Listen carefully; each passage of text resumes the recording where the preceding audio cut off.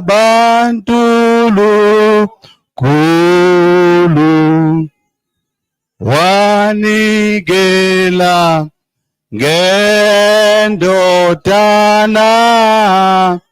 Haleluya siya bonga. Namhla Nkosi siyamangala. Uma sibheka emuva ukuba wena wawungenathi ngabe safele endleleni. A very good morning, the President, Deputy President, the President in the absentia, Secretary General, NOB, NEC, and the entire MENCO members. Official greeting this morning, Sanbonani. Our Sanbonani, yeah, I want people to be live.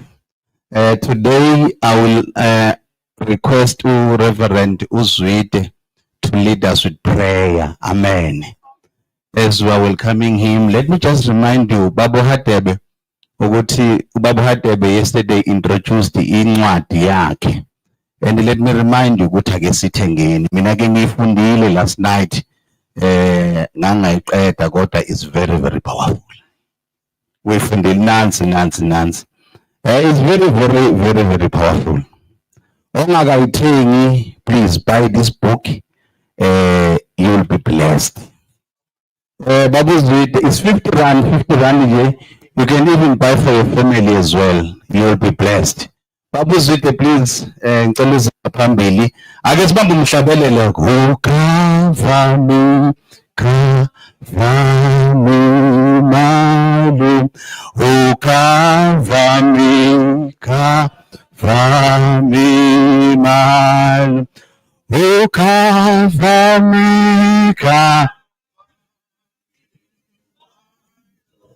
under your shelter. Ukavamika,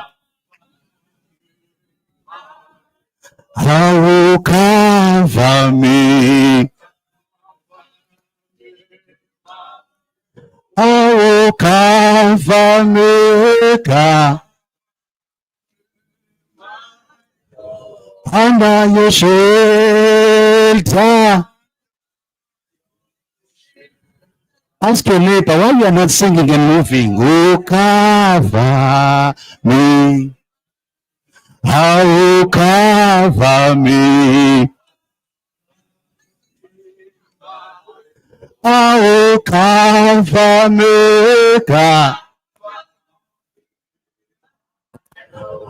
Under your shelter.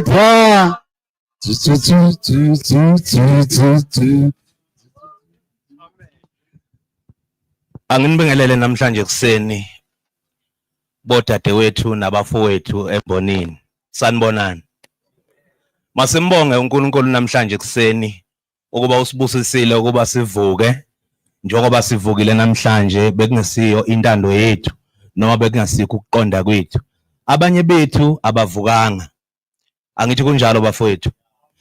Nabo bebethanda ukuvuka. Kodwa kufanele njalo ekseni masivuka simbonge uNkulunkulu ukuba thina usasinikile ithuba njengoba umphefumulo usahlangene nani nenyama. Asizogobisa amakhanda sonke sikhuleke babothwe ngcwele ungise inkosi Jesu Kristu namanje ekseni inkosi yamakhosi nasisizwe sakho esiqhamuka emagumbini amanye omhlaba ukuba inkosi yamakhosi sizobungaza lolu suku olukhulu lwe-AGM inkosi yamakhosi. First of its kind, first ever since 2001.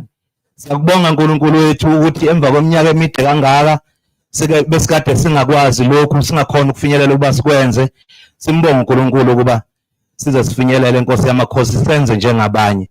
uNkulunkulu ongcwele njengoba sibonga namhlanje sikhulekela nabantwana bethu abasemakhaya sibashiye emakhaya inkosi yamakhosi. Sikhulekele nomsebenzi wethu wenyama lona owasipha wona umsebenzi wezandla. Siyabonga uNkulunkulu wethu sisaqala namhlanje umhlangano ekuseni ukuba usihole uhambe nathi kuze kube sekugcineni konke kuhambe kahle usiphe ukuhlakanipha Nkosi yamakhosi owakunikeza inkosi uSolomon lapho abanye abaningi bethu babekade befisa umcebo befisa izinto ezinkulu kodwa uSolomon inkosi Solomon yacela okukodwa ngoba kwakuyikho okuhamba phambili okuningi kuzolandela. Nkosi yamakhosi siyalibonga lolu suku sicela usiphe ukuhlakanipha nokubekezelelana.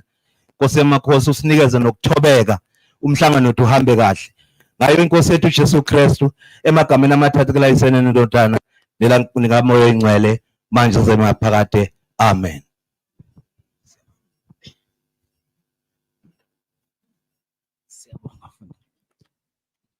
Siyabonga baba mfundisi with those powerful words. Yabona now chairman yabona Linda sisabulela umthandazo umkhuleko. We are still in the spirit.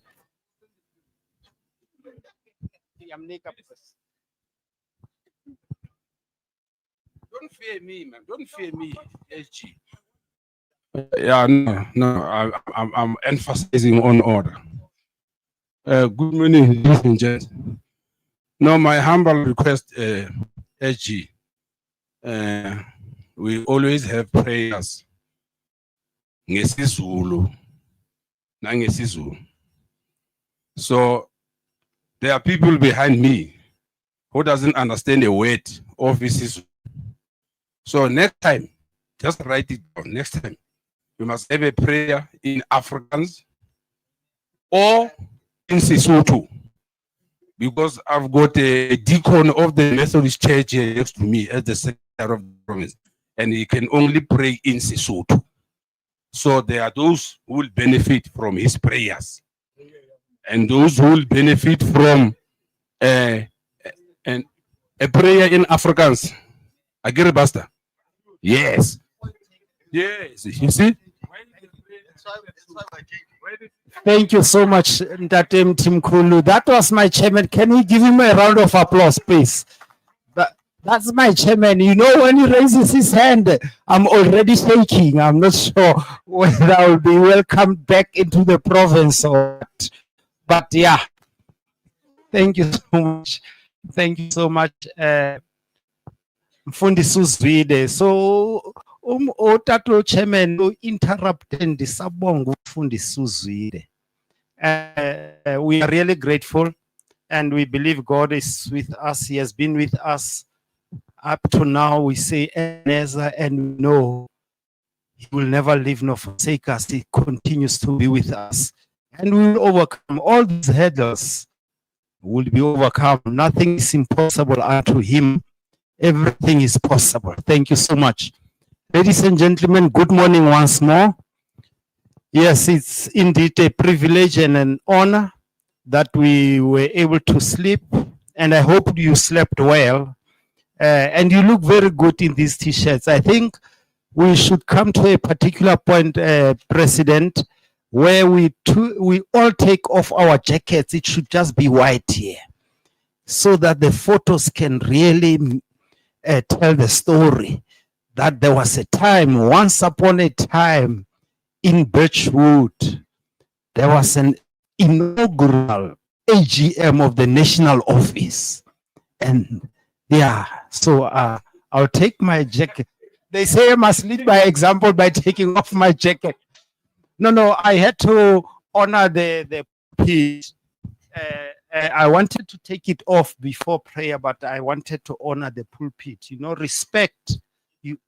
My teacher taught me to respect the word respect. So it's very important. But now, yes, we are free. Thank you so much. You are all welcomed. We are on our third day, and according to the program, we have to conclude everything today. We have to conclude everything today. So if we can, you can turn with me on page 9.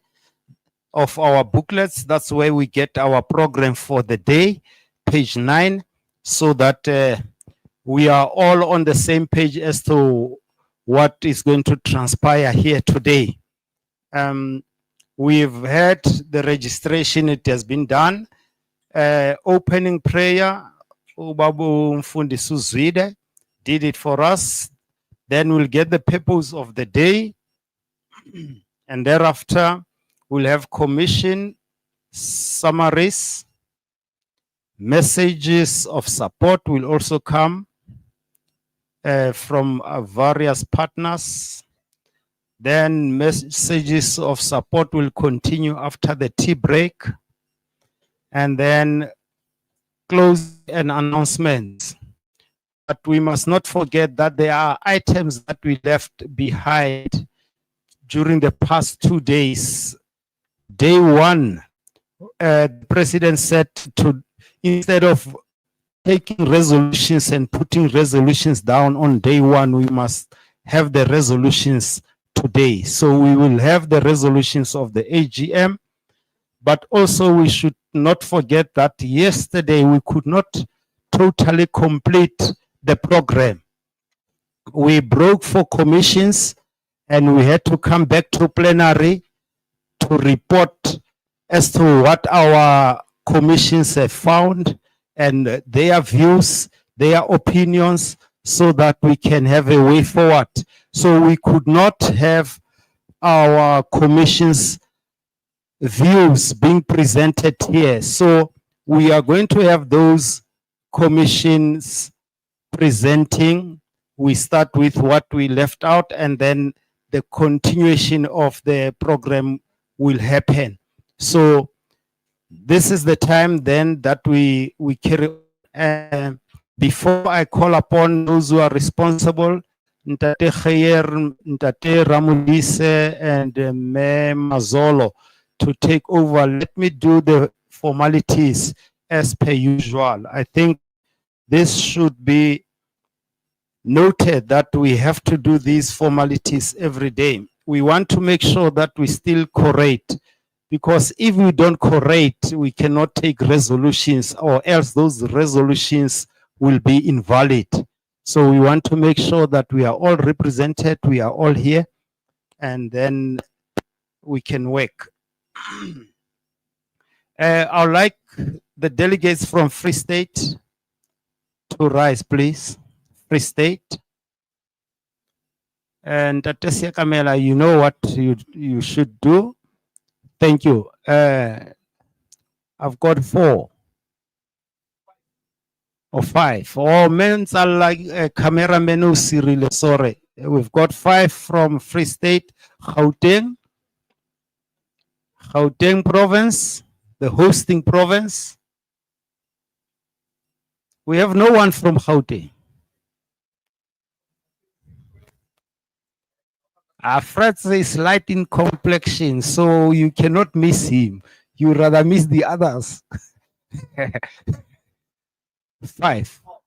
Thank you so much. Limpopo.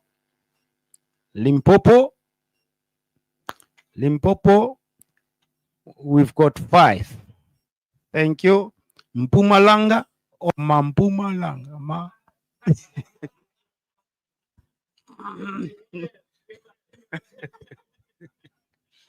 Okay, it's 5. Thank you.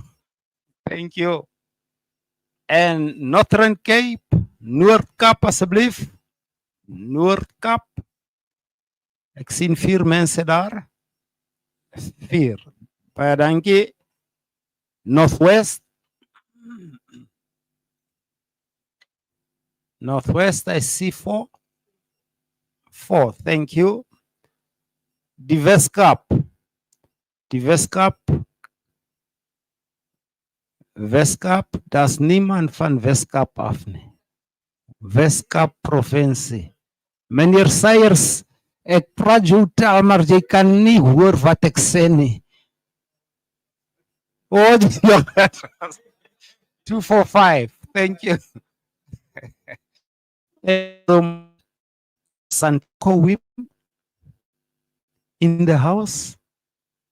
We've got 2. cross-border delegates. We've got two.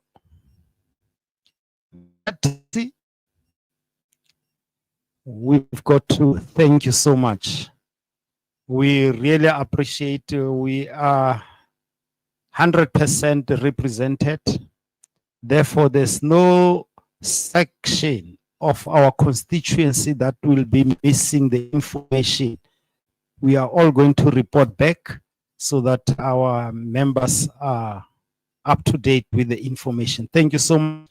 We needed to do those formalities.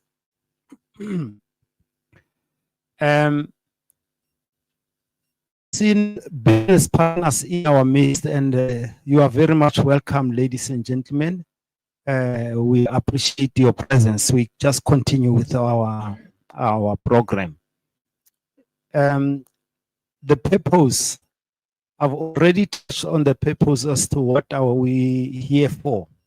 We are here to conclude the AGM, and the deliberations must conclude today of us being here. So, as I've already indicated, we'll start by catching up from what we could not do yesterday. That is now the commissions must come and present, and they will be led, as I said, by Ntate Khayer. Ntate Ramdise will assist me, Nobuhle Mazolo. They will lead us in that regard. They will lead us when the commissions are presenting, and also when they give summaries. Then they will give summaries when needed so that everything is summarized. Then thereafter we'll have our messages supported by our various partners that are here.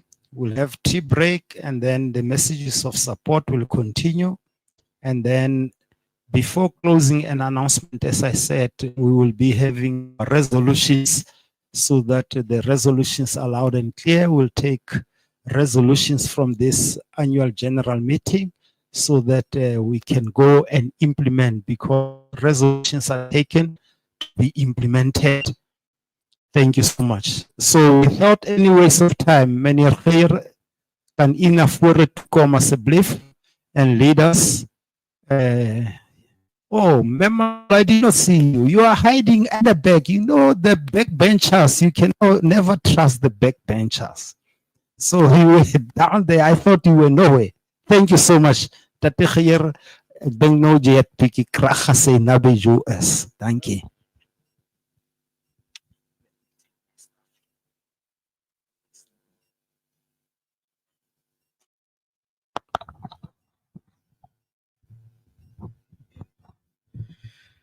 Good morning, Second Deputy President Sebanuni. Good morning, NOB, and good morning, Menko, as well as our esteemed guests and business partners. My task is simple. It's just to get the commissions to come back and to give us feedback on their deliberations and about their discussions. And then we will then capture all that discussions into proposals that we're gonna, Ms. Mazolo's gonna compile for us, and then we're gonna look at the resolutions towards that. So, before anything else from you, all right. So we can proceed to the first commission, which was the commission on leadership and unity, and our second deputy president was leading that commission. I don't know if you are coming yourself or if was there someone in your group that was proposed to come do the presentation. Mr. Mvubu will, on behalf of that commission, come forward and do the presentation.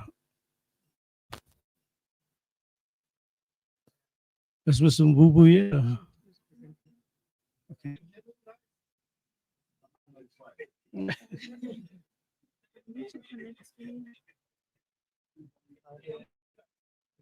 Yeah. Are they presenting? Yes. Okay. Can I put that laptop here for you, or will I No, put this one here?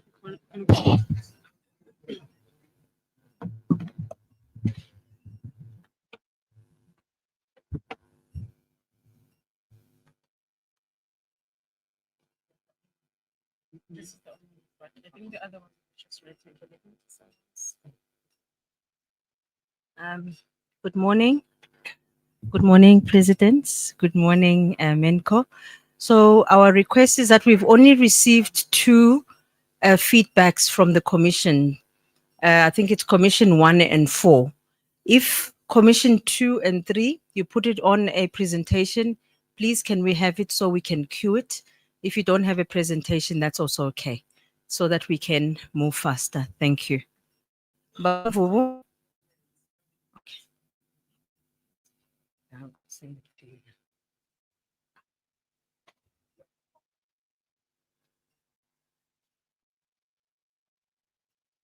So, yeah, I'll hand over to Vubu to go forward with the presentation of his commission.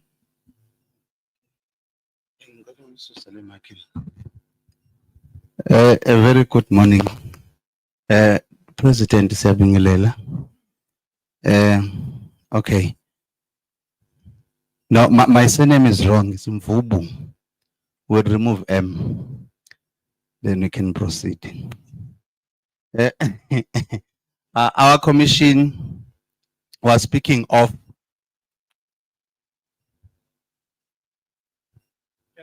Can I just stop? There was a hand now. I don't know if it's a correction. Okay, I'll take your hand.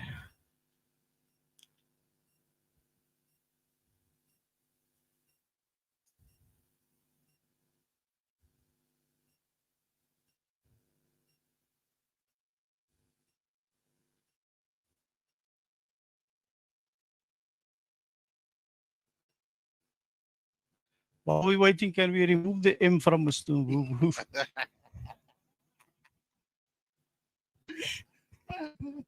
That's right.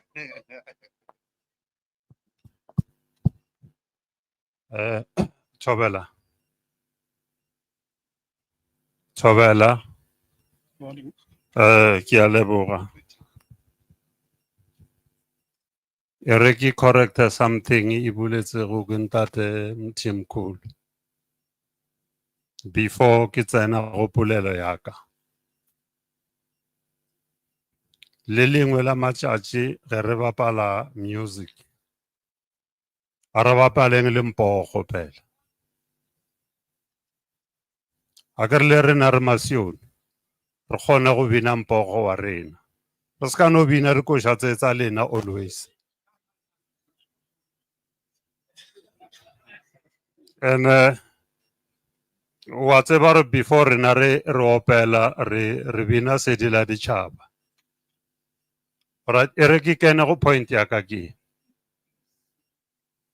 Before the commission re the reporter. Ke na le question. Especially go TG le SG. Ene se se nkgatlha go G o gona ka go fela ga bona. Re go conference ya 4 days. Ga re tsena mo mejako re a signa every day. My question ke gore sitting allowance ya rena re le Menko is 4 days or 1 day na before re reporta. Re tlogetse mmereko wa rena ko gae re tla conferenceng ya SANTACO re kgopela go tseba gore na sitting allowance ya rena e tsamaya jang pele re reporta. Ke a leboga.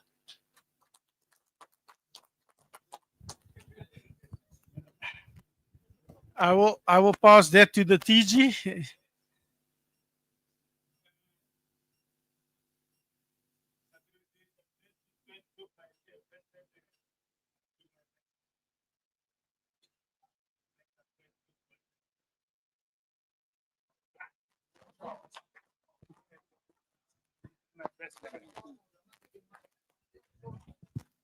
As you have raised, I will try my best level to do that. Thank you. Okay, you said phone, eh? But my chair, you are aware that we are doing the attendance register every day. Eh? Those were attended 2 days, 3 days. don't be surprised if one of them complain to you to say, I've only been paid 2 days or 3 days. It's because he was in for 2 days. But those who had been in will be paid for 4 days. Thank you.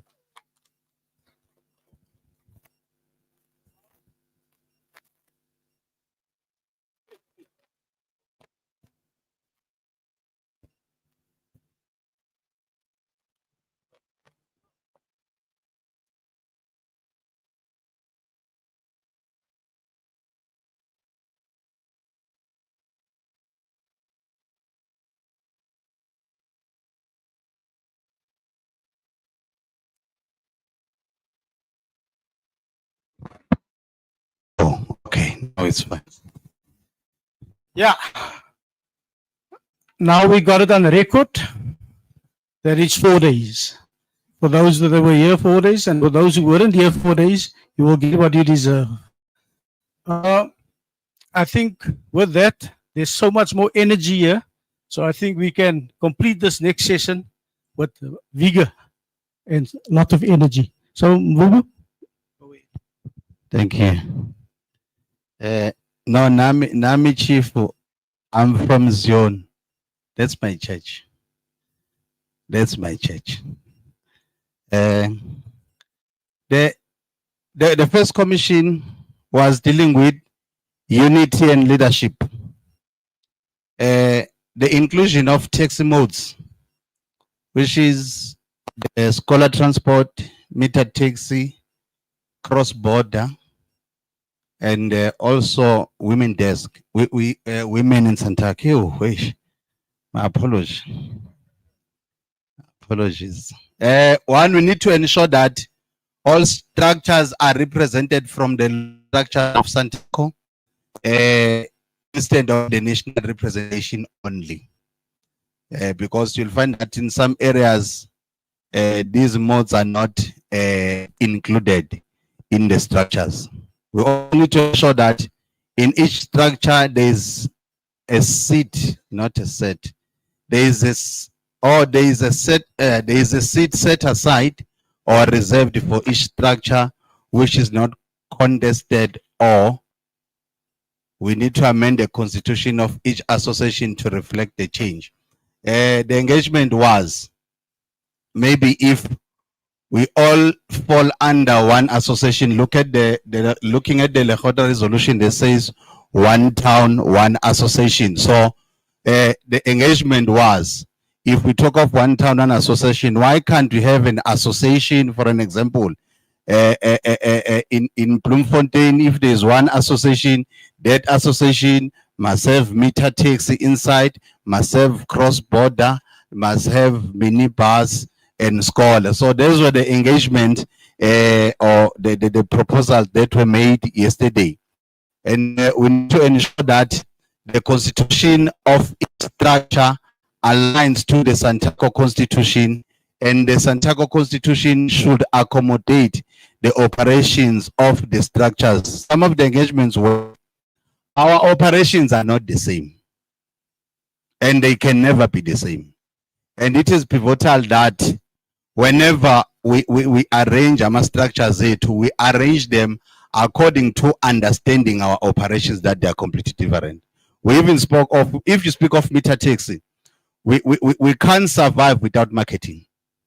So for sure, you'll find that in our structure, we do need someone who will be leading or focusing on marketing. So it is a matter of having an understanding of our operations.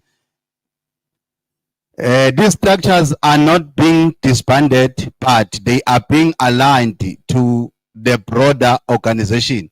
So some of the engagements were, currently meter taxi have an existing structure. Cross-border have an existing structure.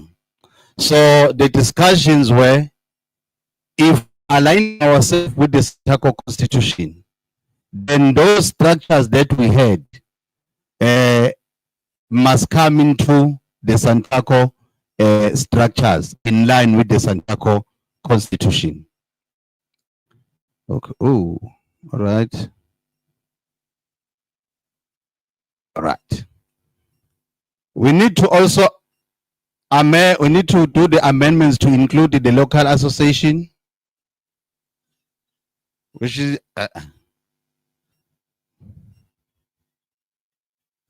provincial MENCO on reporting structure or the national AGM, so as to ensure that proper. Yeah, no, Liang did. No, angengifundishe nangeZulu. Yeah, did. Then currently NEC and MENCO are the same structures, which means we are basically reporting to ourselves and information does not reach the relevant people on the ground. The AGM must follow the same procedure and protocol as elective conference. Oh, what we were discussing was when we are going for AGM, the delegation must be similar to the delegation of the elective conference. National AGM to invite all the provincial PECs, PEC members, and all the proportional representation. It is what I was saying on the above. Elections, the current system, each province sending a delegate candidate to represent at national, which is the current system. Eligibility will be decided. Oh, when we were discussing this one, that is why we're also discussing Uguti. Even the other modes must send their delegation. But the discussions were around the positions. Uguti, will the other modes be voted into positions or they will be representing their modes at the NOP? Let me repeat this one. The engagement was, if I come to NOB, my position will be specifically for meter taxi, not that I can become the secretary and making it well example. So those were the discussions. Eligibility will be decided by the provinces and all candidates must be allowed to be in all provinces for delegates to make informed voting. So the discussion was based on if we will be nominated to a position, that means even us, we can lobby in provinces. So that was the discussion. The existing positions in the NOP should be expanded. Currently, NOP is having 9 positions. So those positions need to be expanded to 13 to accommodate the other modes and the women in SANTACO. To avoid co-option, with the people they will sit in the NOP being co-opted, not elected. Voting must be in a form of secret ballot. This one is in bold. Voting must be in a form of secret ballot, nothing else.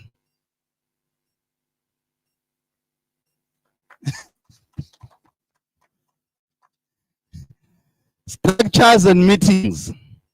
No amendments to the hierarchy structures and their roles in terms of decision making, where you find that the NEC takes decisions and the mayor take decisions. But we need to ensure that the constitution is properly followed, because you'll find that some of the challenges that we're having, the NEC need to be taking a decision on something else and the NEC is not taking a decision. And you'll find MENCO keeping quiet in terms of enforcing. So as much as we are having the constitution, but some of the challenges that we are facing is the constitution is not followed. One. So that is why we are saying the hierarchy of structures in terms of taking decisions must remain the same, but it's a matter of making sure that structures, they do their work in terms of taking decisions. Meetings and roles outlined in the constitution must be followed as is. The NEC must meet and discuss all reports and contribute before they are reported to the MENCO or to the AGM. Meaning, before this MENCO set, the NEC should have had an opportunity to discuss and view comments on the reports before they come and being represented in this AGM. Suggested roles. It was just a suggestion when we were passing through the issue of expanding positions, where we were looking at the position of business development officer. We look at a person that might be in charge of tourism, etc., etc. Even about organize and all the stuff. Presidential Consultative Forum. The considerations of taxi veterans / PCF structure must be scrapped, as most of conflicts are caused by former leaders of the industry.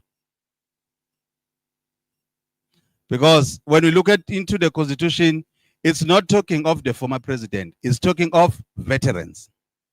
Now the issue was, sometimes you'll find a veteran who will become an advisor president or the presidents, and only to find that he's not in a good state with the president. How can he advise better if he's not in a good state or in a good relationship? Or if, for an example, if he was dismissed in his position, how can he come and advise positively? So that's why we might also find the very same people that will come and advise behind your back, you'll find that they'll be contesting to come back as the president. Yeah. Advisors should be formed by the 2 deputy presidents. If further advisors are needed, then the NOB can advise, the NEC can advise, and even MENCO can advise. Yeah, actually. These were the engagements leadership. Constitutional training, ensure that all structures are workshopped on the SANTACO constitution and it is implemented. Sometimes we sit here and take decisions in regards to constitution and all the stuff, but the operation is on the ground. When you get to the ground, you'll find that it's other way around, whereby people, they don't know what does the constitution contains, and you'll find that they are doing the opposite, because they are not workshopped. So there is an importance to make sure that when we do amendments on constitution, people from the ground, associations and regions, they must know that the constitution have been amended. We need to put measures in place to ensure that all SANTACO members and affiliates follow the rules and code of conduct as stipulated in the constitution. This one is clear and straightforward.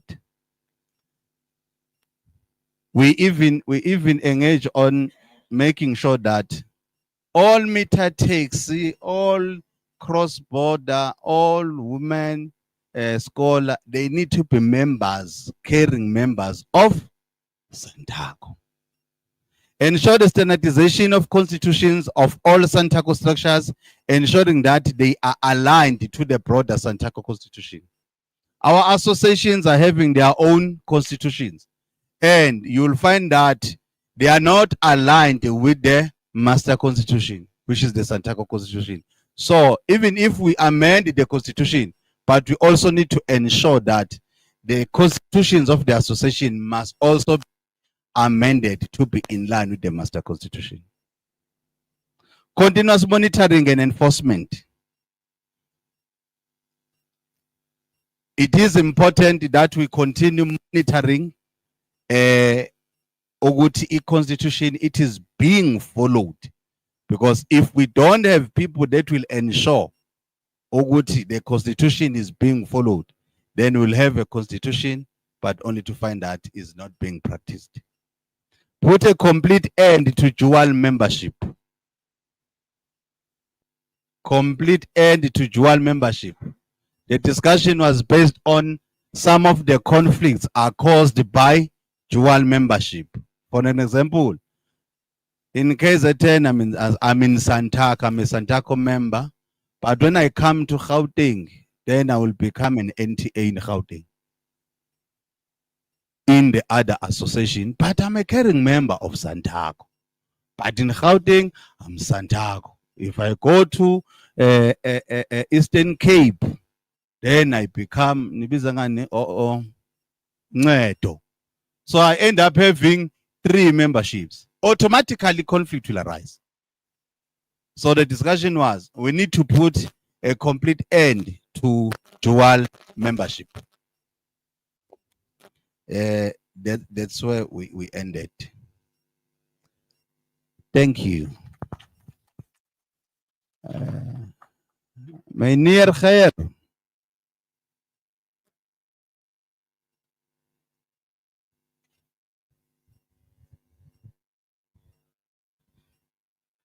Thank you for Commission 1 and Reverend Vubu for the feedback on the commission.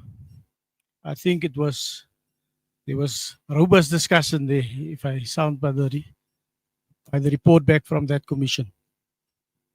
So now we're going to move over to Commission 2, but there the leader of the Commission 2 is leaving. Is someone else presenting? We covered. Okay, so we covered. So the president, who will present Commission 2? Sange. Okay, so we will ask Sange to come forward and do his. We got 2. Okay, so I will ask both to come forward and to come do a presentation. Mr. Fritz.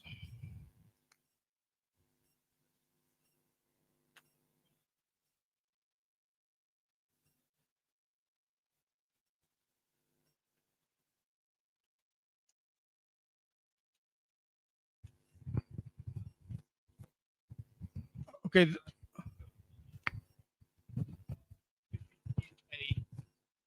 Let me make an example of Gauteng. You in Gauteng, you SANTACO. But when you go out to a different province, you're a totally different structure. E.g., GNTA, NTA.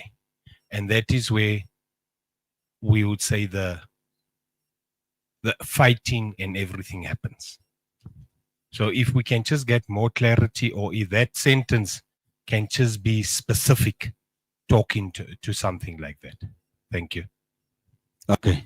Thank you, Secretary. Leadership, I think the only thing that I've missed, especially from the team that I was with in the first commission, if I've missed anything in the presentation, please, you can raise your hand, add what I have missed. Commission 1, did I miss anything on the presentation? No, thumbs up. Okay, in response to, Babmal. Yes. No, yes, please, you can respond to him. Thank you very much. I think it's just an addition on the last sentence. It should be specific. Remember, provinces are not the same in terms of the operations. But what is the real conflict comes from is that the mother bodies are still there interfering with the structures of SANTACO. That's number 1. We may find out to other provinces, there are still mother bodies that are using different constitution from SANTACO. They needed to be aligned. But most importantly, on the last one, we should be specific by saying dual membership of structures. It should be clear. Okay. Dual membership of structures. You found out that all the conflicts are here in Gauteng. I'll make an example with the province that I think I'm quite closer to. Members of Mpumalanga, they are 100% SANTACO members. When they get into Gauteng, they are NTA. Then the conflicts happens. You found out from one another province. I will make an example. Again, we are not offending anybody, but we are just telling the truth. You found out that the very same SANTACO members in Eastern Cape, when they get into Gauteng, They change the registration number. They say we are Kada, we are Gata or Kodeta or Uned, and do something different. Then the conflict happens. You get to another province that they say is a clean province without any GNTA. But when it gets to Gauteng, the fight starts with GNTA and then status Goti. Then we have a real problem in Gauteng. So it should be clear that each and every conflict, it should be a thorough investigation, particularly on the joint ventures, most importantly, and the dual membership. Thank you. I was just Thank you, adding Chairman to- Mali. So we will add that to the comments of Chairman Mali to that of the commission. Is there any other questions? Because there's a request that we open up for questions first before we move over to the next commission. Any other questions on the commission one? There's a hand. Well, no surprise. Chairman Nkulu, Mr. Khayero, do you have a problem? no problem. Surely you don't, ne? No problem. Yeah, you don't. I just wanted clarity. But I thought maybe we will highlight that in our commission. The Pastors Commission says positions for national office should be expanded from 9 to 30. 13. Maybe can he motivate that? Can they motivate that as to how? Because from where I'm sitting, actually I'm facing the opposite direction. Cutting those positions from 9 to 7. As it is being done by the provinces. But I'm not soliciting an answer now if it is not there. But I just wanted to. I think there can be an answer for the motivation why they Oh. forwarded that proposal. Yes, thank you. Remember leadership. The current positions for the NOB, it starts from the 3 presidents, the national chairman, then it goes down, the secretary, DSG, treasurer, PRO, training officer. Then why we were motivating to say, according to the constitution, it needs to be expanded to make sure that meter taxi, scholar transport, cross-border, and SANTACO women are also included as per the constitution.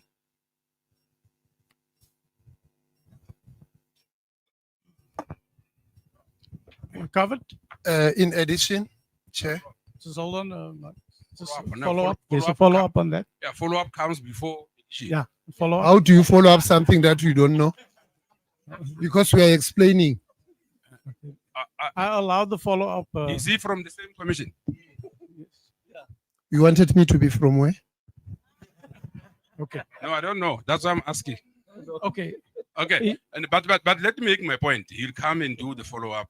On your follow up. The argument that Mr. Mvobu is putting forward of the 9 positions, of the view that those 9 positions created for the purpose of transition from where we were, from where we are. According to me, we are no longer transitioning. We are in the business and we should run the business and behave as such.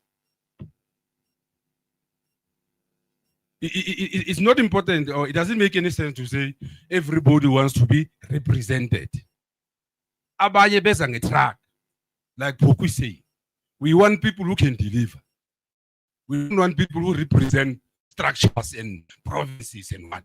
We want people who can do the job. I will listen to only Tate Mali from there. I'm out of the woods. Can we continue? So now, Chairman Tulu taking over my job. Mr. Mali, are you No, gonna Thank you, Chair. Maybe the response to my chairman, Chairman Tim Kulu. please remember, leadership. When we talk of meter taxi, we talk of cross-border, we talk of scholar transport. In the provinces and the regions, transition has not yet happened. We need to give that transition an opportunity. And also to remember our constitution, when we elect the PECs, it says 7 members to be elected. It also direct us, go to according to the size of your regions in the provinces and have additional members. It is in the constitution. It is in the constitution. So that you may find out one region, one province has 17 regions. You will have to add those 1, so that all the regions in the province are well represented. So we come to the issue of now the transition of the scholar transport, meter taxi, cross-border, and the women in transport. Remember, we still have a clause in the constitution that says we must accommodate the 30% of women in the leadership. That thing on its own is a transition. It will not just happen from, and we really understand, even those others just giving those delegates to serve on those platforms, they will not just send Mikota Ditapole, but they will send people who will contribute and add value into those structures. I think we should give it a try. This thing has not had happened, but at the national level, it's an exemplary. We do have those seats. Most importantly, we don't want to disadvantage them. Okay, I think Thank you. I think it is taken, and I think we will discuss that issues. We go further into the reports and the commission. I'm going to allow. Thank you, Chair. I just need to ask this. Is it I'm on the issue of 9+3 membership in the NOB. Is it really necessary to have a president first and second? Because to accommodate, we know they're still on the transition, the cross-border they want. But how is it? Can't we have maybe a president one and then to accommodate the other structures? Again, what we are doing is not today or tomorrow. We are amending. It's not going to happen tomorrow saying, no, 2 presidents must go away. No, but for the future, for the constitution of SANTACO in the future, can't we reduce the number, as my chairman was saying, about 7? And then I think it will work because, as somebody said, we are no longer in a transition now. We need people who can deliver, people who can give us resources, people who can recognize women, that women are also part of SANTACO. Thank you. Thank you, Mama. I think we exhaust on Commission 1, and we'll move over now to Commission 2. Mr. Sange. Okay, thank you, Leadership. Sanbonani. Okay, good morning, Leadership, President. Leadership, on this commission, we're looking at the Code of Conduct and Ethics. This is established for standard of behavior expected from the leadership and all the stakeholders in the organization.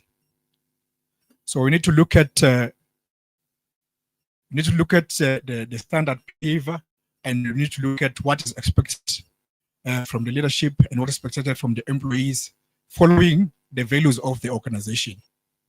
The values of the organization also reflected by the commitment based on how we define ourselves.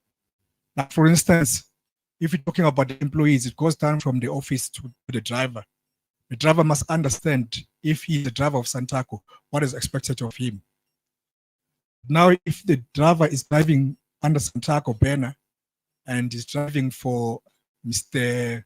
Mvubu, he's only recognizing Mr. Mvubu as an employer, but he doesn't recognize the brand SANTACO.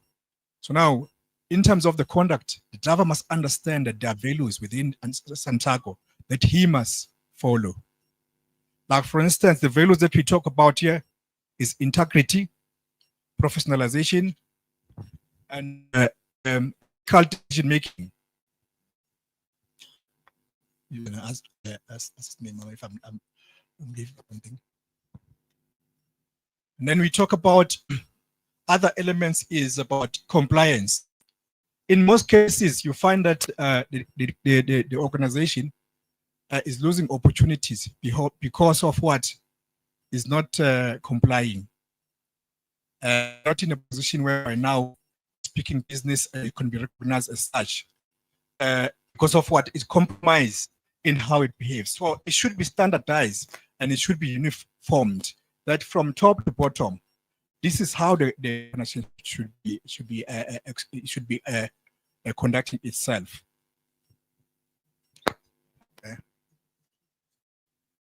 Okay. We should be having induction processes in as far as the code of conduct is concerned. Not just employ someone, after employing someone is on the road, or after employing someone is in an office, without being taken through the conduct in a way that he must expect, he must do as expected as an industry will expect. Okay. There should be a process of vetting. The process of vetting should be influenced by what? The background in terms of reviewing the person that you put into the position. You put the person into the position, but you never reviewed his background. Does he know what he's going to be doing? Does he have a past experience on what has been given as a task to perform? So those are the things that we need to do in order to make sure that if a person is accountable based on he was reviewed.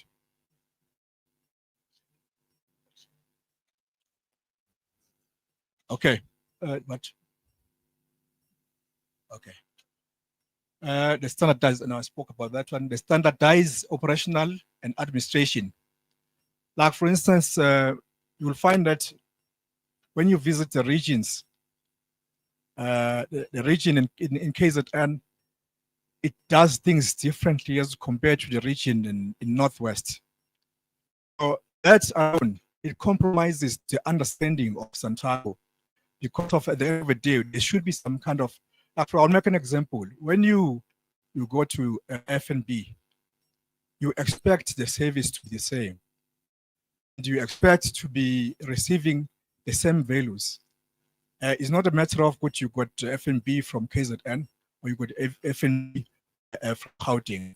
So now it should be standard. All organizations are like that. You go to Wimpy, you expect the burger at Wimpy to be the same burger that you eat at Wimpy. It can't be that when you are in somewhere else, there's a different. So also in SANTACO as well, we should have standard, not that say we come and say, Gauteng, what you're doing is not what we're expecting, or Malang, what you're doing is better than what KZN is doing.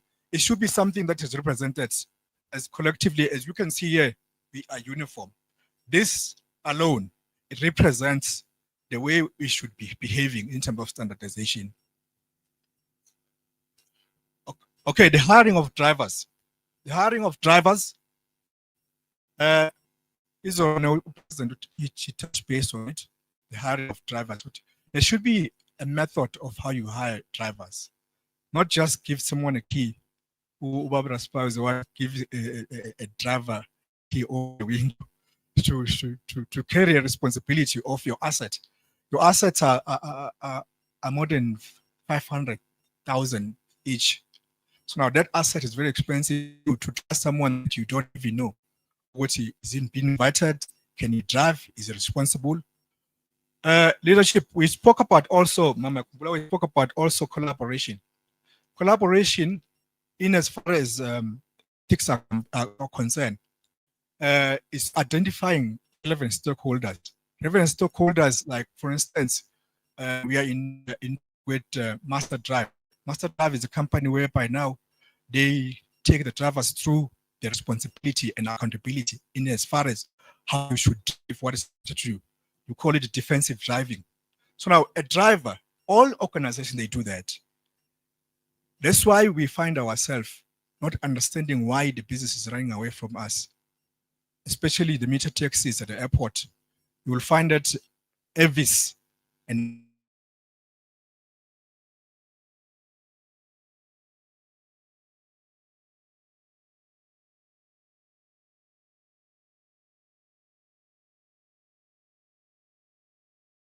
if they send the drivers to defensive driving, they're being trained how they should dress, how should they conduct themselves, how they should representatives.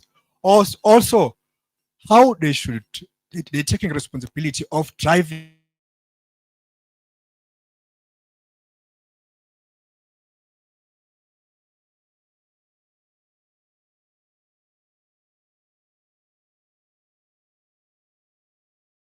passengers.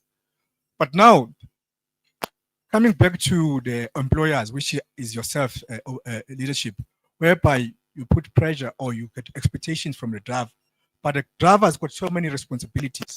He's driving, he's got to take money and do a change. At the same time, he's got to be told that stop sign, it's got to be short left, drop out. There's a lot of responsibility that a driver is taking while he's supposed to be concentrating and driving. So now it's very important that when we do this kind of stakeholder engagement and collaboration with companies, we do invest in terms of empowering the drivers to be the drivers of SANTACO and to push the values of SANTACO.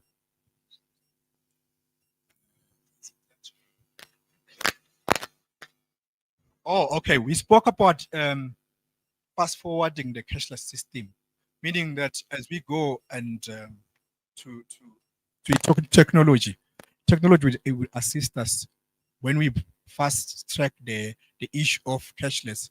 It will assist us to be able to, with the drivers, they don't carry so much responsibility.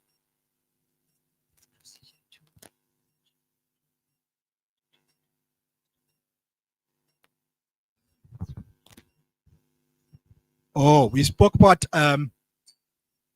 the system that we need to use to standardize the accountability in as far as tracing the driver that you hired. In most cases, I had a chat outside with another colleague, whereby now, if you got cameras in a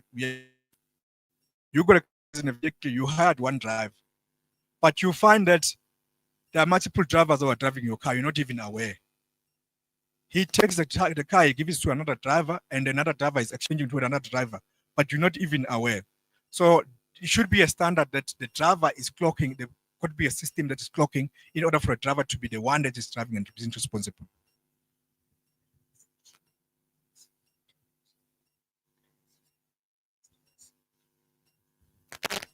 Oh, yes. We got drivers exchanging owners from time to time. Like the driver will drive with you for today, and then you have a misunderstanding, maybe it doesn't catch up, and then the following day is driving for somebody else.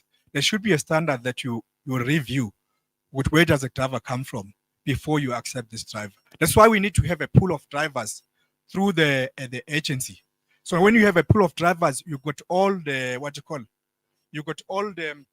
the database of who this driver is. But if you keep on hiring drivers as individuals, you will have drivers moving around. A driver kills someone from KZN and come here in Gauteng and driving for you in Gauteng.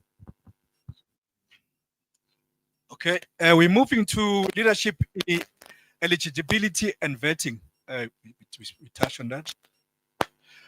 Okay, on leadership, we spoke about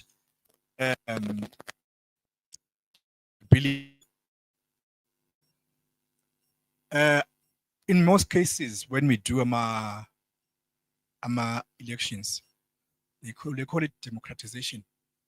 We democratize on basis of we must have leadership. We don't look at the values of the organization. Why must we?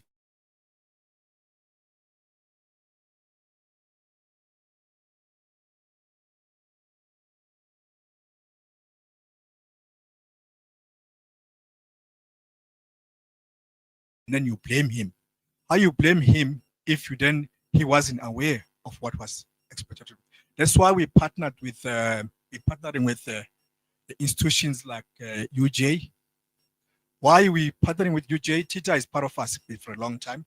I'm counting UJ because of what is academias who will assist us in terms of continuous trainings, short courses, and all that, so that we need to be professionalized.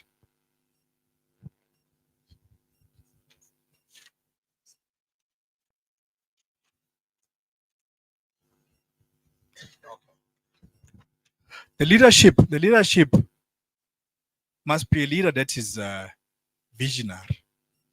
Visionary in a sense that is not a leader that is a gatekeeper. I'm actually talking about a transaction now. We're talking about accommodated other formation. When we talk about accommodating other formations, it should be seen as a threat that there are other formations coming into the industry. Why I'm saying that is because of it should be seen as an added value. There's something called IRPTN. IRPTN includes feeders, and it includes other modes or other operations. So that should be consolidated, and the leader must be visionary in a way that when we talk about 30% of Abo Mama, that leader should be able to understand that Abo Mama they add value, because of Abo Mama they do many other things. Right now we have introduced tourism. Introducing tourism, there are too many of Abo Mama PNPs. It's not like they come and take, but they come and add value because of they do many other things that we might not be doing. I'll make an example with policy conference. We spoke about youth being accommodated within SANTACO. Youth is more user friendly to technology, so they add value. It's not a matter of that they will be at the rank themselves, but they will add value in terms of expanding. Like for instance, when we talk about partnership with the UJ, we talk about in research mobility, future mobility research, whereby we will see the future of the industry, not be caught by surprise, like happened with the likes of Uber. Uber came here with the technology. We were all surprised and we had to react. So reacting did not assist us, but we need young people who are visionary, and young people who do research with 10 years down the line, what will be happening and where the industry is going.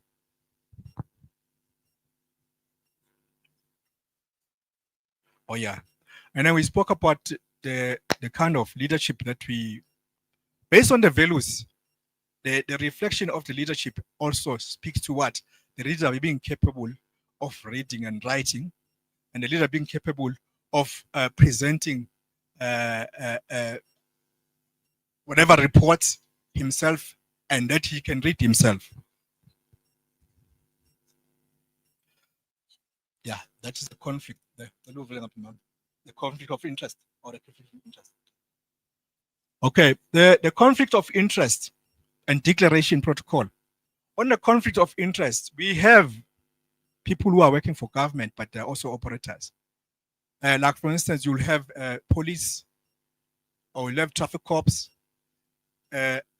Is a conflict of interest for a traffic cop to be part of the leadership because of it can be seen as bias. But also we need to look at the complementary kind of leadership. Like for instance, I'll make an example with the teachers. The teachers, in terms of trainings, they could be complementary to the industry. If you got them in the industry, they could be. So now we have to weigh the conflict and we have to weigh the complementary as well, because we also coming from what? From the background of corporate before we are in the industry. But the leader needs to declare. That's why we're talking about the declaration protocol. It needs to be declared. Declaration protocol needs to cascade from top leadership down to employees so that we avoid the conflict of interest. And also, we spoke about the declaration in terms of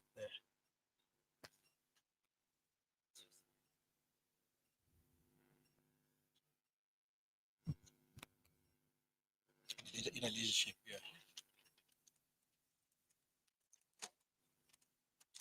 Yeah, the financial governance. Okay, the last one now, the financial governance policy.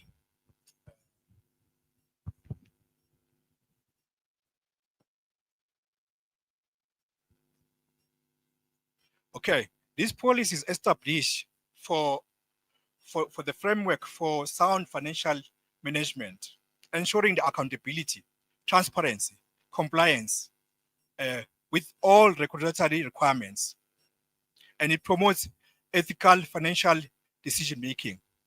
So now, when coming to finance, it is very important that there's transparency in as far as finance is concerned. Because of this, there's no transparency, people end up making their own assumptions. And then those assumptions might be wrong because of what is not well communicated. And then the qualifications in terms of financing.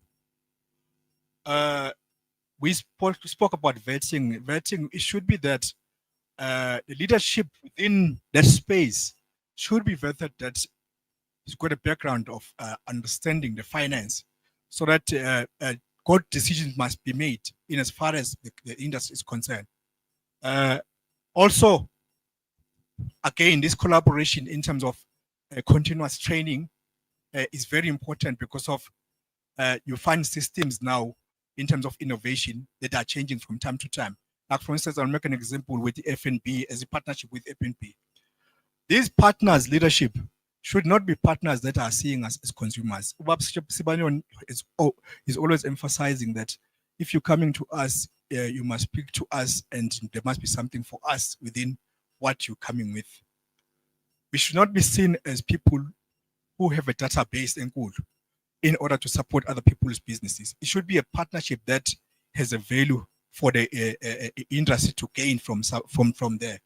So we should have a leadership that be able to make that financial decision.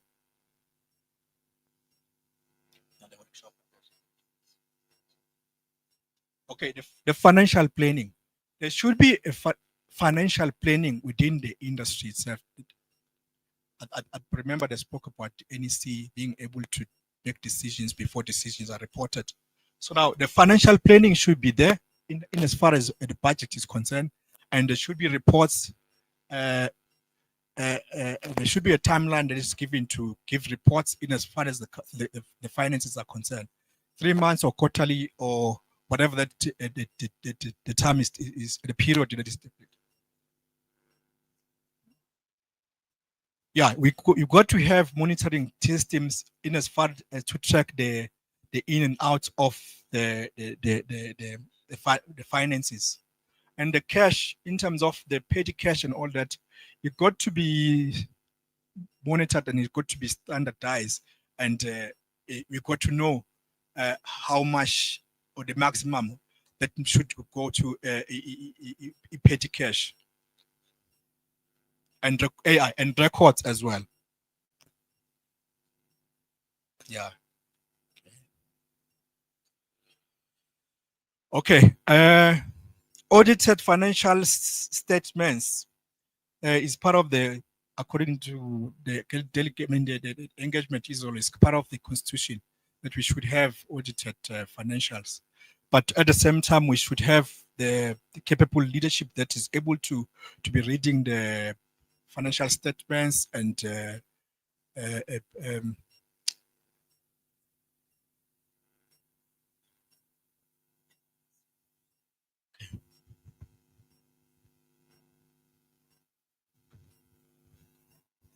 I think we have covered the rest leadership. Other things will come out of the engagement. Yeah. All the donors, I mean, the donors, investments and all that. Yeah, also that should be declared to the leadership that they must know. We are here today because of, I think, is These are kind of partnership that we value. These are kind of partnership that they add value to the industry.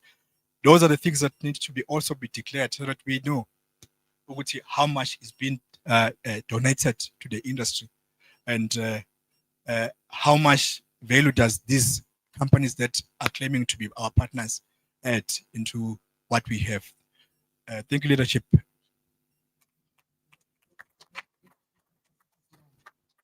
Yes, yeah. All right, sorry, Umama Nkumbuzala. We spoke about the membership. Membership, ne? The membership is not being monitored. If we made calculations, izolo ne, uguti 300 rand, we multiplier with only the province A1 is a lot of money, but that money is not being accounted to. But also this goes with what? These things, based on a partnership and collaboration, they monitor us systematically. We have been doing it manually, and manually you find that money that does not reach the office, whatever the case may be. But through the systems, with partnership with President Kulubeng in South African Bank, and in partnership with FNB, we should have something that is monitoring in terms of the membership. So these are the things that we'll deliberate later in terms of how we should monitor the membership. It should be added onto systems. Thank you. Annually.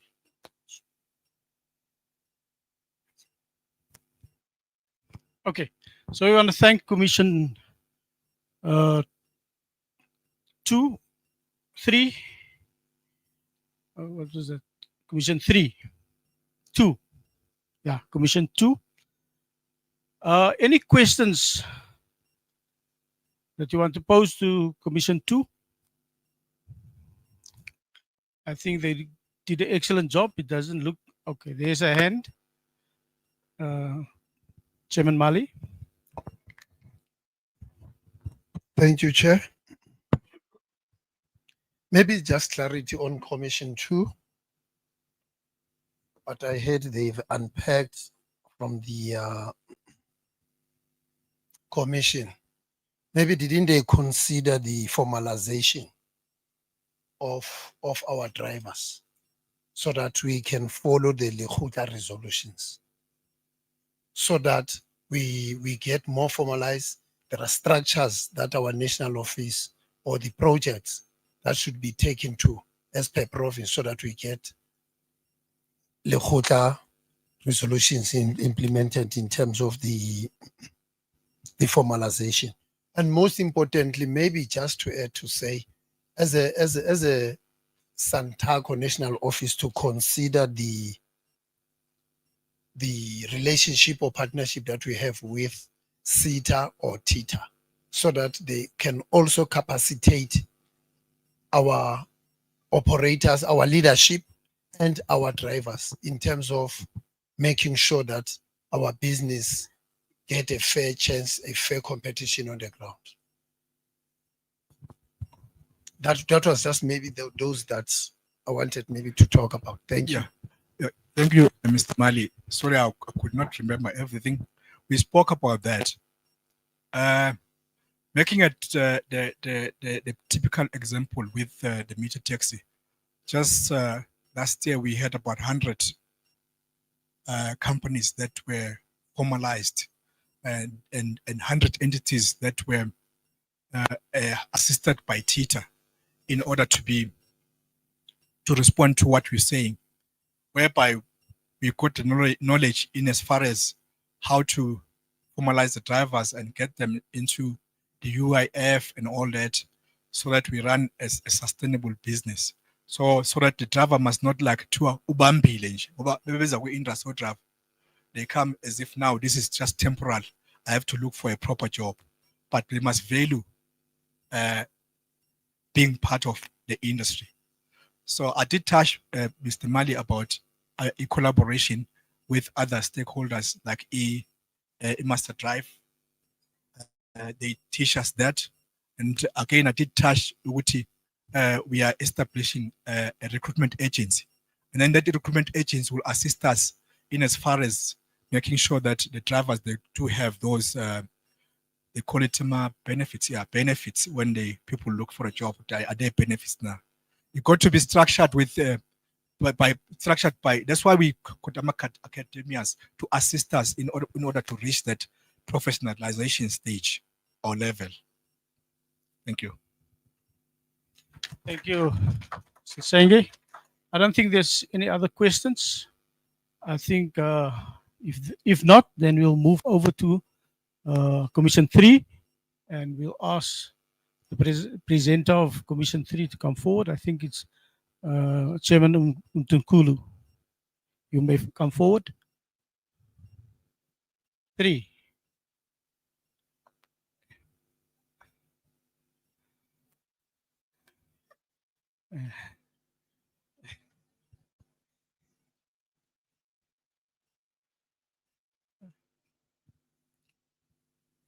Yeah, it's 3.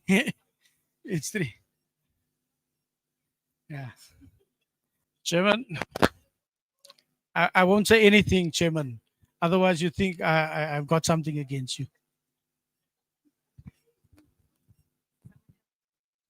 Yeah, indaba zethu ziphi?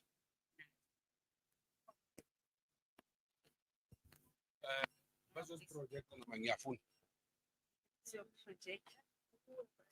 Nophu, na. Ubuye ukhona. Yeah. Constitution ubuye ukuningi. No. Where? Yeah. It's correct.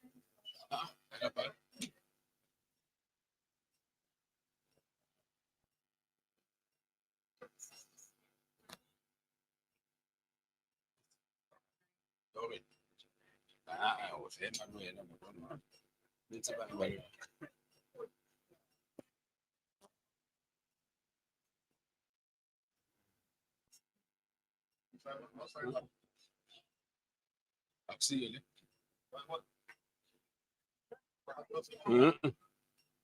Limamdudu.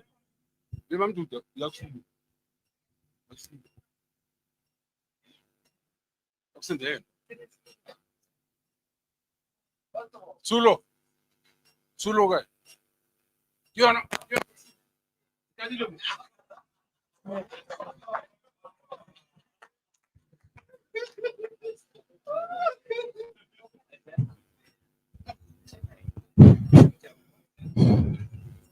Okay.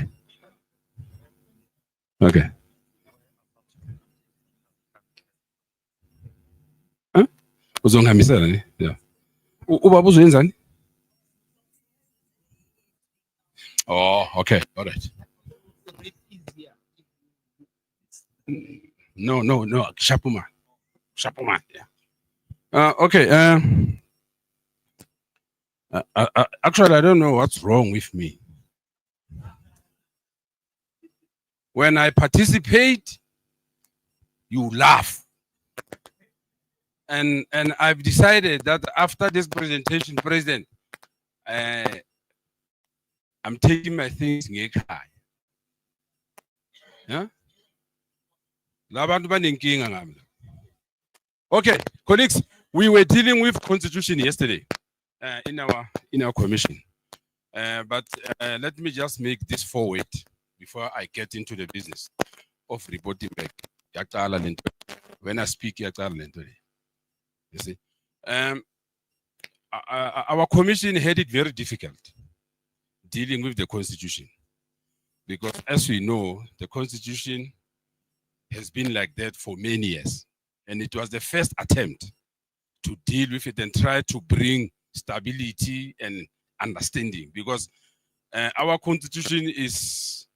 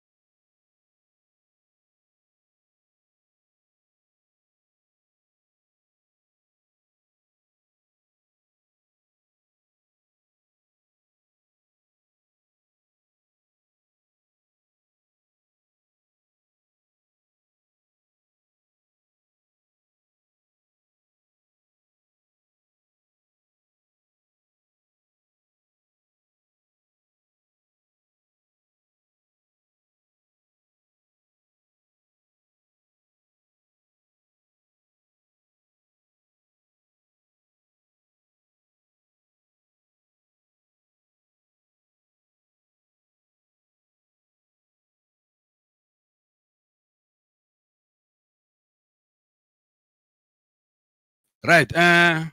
Key areas including clarifying membership definitions, expanding representation to include various transport sectors, meter taxi, scholar transport, e-hailing, cross-border and operations, reviewing governance structures, tracking AGM resolutions, and improving communication and compliance mechanisms.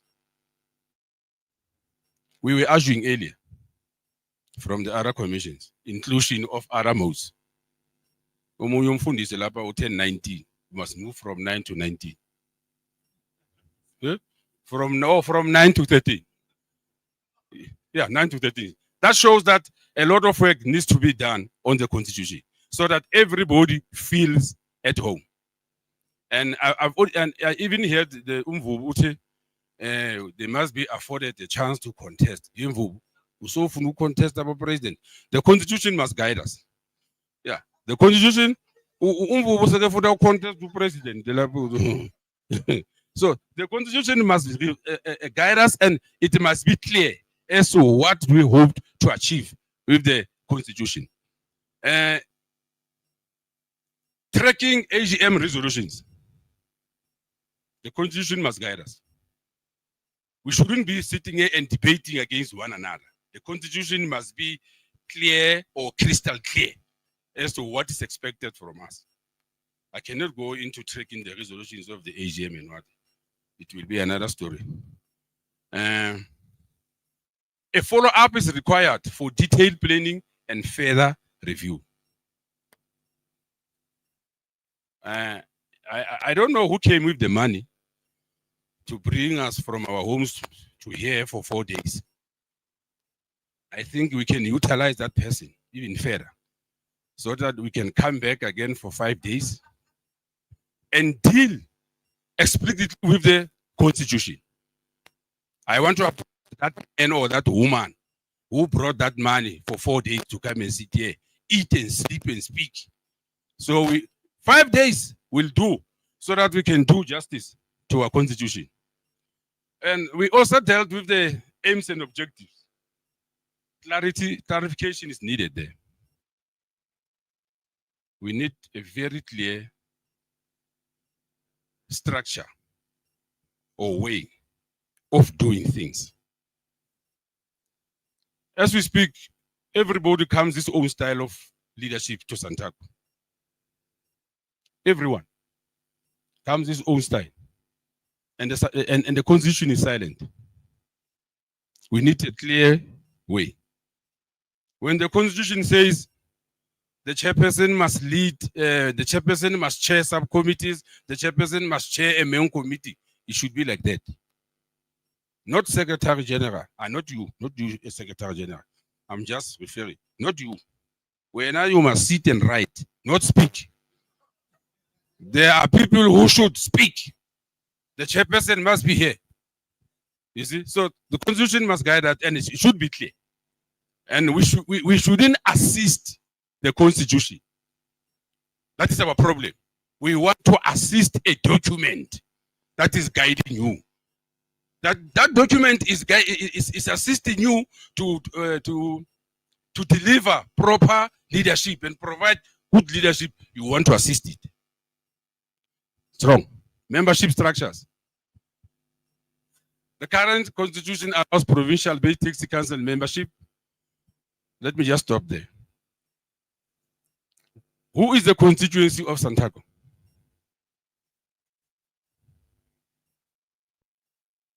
Who is the constituency of SANTACO? Somebody says members, taxi operators,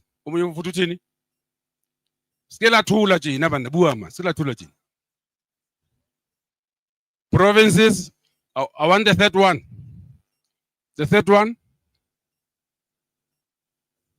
You see? You see? Or that is the constituency of SANTACO. And who is the constituency of the association? Of the region? Of nation, of province? Okay. You see, I like that chorus. I like that chorus. You see, that chorus is the one that is causing problems for us. The constitution must guide us as to who is the constituency of SANTACO in different levels. You know why? Maybe other provinces have not encountered that. In my province, I've got that problem. A member will affiliate to the association. And the very same member affiliate to the region. The very same member affiliate to the province. And the very same member should affiliate 300 to national. And there is a hell of contestation there. That is a hell of a contestation. But in the commission yesterday, we agreed that the association will affiliate to the region. The region will affiliate to the province. Provinces will affiliate to national. If you have a different view, we'll have that 5 days that I've requested, where we'll sit down and contest it. But in our commission, that's how we felt, and that's how we viewed things. That the association has members. The association will the members will affiliate to the association. The associations will affiliate to the region. The region to the province to national. So that is why I'm saying in my province, where's the TG? TG, I've got a problem when I have to tell the members, but I told them, don't worry, anyway, that they need to affiliate to you and Mr. Tung. They've got a problem, and the constitution must guide us clearly. Not subjective opinions like we are doing now. That is subjective. We want something objective that is enshrined in the constitution.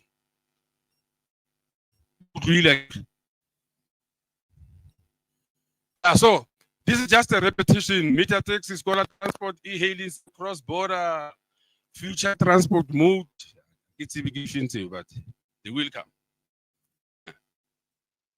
Another issue that we missed yesterday. I only see there is a point related to it. We are not thinking, or we are not facing reality in our local associations. Different acts, my act in the province recognizes non-membership of associations. The act in the province provides the register with powers to register people who do not belong to associations. They call them non-members. And our constitution is silent about it. The act says you will have a person not affiliating to any association, but who is in possession of an operating license, who will be operating in your roots mandra, but is not your member. Go and check the national, NLTA. I'm not good in remembering the clauses and what like other people, but go and check it. It recognizes non-members in associations. And our constitution, it was non-members. So it's one of the issues. We don't have it here, but I remember it because it's one of the issues that is bothering us in our province. So you might not have encountered it now in your province, but know that when it arises, there is something like that. And we need to pronounce ourselves on it.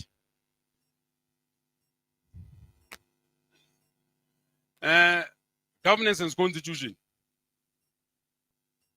Our constitution must address admission and roles at all levels. Local, metro. Yeah, this one is very difficult. Can I just ask a simple question? Because I want to. You know, I'm not a teacher by profession, but I once taught. So I like the audience to sing with me. Yeah, I don't want to teach, I want the audience to sing with me. Can I just get an indication from where you're coming? How much is it for new members who wants to enter into associations? How much are they charged? What do you call it? Messina, can you assist me? Jane. Yes. Another one. Hey, sing. Sayers. You don't? No. That's a political response. I don't want a political response. No. 100,000. And if you're doing it now, but you did it before, how much were you charging? Arudre. Yeah, I know. You won't sing. But I've got two responses, 100,000. And the question is, how much did you pay when? When you got into that association, how much did you pay? What justifies 100,000? Yeah, what justifies 100,000?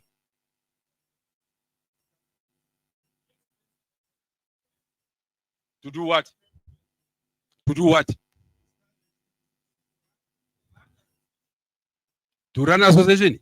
You run the association with whose money? That's how. Okay.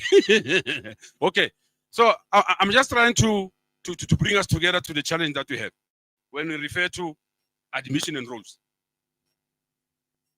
The constitution must be very clear that what is the process to be followed when people wants to come into the industry. I hear you, Mr. Sayers. You say you are not taking new members now. And I respect that. But you face a bigger challenge because there is a group of people that have been identified that need to be participating in the associations or the broader transport sector. The disabled people, your youth. We're discussing in the group, in the commission yesterday, that we don't have systems that allow youth to take part into associations, except by default. Baba can fail, mama can fail, and then he's taking over. Yeah.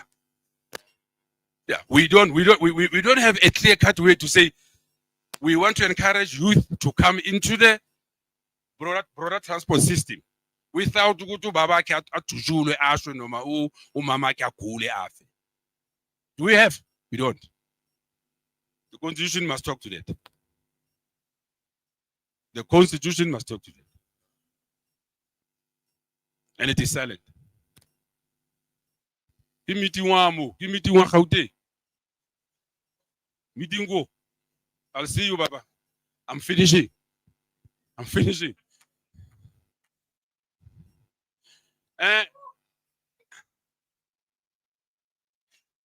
Bullet point number 3, under governance. The constitution must define functions and powers of the National Conference.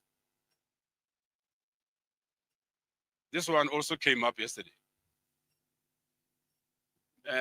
Mina, since Kiba Party SANTACO from 2001, I've never gone to a conference at SANTACO where resolutions, where reports are presented and resolutions are taken and what. It's always about guns and positions. It has been always like that. Positions and guns. Never had an elective conference that dealt with the business of SANTACO. I've been to Sun City a couple of times and here. No such business was ever conducted. Tell me in my face that I'm lying.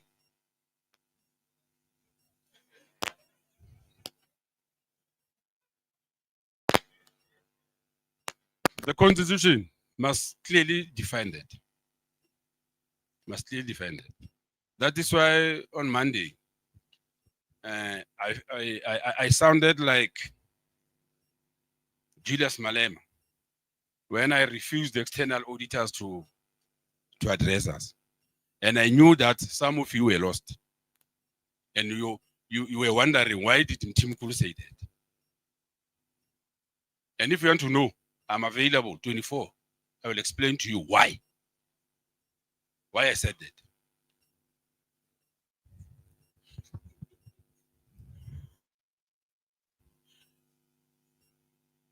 Oh, bullet point number 3, yeah.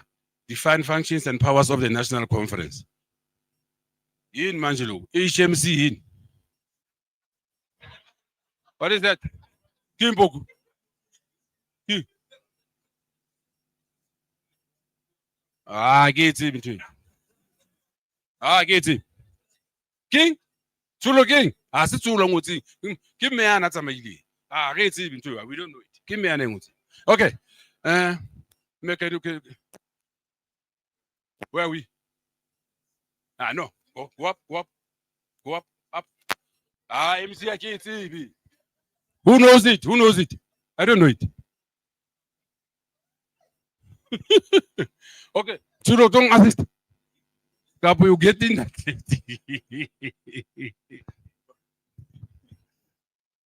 Yeah, let me just assist. I think in the commission we had the national conference, elective conference. Then we had the NOB. Then we had the NEC. Then, okay, Manco, yes. And then we said every level, because the elective conference happens every 4 years, then the Manco happens every, the NEC sits monthly and Manco sits quarterly. But there is no clear-cut responsibilities for each meeting that sits. And that needs to be discussed and clarified. Thank you.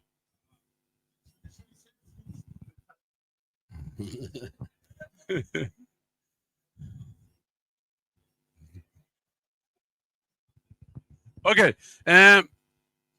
Operational and disciplinary issues. Operational and I want to dwell into the operational because just what Tulo explained now deals with that. How do we operate different levels? What is their responsibilities? But I'll dwell just a little bit about the disciplinary issues. I think one commission touched on it. The less said, the better about discipline in this organization. The less said, we are in discipline as the industry, very much. And everybody is doing whatever he thinks or he deems fit to address disciplinary issues. Without going into detail, we know the Constitution must assist us. The Constitution must assist us. The Constitution must be briefed so that it may be able to talk to the ill-disciplined that is displayed by members. From members to drivers. I get it. When you are saying that, I know that you are agreeing with me because you know yourself that you are disciplined. I know. So we need to deal with it. We need to deal with it. It also talks to the same issue. How do we begin to belong to two organizations? That is discipline. It means you are not disciplined. When it suits you, you are that side. When it suits you, you are this side. You see, and it will also assist to address the issues that we have of mother bodies who are clinging back and occupying space in the taxi industry. The Constitution must assist us, and we are also, as members, we shouldn't shy away from that challenge. We need to face that challenge of mother bodies.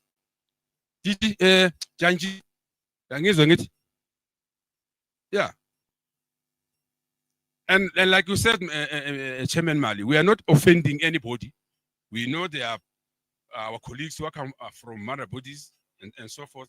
But at one stage, we need to confront that. Because issues that are overlapping from mother bodies are bringing this organization into dispute and encourage conflict. AGM and monitoring. This is the first AGM. Yeah, technology and modernization. It takes us back to the issue of the youth. Yesterday, when the documents when we were supposed to open our phones to have those documents that were sent to the link. Yeah, that showed us that now most of us are expired there. Most of us are expired there. Technology, yes, no. I won't shy away from it. You assisted me, but by chance. By chance. You see? So most of us, we are carrying expensive smartphones, but we could not access those documents. Tulo had to go from one man to the other, to the woman, to assist us. So technology, no, I'm not saying everybody, but even those who were able to open their phones yesterday, time is limited. Time is limited. So modernization and technology, we should improve. We should improve, but then in English says you can't teach an old dog new tricks. Old dogs here, new tricks won't work. But we need to move towards. We move towards technology and modernization, and it has assisted. Some years back, everybody, there will be a pile of papers in front of you. Pile of papers, and also contributing to the what do we call it? Yeah, carbon emissions. Because those papers, after some time, they need to be burned. And that smoke will contribute to the carbon emissions outside. You understand? Now I'm speaking like an Englishman. Yeah, I speak like an Englishman. When I speak carbons and emissions, it's like an Englishman. And that is not something that is talked about by black people. All right. So it's another challenge that should be captured in the constitution. That is why I will applaud on this item. I will applaud President Sibanyoni in 2017. 2017? Yeah. He invited us with some provinces and national office to a youth event in Mpumalanga, where they have identified up-and-coming youth aspiring in the industry and set them up for preparing them for the big challenge, succession battle. So I still applaud that, because that is the only way that we can deal with this challenge of technology and modernization. And I like the old dogs. If an old dog, once he gets something right like Mali, hell, he will shout at you and say, "That's me who taught you."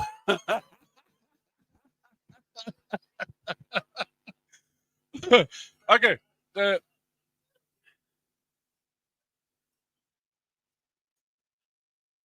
Shortly, leadership roles.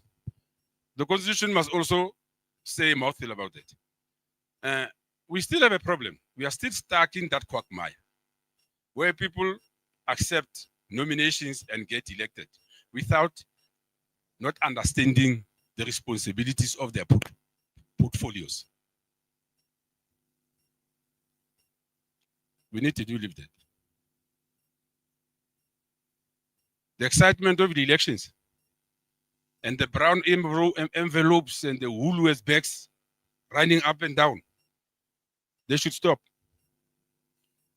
Even the coming conference, like the previous commissioner said, there should be a lot of horse trading among provinces about potential candidates.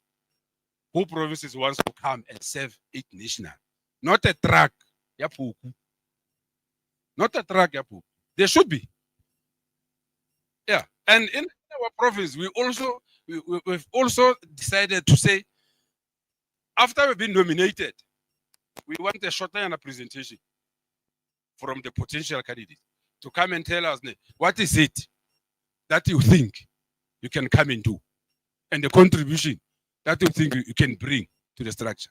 Here we have Skatele. Skathele. We are tired. So it's very important that people should understand their roles. And they should be clearly defined in the constitution, not overlapping. Not overlapping. That is why I'm going back to the argument, Chairman Mali. No more 7 or 19 or 30. No more 9 or 19 or 13. 7. 7.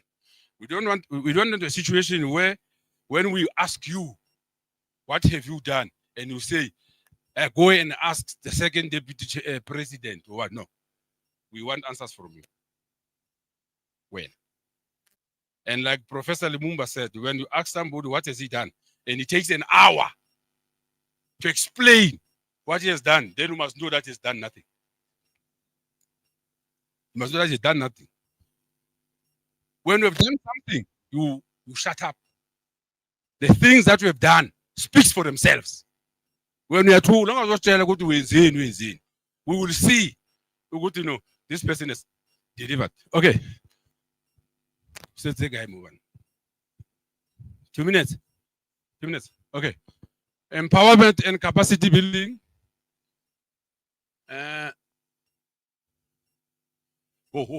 Number 8. I don't know when you talk about empowerment, what we hope to achieve. Because when we are sitting here, we're saying we're business people, like it. And who should empower ourselves? Who should empower our members at the grassroots? Who? Who should do that? Whose responsibility is that? But surely empowerment should happen. It must happen. But who should bring empowerment? Leadership. Leadership. And we were talking with Ndate Tsulo. Maybe some of you don't know. I'm not hating anybody. In this country, we have associations that are far ahead than head office. Far ahead than head office, or provincial office, or regional office, in terms of development and empowerment of the members. I realized that when I talk facts, you keep quiet. I've realized that there are associations that are far, not a step ahead, far ahead than national or provincial or regional. That's what you know, yeah? Which is that one? No. But it's a fact, and it's something that we need to work in addressing. It's a fact. We cannot run away from it. We can't shy away from it. Babang, the association said, some association, the agenda when they meet is to fight. That's the agenda. When they meet is to fight. Balance basadi. You don't know. When you're a man and you fight women in the industry, so it means you are also challenging us to go and fight your women at home.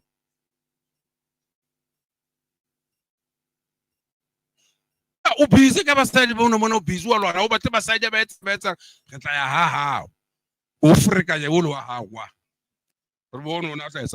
okay.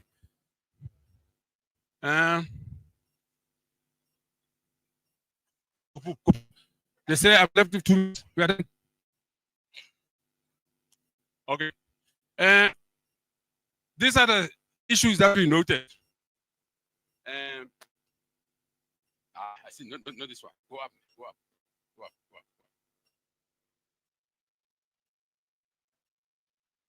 Put the page.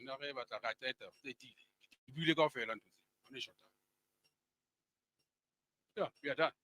Put that to the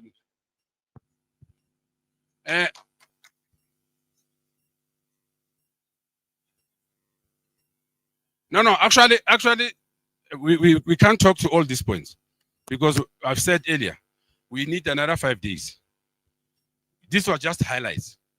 We could not even conclude on them. We need another 5 days where these issues will be interrogated and concluded upon and agree as an organization because we've got different views. Thank you very much for listening to me and respecting me. And then I'll give to Poku just to say One word.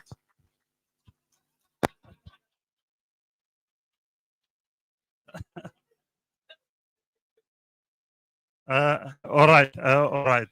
Ngiyabonga. Ngiyaleboga. But nginale question. Nginale question. No. Mthemkhulu nekimile wena mno. Okay, sure. Nginale question gore SANTACO ina le constitution na? SANTACO ina le constitution ya go ba isa bereke. Ga e bereke constitution ya SANTACO.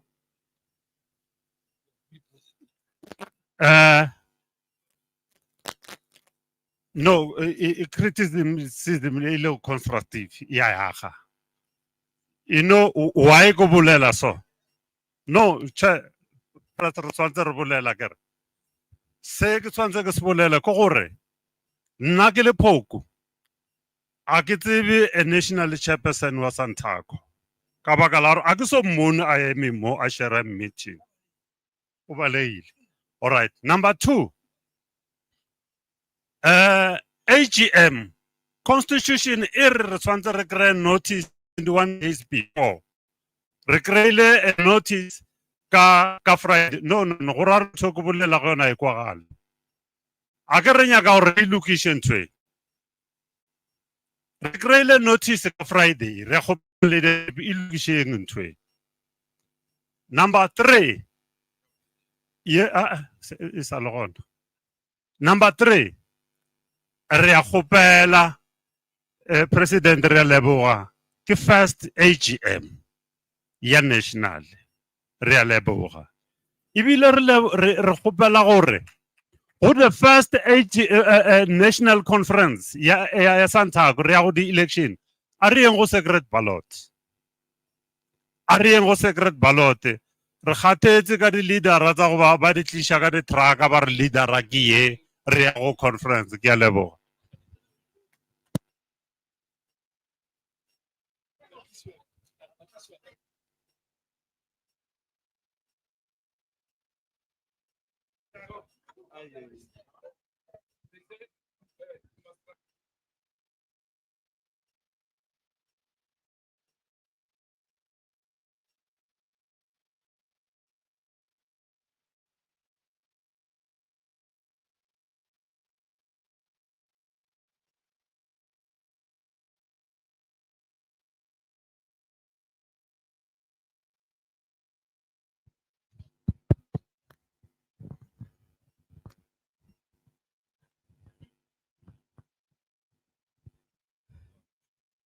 Thank you. Okay, I see a hand there, but before the hand, I'm going to ask someone to translate what was said now by the last speaker. Who can translate?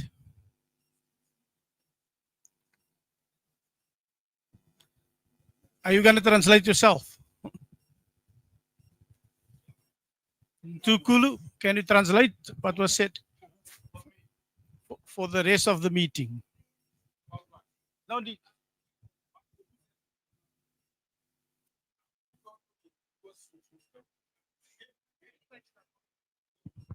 No, actually, I'm not supposed to translate for Puku because Puku, what he just said is his personal view. Yeah, but he said, I'm starting from the bottom. He said to the president, he's very thankful that this is the first AGM that is like this, and I don't know if I was not here, will he say those things? Because he'll be alone speaking. That's the first one. The second one, he also said, no, come to May 2026, National Elective Conference. We want a fully fledged conference. We don't want a conference where leaders are parachuted. But he used a very strong word. So I'm clever and I'm saying parachuted, but he said trucks. He doesn't want leaders who will be brought by trucks to the conference to say, elect this one. And what was the third one?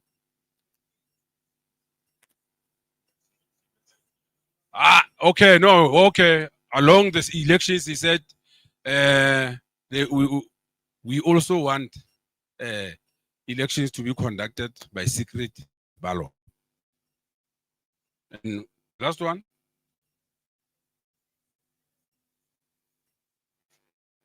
Oh, he also said he's never seen SANTACO chairperson, but I gave him the response. What was it?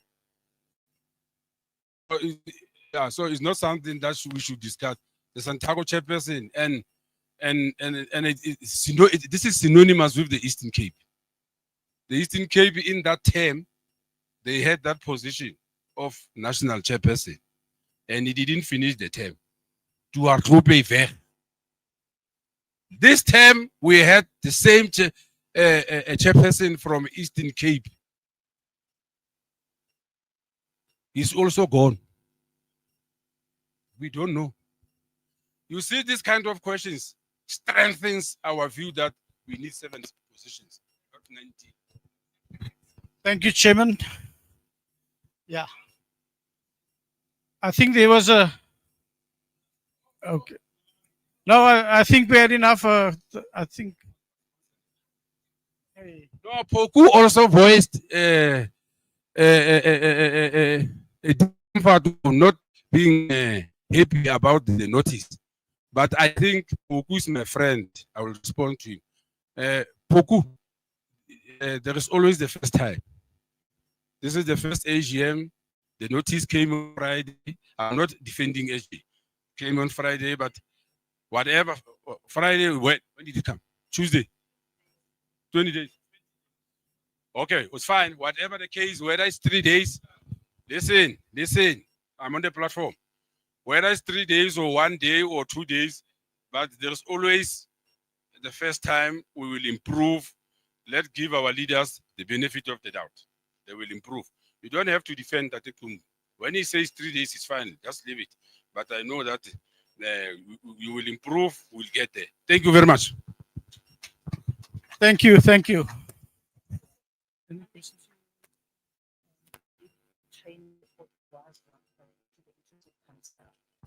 Okay, there is some additional information that that commission handed in that they're not going to present at the moment, but they will hand it over to the people that compile the reports for us. It is a training. I think it's in connection with training that will add it to that, and I'm sure it will be covered in the final drafts of the outcome of this AGM. So, is there any other questions? No questions. I think Chairman Mkulu exhausted himself, and he gave us everything, so there's no need to ask any questions. So we're going to go over to our last commission, Commission 4, and the TG had passed that responsibility of presentation to the Eugene. So we asked Eugene to come forward to do the presentation on the 4th commission, which was the Commission of Finance. Yeah, Finance, Technology, and what was the other one, Eugene? Technology. Yeah. So over to Eugene.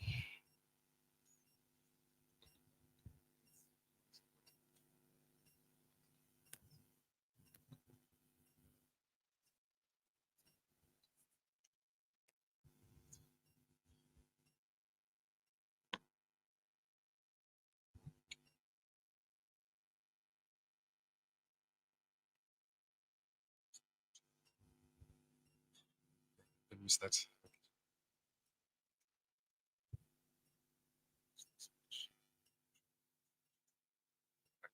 Just as I read, you see, it's not the same. Yeah, what else?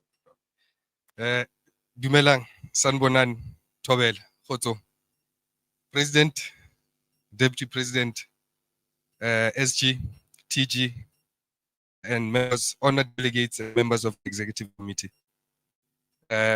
All protocols are observed.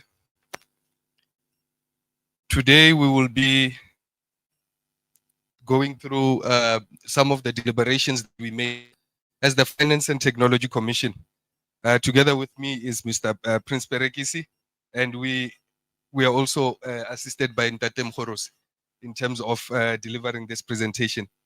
It is both an honor and a responsibility to stand before you today, not merely as a custodian of numbers, but as a servant of a vision for a SANTACO that is financially sound, technologically empowered, and institutionally respected. We gather not just to report, but to reimagine what it means to be accountable, to reimagine how we lead, to reimagine the legacy we will leave for the millions who depend on the industry for mobility, for employment, and for dignity. Can go to the first slide. The first aspect that we looked into is the financial governance, a new standard of leadership. We are proposing a bold step forward in financial governance. We proposed pre-screening and benchmarking of financial leaders before they assume office.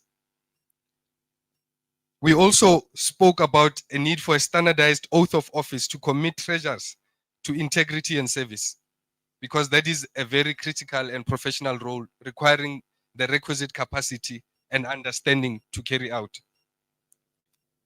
The establishment also of biannual financial accountability reports and the institutionalization of finance committees from the grassroots upward. We also spoke about the need to establish peer review mechanisms amongst treasury units between the associations, regions, and provinces. Go to the next slide. Just go back. The other point that we did note was the fact that indeed some of these policies or ideas that we were throwing around do exist in the Constitution. They are just hindered by a lack of implementation. And therefore, we spoke also about the need for induction and training of financial leadership, capacity building, and continued learning. We also spoke about the realization and implementation of existing constitutional financial integrity provisions. Moving on to this next slide. Let us be clear, leadership. This is not red tape. It is redirection. It is the systematic building of trust with our people and the government. Slide 2, revenue sustainability, a pathway to self-reliance. It is unsustainable leadership to rely solely on membership contributions. The financial future of SANTACO must be built on 3 pillars: professionalization, diversification, and advocacy. We are calling for standardized funding through national travel subsidies, which will be expanded upon. We are calling for audited financial statements as a requirement for continued leadership. We are calling for the transformation of our associations into corporate or hybrid vehicles, ready to contract, ready to compete, and ready to lead. We also spoke about the need for professionalization of executive roles in the industry, for the National Office to advocate for standardized funding. For example, there is a constitutional review window that has been made available. For years and years, we've been speaking about transport subsidies, travel subsidies, but we have not been advocating for those subsidies correctly. We are now reaching a decade where we need to find alliance with the commuters, the masses, and address the reason why we exist as an industry, which is addressing the injustices of the past. We exist as an industry based on apartheid. We are speaking about a constitutional review that has been made open, but none of us in this room, except my fellow here, has submitted a submission to the Constitutional Review Committee to look into the subject of socio-economic reparations in the form of travel subsidies, where we are not dictating the sort of transport that the citizens use, but we urge the government to subsidize and democratize travel. That is the only thing that we'll be urging the government to do. And therefore also win the trust of our commuters by fighting their cause and also offering them the environment they need for their own peace of mind with regards to travel and safety. We also spoke about the need for us to adopt standard-based accounting systems, the inclusion and support for finance staff with relevant qualifications. Don't know if we're on the same page. All right. Moving on to the next slide, we also spoke and touched upon digital transformation. Sis Nobutle spoke about our transition to a paperless environment, and we do agree with her position. SANTACO must go digital or risk being digitally displaced. We are initiating a cloud-based paperless financial ecosystem. Partnerships with technology platforms to manage knowledge and capital are very much important. The adoption of AI policies and secure data banks to protect, to perform, and to lead. This is not just innovation, it is self-preservation. We spoke about the need to establish minimum skill or capacity standards for leadership roles. Are you on the next slide or? No, I think I'm reading something different. Digital transformation. Okay, no, go back. Okay, it's fine. Moving on to the next slide, technology and skills development, as well as institutional sustainability, securing our future. We are building an institution, ladies and gentlemen, not an event. That means we need to establish a technology wing and policy review committee at all levels. That means creating student mobility desks to bring in the next generation. And that is why we have entered into agreements with educational or academic institutions. That is why we have partnered with University South Africa to champion student mobility across the country.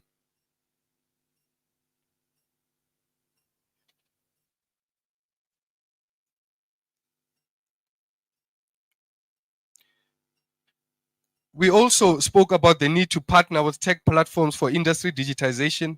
We spoke about the need to invest in research and development to guide tech adoption. We also touched on the need to use tech to gain policy and market advantage. We also spoke about the need to implement secure data banks and privacy frameworks, and the need to formulate a strategy to combat piracy. Piracy in the form of illegal operators or unknown operators. We also spoke about the need to promote cross-sectoral revenue generation using technology.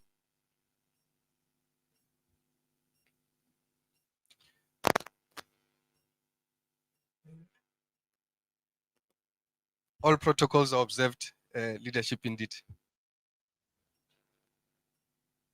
On policy development and subsidy enablement, we spoke about the need to develop policy for an integrated ticketing system to support travel subsidies.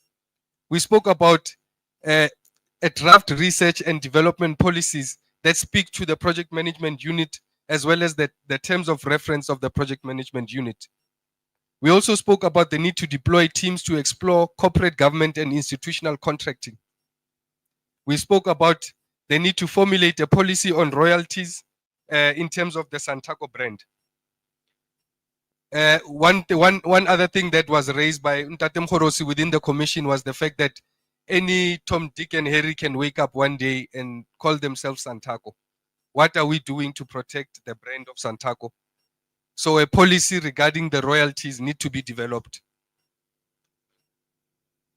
We also spoke about the need to establish a business development office for capacitating member SMMEs so that we better position our members to, what can I say, to leverage government initiatives that speaks to growth, transformation, etc. We also spoke about the need to clarify the competing interests in terms of SANTACO being registered as a PBO, as an NPC, as opposed to operating as a corporate entity. We spoke about the need to develop a clear corporate organogram. We also spoke about the need to create policy for multi-sectoral and multinodal capacitation. Example, rail, sea, air, UAVs, flying taxis. Leadership, on that note, I think with the last speaker, we need to ensure that whatever policies or amendments we make, we need to ensure that they are future-proof. It doesn't help if we repeat the same rhetoric over and over again without acknowledging the market trends, without acknowledging the customer or the commuter of the future. 41% of South Africans are youth, and they are opposed to the traditional way of moving. So are we saying that we are stuck in our ways and we are forcing them to come join what is the traditional way of movement in the country? Are we allowing foreign entities or pirate operators to come into our environment and offer convenience where we exist? Or are we saying we recognize the importance of the taxi industry and the transport sector in supporting all other sectors? Are we saying that we are then opening a channel for us to become the beacon of transformation in the country? And if we're saying that, then indeed we need to really consider the establishment of student mobility desks.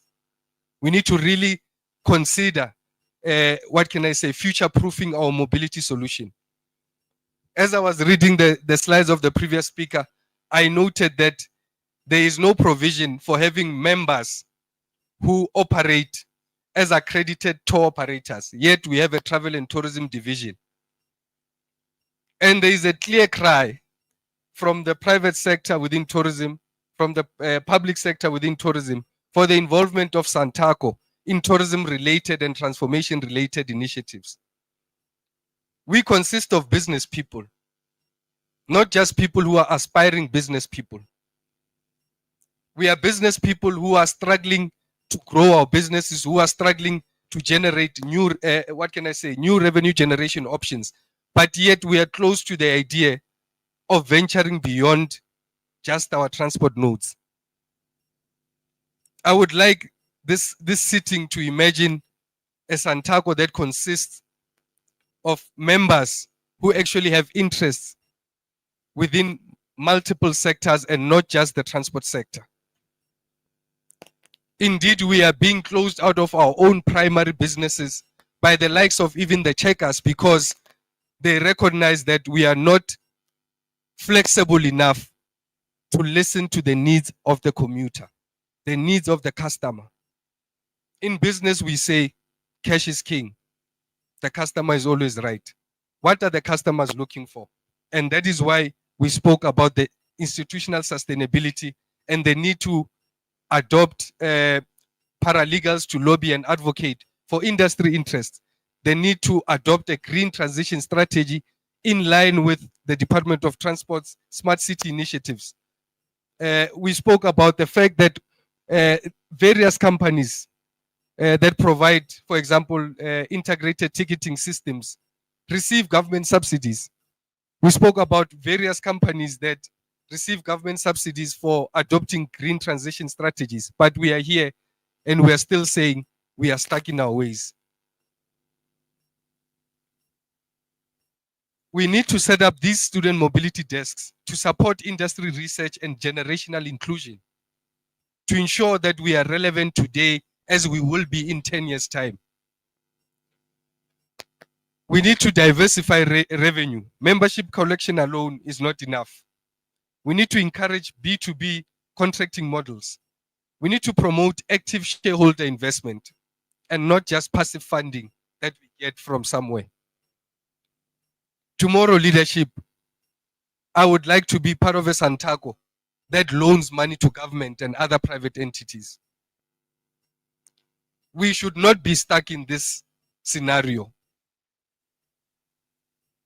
And whoever is being encouraged either by private interests or existing interests that have entrenched themselves within South African society to prevent this realization, I urge them to relook. Because we do have a chance to actually own a bakery and not just fight over breadcrumbs. We need to also consider the formulation of tourism, career services, and interrelated opportunities, and the policies regarding those interrelated opportunities with cross-sectoral collaborations which enable broad diversification strategies. I think leadership, going back to the previous slide, all transport nodes were noted: cross-border, meter taxi, minibus, etc. But within that, I again urge to say, yes, we have a travel and tourism division, but that is a specialized route that cannot be just put in the hands of one node. In terms of government contracting, you would find that they need different modes of transport. Now, if that transport or travel and tourism responsibilities left to the meter taxi and e-hailing alone, are we now limiting ourselves from being contracted for bigger contracting opportunities that require the entire membership of SANTACO to provide services for? I think that is something that, again, we need to discuss to say, what are the parameters that the travel cross-sectoral collaborations have? Where can we operate? How do we operate? And how do we encourage cross-sectoral collaboration?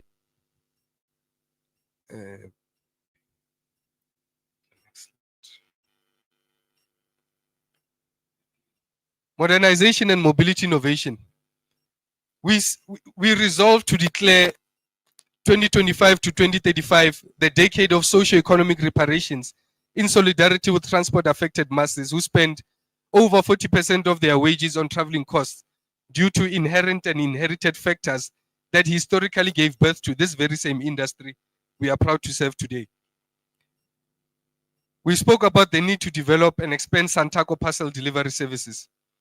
We spoke about the need to appoint and mandate a legislation shock unit to study, forewarn, and support industry members affected by delayed implementation of legislation resulting in financial loss. For example, non-compliance, etc. We spoke about the need to adopt leasing models that promote constant fleet modernization.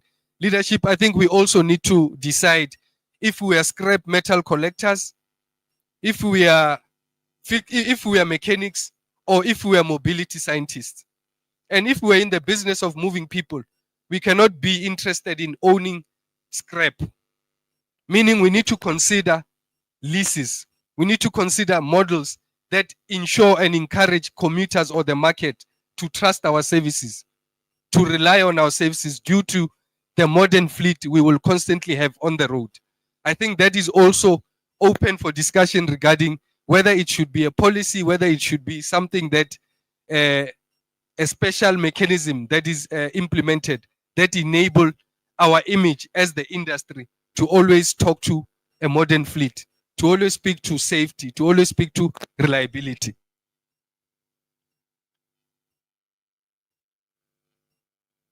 We also spoke about the need to design and apply a fair index policy. Most of our fare increments are not based on any scientific, what can I say, measurement. We also need to utilize artificial intelligence as well as implement policy regarding the use of that AI technology to regulate the use, onboarding, and employment of artificial intelligence systems for the purposes of automated intelligence, communications, and efficiency. Leadership, technology is disruptive and it doesn't need our permission to invade our space. I think Uber and others have shown us that they don't really need our permission to redirect the market. And so we need to also, again, I'm urging leaders to say, let's future-proof our business model going forward. AI is here. Most businesses are investing in AI. You cannot hope as a human being to compete with technology. If you want to compete with technology, please leave your car keys and walk home. Please leave your phones and everything. It is impossible to compete with technology because technology is a human language. We create technology to create the conditions that we want to live in. We don't create technology as competition for us as biotic human beings. So the technology has been created, meaning there is a need in the environment. Ours is to adopt artificial intelligence as well that will research on our behalf, that will ensure that even with regards to public relations, there is a customer service agent that doesn't sleep, doesn't eat, doesn't strike, doesn't demand an increase, doesn't have a personality. They are constantly always there and immune from human error within the industry.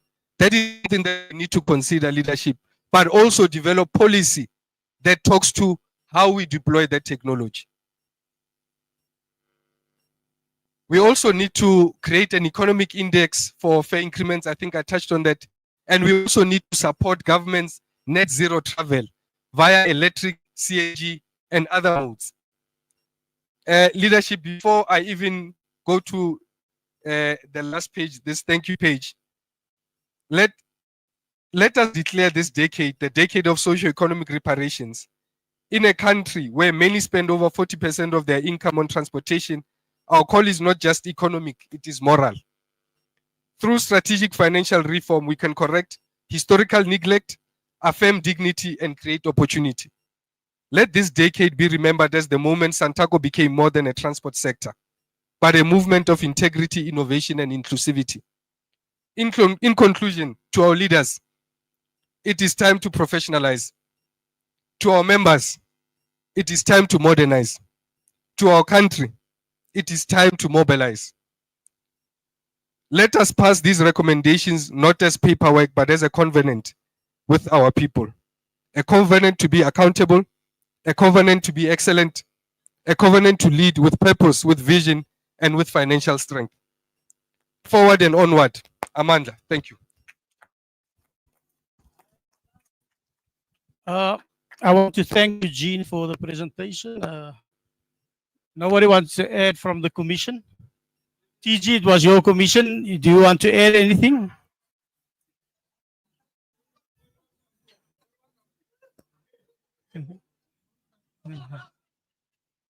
I think they've said they might fall to say it complement what the previous presenters have said. Order.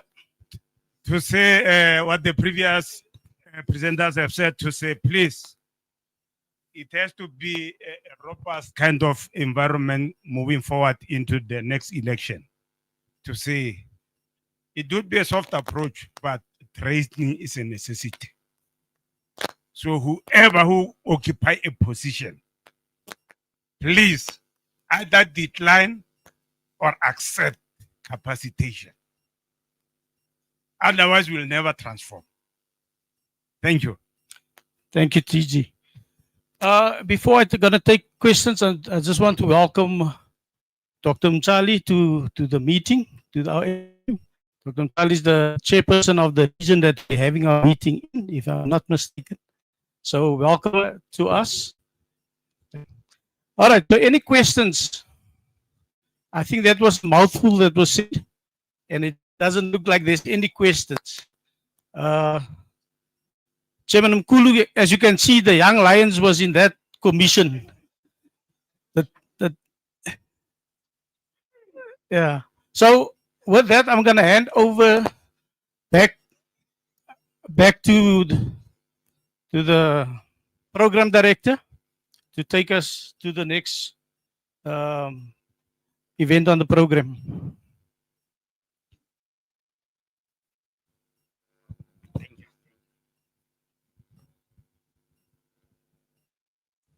Halala SANTACO, halala. Halala SANTACO, halala. Yeah, no, halala Commission 4 in particular, halala.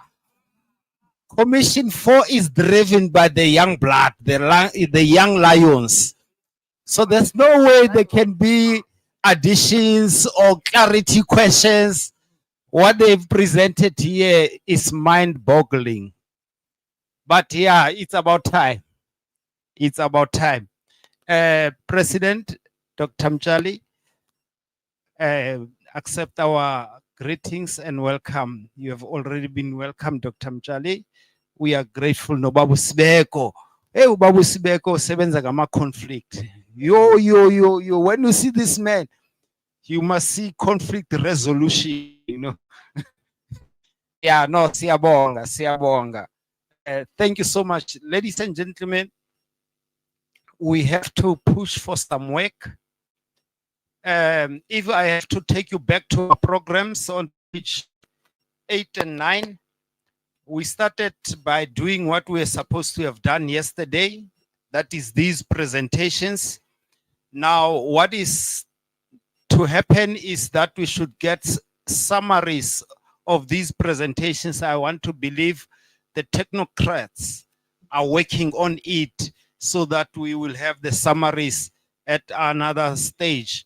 But it was whispered to me that it is necessary that we should have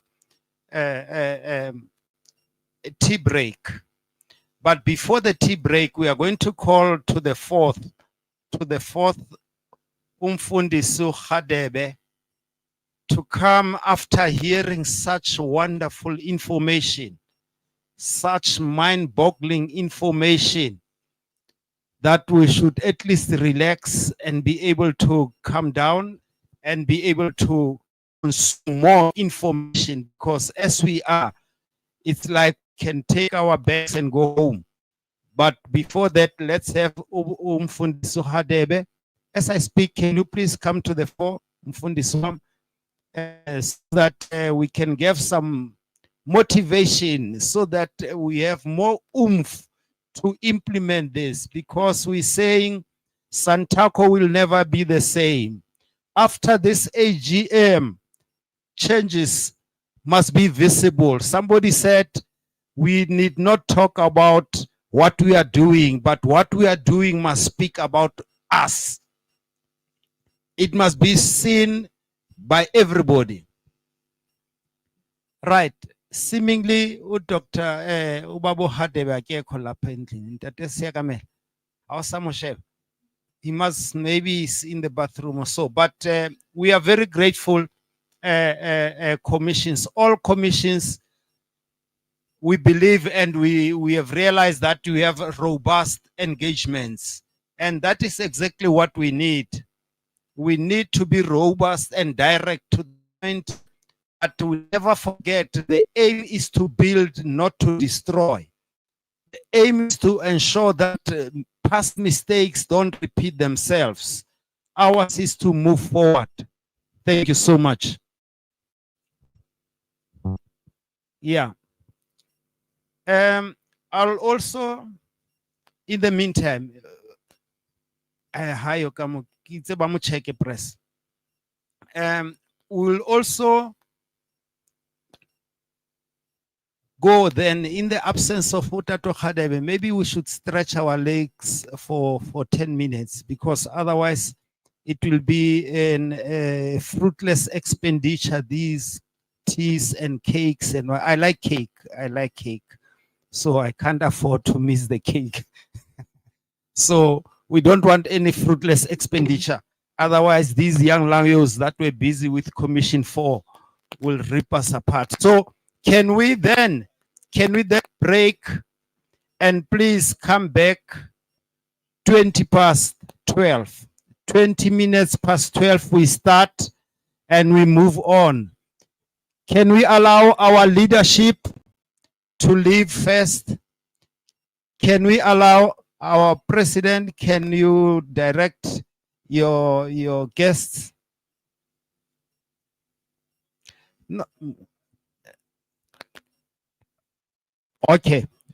Thank you so much. Yeah, uzawungena after lunch. Yeah, thank you so much.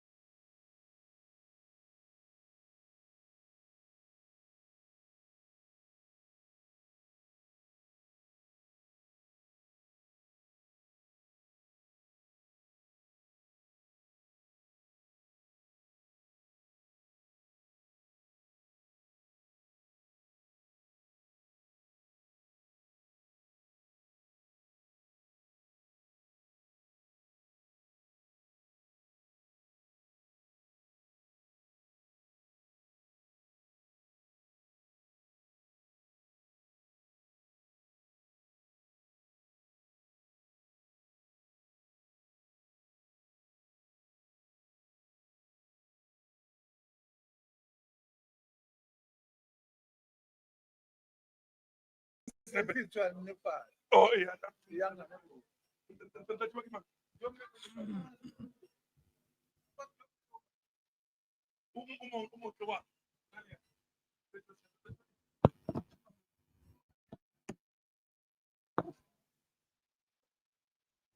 Yeah. Thank you, ladies and gentlemen, for being punctual. We said we are going to start some 10 minutes ago, and yet we are still moving in. I give you 2 seconds because of the president to do what you are doing and sit down, please. What does it mean, that sign? Sharp, sharp. Thank you. Thank you so much. Can we now be seated, please? Ladies and gentlemen, I need this door to be closed. Chairman Kyakwal. Please, Amukelani, can you stand here? We want to close this door. All those who are coming in must go in at the back. We don't want disturbance here. Please.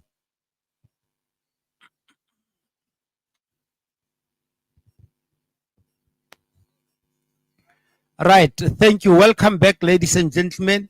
We are back into business. Before we left here, we received all the presentations by the different commissions. Or maybe I should take this opportunity also to welcome our partners that have joined us. Ladies and gentlemen, you are most welcomed. We are happy that we are here. And we know that you and SANTACO are one. We are one, and together we are going to make it. This is just but a start. If Mr. SS can sit down, Mr. SS can sit down, those people can stay there. It doesn't matter.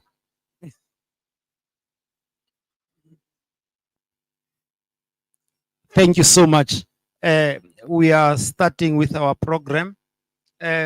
We don't have much time, ladies and gentlemen, because the intention is that when we go for lunch, we should be done with the program so that we can go and prepare ourselves for the gala dinner tonight.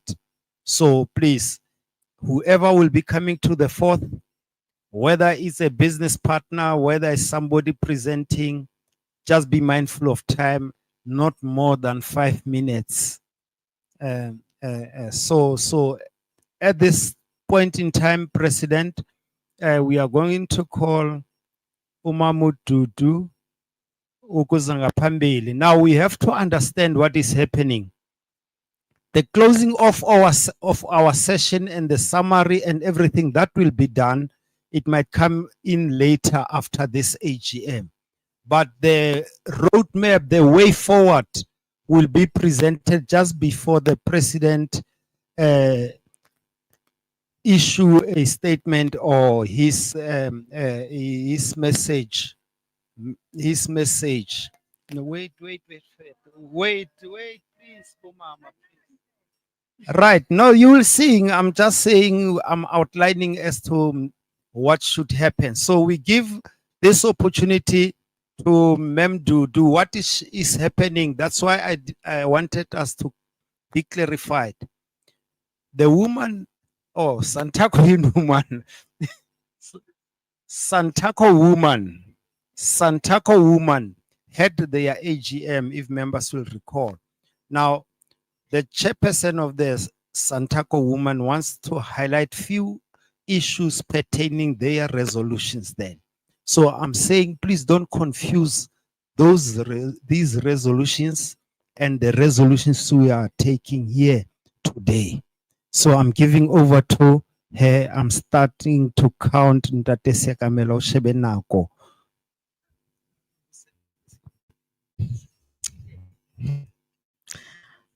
Good afternoon, President of SANTACO, Deputy President, NOB, NEC, MENCO, and business partners.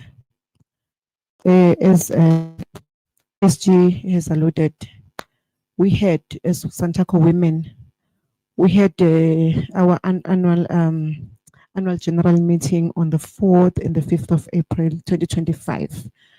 So the reason that I'm standing here in front of you today is just that there were resolutions that were taken that need to be implemented as soon as possible.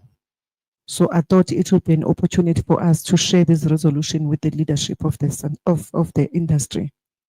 One of the resolutions that were taken, remember SANTACO has been a SANTACO women desk from 2006, and now we're in 2025. So we've removed the desk because we realized that the desk is not taking us anywhere. So we changed the name from SANTACO Women Desk to SANTACO Women. And the second one was the issue of the reporting. Remember the policy document that was crafted by the main one that the women desk must report to the office of the secretaries in the regions, in the provinces, and in the national. Then we realized that this is causing a bit of conflict, and it also bring problems to all of us, not understanding exactly what is happening. And we realized that the president is an accounting officer of SANTACO, so is the chairperson of the provinces and the chairpersons of the regions. And then we resolved that women must report directly to the chairpersons of the provinces. Again, as we all know, I'm the national chairperson, I'm sitting with the NB, so I become an NOB member. And then in provinces, we will expect the provinces also in the POPs to include the chairpersons of women. That allows SANTACO women to have an opportunity to, in the meeting where she will report, give a progress, challenges, so then we can be assisted. As you can remember that the purpose of the formation of Women Desk was to make sure that women are capacitated before they are taking positions of the leadership. It is the responsibility of the leadership to do that. And the other one was the issue of the inclusion of women, of SANTACO women in the constitution. We all understand that we cannot have a separate constitution as we are the baby of the taxi industry.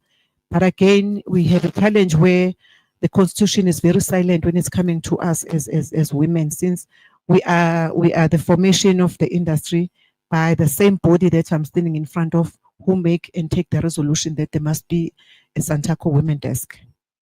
And then when we go to other provinces, the challenge is the funding, because when you wanted the funding for women and the SANTACO constitution is not saying anything, then it becomes a problem. So what we say that we actually, the secretary has wrote a letter to the Secretary General of SANTACO.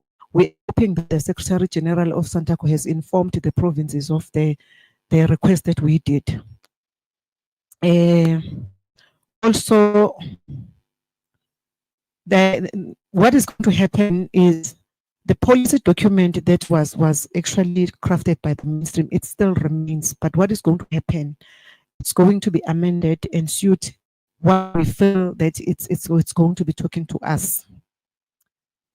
And then the other thing was the positions. We know that, as I said, that the reason for the existence of the women desk was not to have a separate structure within the SANTACO, but it was actually trying to address the issues of inequality. But again, you wouldn't take a person that is not capacitated enough to lead because of the gender and put that person in that position. So the responsibility was that women must be capacitated. But I think from 2006 to today, there are women that are ready to lead in the mainstream. So let us not be co-opted, because if you are co-opted, you are limited. So what we are saying that when the national is going to election 2026 president, women must be elected from the structure of the women desk, of the SANTACO women. And also in the provinces, when they go for election, women from I wouldn't say we don't want to be specific and say the certain position, because we all know that when we are elected, we are not elected because we know or we've got an experience. Sometimes we know how to lobby, and we then get elected because we don't want to see the industry falling apart because we say we want to exist. So we are not saying that it must be a particular position that must be seconded to stand in for elections in the provinces, but it will be the women who will be competent enough that can sit and lead together with the mainstream. So one position, we are not asking, supposed to be 30% as per the resolution, but we say let's start somewhere and see how far we can go. And there's always somewhere that, you know, when we say we'll do, at some point we need to do it. So we said, now let's action that. So then again, we've experienced a lot of challenges in terms of women when they're going for elections, because we find that the space is very much interfered by our colleagues. So then women decided that because this needs to be a free and fair election, let women handle their affairs as women, and then of course will be assisted as in terms of capacity as well. But there must be an electoral committee for women that will be set up at the national level and at the provincial level. So each and every province will have an electoral committee that will be set up for women that will be responsible to run with the elections of the regions, and then they will be assisted as we said that we in the position that we need to learn these things. Some of us, we are not at that point to know everything, but with the leadership that we have, we are hoping that we will be getting an assistance, but we need to be assisted again, because as I said that we've experienced so many problems in terms of when we go for elections for women where things don't go according to what the women want, and we end up not electing the people that we want to elect as the women. We elect those people that they need to be elected. So we are trying to run away because every province they're crying about that one. So that's one of the things. In terms of the cross-border meter taxi and scholar transport, I wouldn't say much about the scholar transport, but I will talk about the cross-border, because cross-border does exist, and we have one member that is sitting in the NEC representing the cross-border. Again, we cannot do without aligning ourselves with what the SANTACO is doing. So we need the direction of the SANTACO first in terms of how do they intend to collaborate or to bring them in. The how part, it's the very same how part that we are going to use as women. But in the meantime, what we are saying, just to keep us going while the SANTACO is about to resolve. Because the women are there, they exist, they've got their executives. So we say from the meter taxi will join us on regional level. I know that there has been an issue where in one of the provinces that have taken they've done the elections for women, that they insisted that one woman must be elected, but it did not happen because you cannot expect that the meter taxi is only 5 women and the SANTACO and the midi taxi is like 50, then you expect that there's women that will be elected. So there must be a way just to make sure that there is a representation of the meter tax. So let me just pause from there, and thank you very much for the opportunity.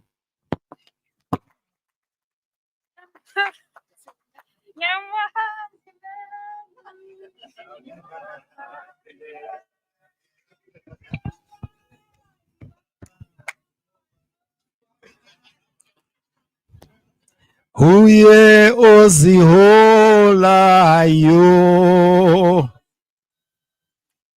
Huye oziholayo. Wathinta imbokoto. Wathinta abafazi. Hey, wabona ntitse ndiyamphazamisa tsini. Yeah. And I'm preventing ukuthi ningafi. Ile nto ndithi ndibanikeze. bayenze into zabo as they want. Thank you so much, Ma'am Mapumulo, for the brief resolutions that you pointed out to all of us, and indeed we've heard them, and we believe also in writing those resolutions will reach the provinces so that they can cascade down to the constituencies. Thank you so much. Without any waste of time, ladies and gentlemen, we are going to call Otato Siakamela, Mr. Siakamela, to come and handle the part of messages of support by our partners. Very briefly, Ntate Siakamela, you can handle that. Thank you so much. Aropen Ntate Siakamela matsowan. Hi. Good afternoon, ladies and gentlemen. SANTACO is big. SANTACO in a leading business partners. And what is it that attracts people or business people to come to SANTACO? Number one, a very, very important key membership. President o buile ka website ya rona e leng gore e santse e reflecte strength sa rona in terms of membership. We need to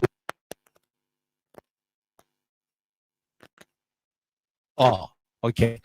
Ne ba mfa me botlhokwa ke ya gore re se ke ra lebala gore this session is live on YouTube.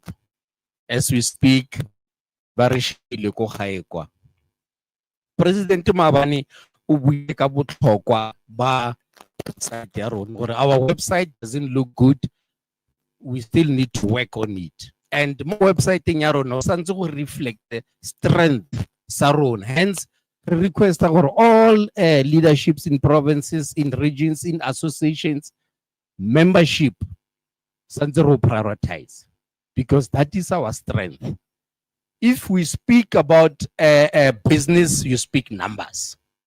The more numbers you have, the more you attract business partners. Now, one space, ke batla gore re lebelle ke tlo kopa chairperson wa di universities tse leng teng mo South Africa atle le Eugene for Pelefan Ntate Phedu ke batla fela in 2 minutes re bolelle ka the space ya bana ba sekolo e leng gore rona re le SANTACO re neglectile. And then up to so far, what is it that they are doing in terms of transport? In 2 minutes, chairperson at University in South Africa and Eugene. These are the people that we need. Baba Yang, Baba Itzing, Baba Muvang, Le Bope, Lohore. Tomorrow, where do we want to see SANTACO? Some of us are hodile, so technology are here. So, ladies and gentlemen, ake kupenta te Phedu a re bolelle gore bona go di universities in Baira. Thank you so much. Yeah. Thank you. Just in terms of statistics, I don't know, you know, we've got 15 million learners and students in South Africa. 18 million are from grade 0, grade R, up to grade 12. Those are the schools nationally. I think the scholar transport is playing in that space. And then when they leave matric, it's almost 2 million of them. 1 million TVET colleges, we've got 50 TVET colleges and 350 campuses. Because each TVET has got about 5 campuses. From Gungundlovu, wherever. Tshwane North, so they are spread all over. And then we've got 26 universities. In those universities, we've got 1 million students as well. And some of them, most of them are funded by NFSAS as well. So the issue of student mobility is something that we've been discussing, also in partnership with the University of Johannesburg, where we want to pilot this, had meetings with SRCs, both from vets and, to get insight on what is their needs across what we call student mobility. Now, students who are in post-secondary, that is college and university, most of them, they study locally. Have something by grade 0 to grade 12. Basale mo high, bako amaskrali, bako wherever. But immediately they go to universities. Unfortunately, it's not every town that has got a university. So their first problem is what we call migration. They travel from home to where they are going to study. Maybe you are from Toyando, you have applied at UJ. So the next problem is to transit from what you call scholar transport. Now you need migration. You are a migratory student. So there are lots of them. And we are also doing a study on who are the students, where are they from, so that we can assist them in terms of almost 4 times in a year. In January, when they must go to universities. In June, when they must go home. In July, when they must return to universities. And in December, when they must go back home. There's no plan. And we approach SANTACO because you are the first mile, the second mile. There's no little village, even informal settlements, that does not have a one. There is one taxi already, and so on. So we've been doing that, working with through AI, Professor Jide at UJ, to do what you call a digital map of where our campus is located throughout South Africa, and what then becomes the needs. That's their first problem. The migration, your child, papa ke a Joburg, ke batla tšhelete ya ya friend ke tla ko Ngqamakwe, that's, the problems, because these are your kids who migrate for the first time. They go out of town, unless if there is a university around them. The second problem is when they are now at the university town, when they are now studying at UJ Vets, how do they move every day? Because it's not all of them that who live on campus. Only 40% nationally live on campus. So the capacity of the university is that there will always be this private university, private accommodation.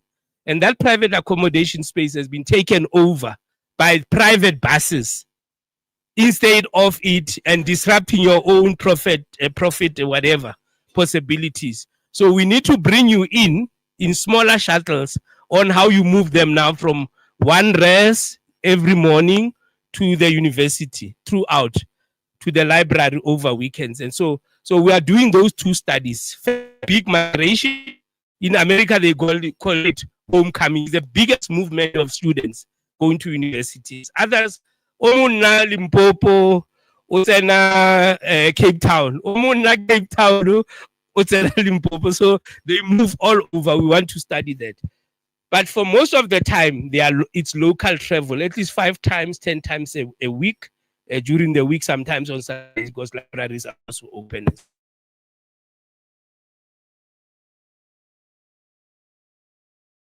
Through the SRC, what we call the student mobility desk, so that they can tell us what their problems are. We've done that research, but we still have to document it, and we'll do it now in June. I think me and Eugene, we are meeting the 26 universities. They've got SRCs. We're meeting them in East London because they've got their conference to change over through what they call SAUS. SAUS is the South African Union of Students, which is a representative body for all the TVET colleges, or for all the universities, and so on, so that we can also at SAUS level sell this mobility plan. What it would then mean is that the next step, remember, with private accommodation, it's accredited by NFSAS and universities. So SANTACO must be accredited as a service provider. So the NHS has got, for instance, they've got about 2,000 for the whole year for transport. It can be paid through the rides that the student does, instead of giving them money, because currently they pay every day. So we can bill them. With private accommodation, they bill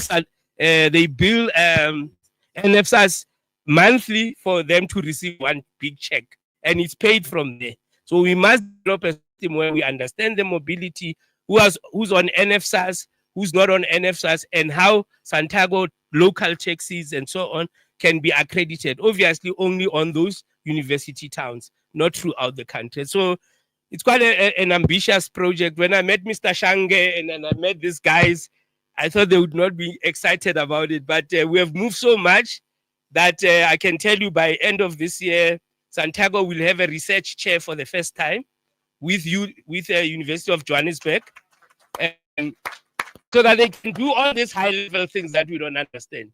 We can do with the Johannesburg Business College or Business School, which is part of UJ. We can do accreditation as well in terms of that. So targeting the training model that we have so that we can accredit, teacher can always pay, and then and so on. So those are the two big projects that why I've been here. And I must tell you, I mean, I've never seen anything like that. You are the biggest Black organization. I'm so proud. I was telling Eugene that even when I came here, I decided, let me park my car in Amaskral. I took the taxi. I'm going to a taxi conference. Let me support the local government. I paid about 35 rand to Bosman. Hey, it was quite drama because they were via Maraba start, via Marabi, and so on. You change from this taxi to this one. I said, so I was quite excited. But I think we must find a way in which we bring these 2 million students, because once you service them, they will experience you. There's no Uber that will take you from Toyando to here. At TUT, we used to collect students from Newcastle through taxis. Even at UWC, we used to make sure that whether these kids arrive at 2 a.m., we used to open the campus so that the taxis can drop these kids, especially during the big migration and so on. So I don't know in terms of money how much it is, but it's a huge thing. And I think within the next, the current chairperson of NFSAS was the chairperson of NYDA. He's very young and he's very smart. And I think you'll understand this then. But the biggest thing, again, is how do we also create opportunities for these kids? Many of them are doing tourism. They want to come into your space, into your taxi ranks, and provide what you call, information desks. They want to bring that. They want to modernize. They want to bring the digital solutions. They want to do a lot of other things. But once we have structured it, we will be. I was telling Rebecca now that with the taxi news, we can get students who are studying journalism throughout the country to make sure that the taxi news reflects the local realities of the commuters as well. So in terms of youth, I'm not worried. Once we've got the structures, they are easy to come in. All they need is exposure, internship, experience. And once they do that, they are the ones who will be selling SANTACO through Instagram the best way that they know. Thank you so much. And sorry for taking me more than 2 minutes. Thank you. That was worth it. That was worth it. Arufeng Eugene le Ntate Phekul Matsogo wa gaetsho. SANTACO will never be the same again. Le utlwile. Ke tlo kopa icebo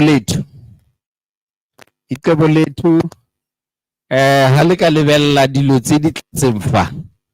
Hey man, ba re thusitse man. Hawa ba re thusitse.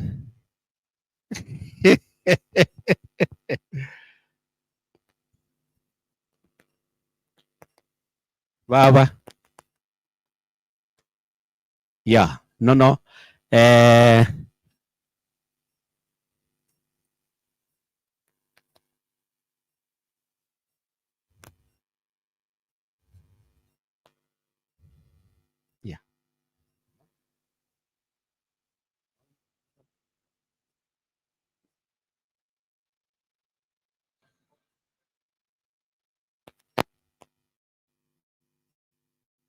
Somebody khotla dilo tsa teng.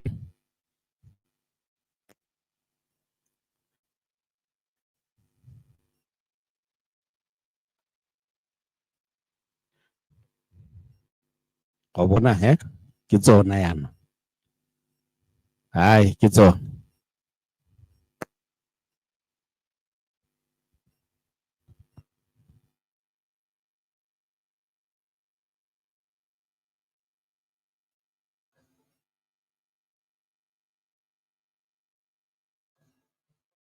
Thank you. Thank you. Ladies and gentlemen, let's welcome Icebo lethu.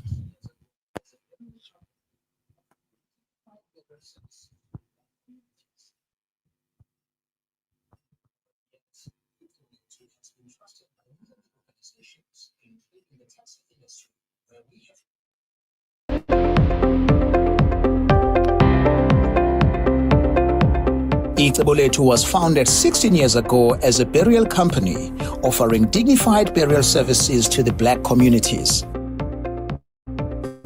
Over the years, Icebo lethu has been trusted by many organizations, including the taxi industry, where we have partnered with different associations and offered dignified burials when called upon. The taxi industry is one of the pillars of our economy, and Icebo lethu prides itself for being able to add dignity and value to people who have dedicated their lives in ensuring that our people get to school, work, places of leisure, and back home safely. Through dedication, commitment, and excellent service, the company has established itself as a respectable financial services provider more than a funeral parlor. The introduction of the loyalty rewards was the first step on the company's journey to re-establish itself as a lifestyle brand. Through Icebo lethu's I Save Rewards, their clients benefit on rewards up to 4,500 Rand on a monthly basis. You might have seen Icebo lethu adverts with the payoff line, a funeral policy that pays itself, and wondered what this means. Well, let me explain. An average Icebo lethu policy costs 120 rands. You qualify for up to 4,500 Rand benefits from Icebo lethu partners such as Pick n Pay, ShopRite, or Checkers, or fast food retail such as Debonairs, Steers, Nails, and Icebo lethu clients also get discounts even when watching movies at Star Kinaka or Metro. If you are a soccer fan, that Icebo lethu gives you discount on PSL soccer tickets. If your lifestyle involves traveling and you require a car hire, Icebo lethu have partnered with Woodfoot Car to give you discounts. This also extends to educational platforms like Microsoft packages. These added benefits are available to all Icebo lethu corporate packages. This means any corporate that signs up for Icebo lethu Group scheme will be giving their employees these added benefits on monthly basis, which is why Icebo lethu emphasizes on selling lifestyle products. Rest assured, when that unfortunate death happens, they will bury you with dignity. In January 2025, we reconfirmed our commitment to industry, and that was one step of many to be taken in ensuring that dignity is sustained in the industry. Through our relationship with the taxi industry, Icebo lethu Group has created tailor-made funeral products to address the needs of members, from as little as 145 rands for members and their families, as little as 120 rands for their dependents to cater for their burial needs. Members can also choose to select additional benefits such as catering, inkomo, and tombstone cover at an affordable additional cost. What value do you get when partnering with Icebo lethu? 16 years of experience in the industry. You are joining a partner with over 150 branches across South Africa, which makes it easy to service you. We have also expanded our footprint through the Boxer network, where you can find all Icebo lethu services. You will be partnering with 2,100 strong workforce. You will have access to I Save Rewards, giving you real value every month. Thank you for partnering with Icebo lethu. We are committed to providing you a dignified service. Icebo lethu has a team of professionally trained account executives who are ready to take you through these options and guide you to select the best one for your employees or yourself. Icebo lethu Group is committed to adding value to you while you are alive. This has inspired Icebo lethu Group's way of life. We do life with you.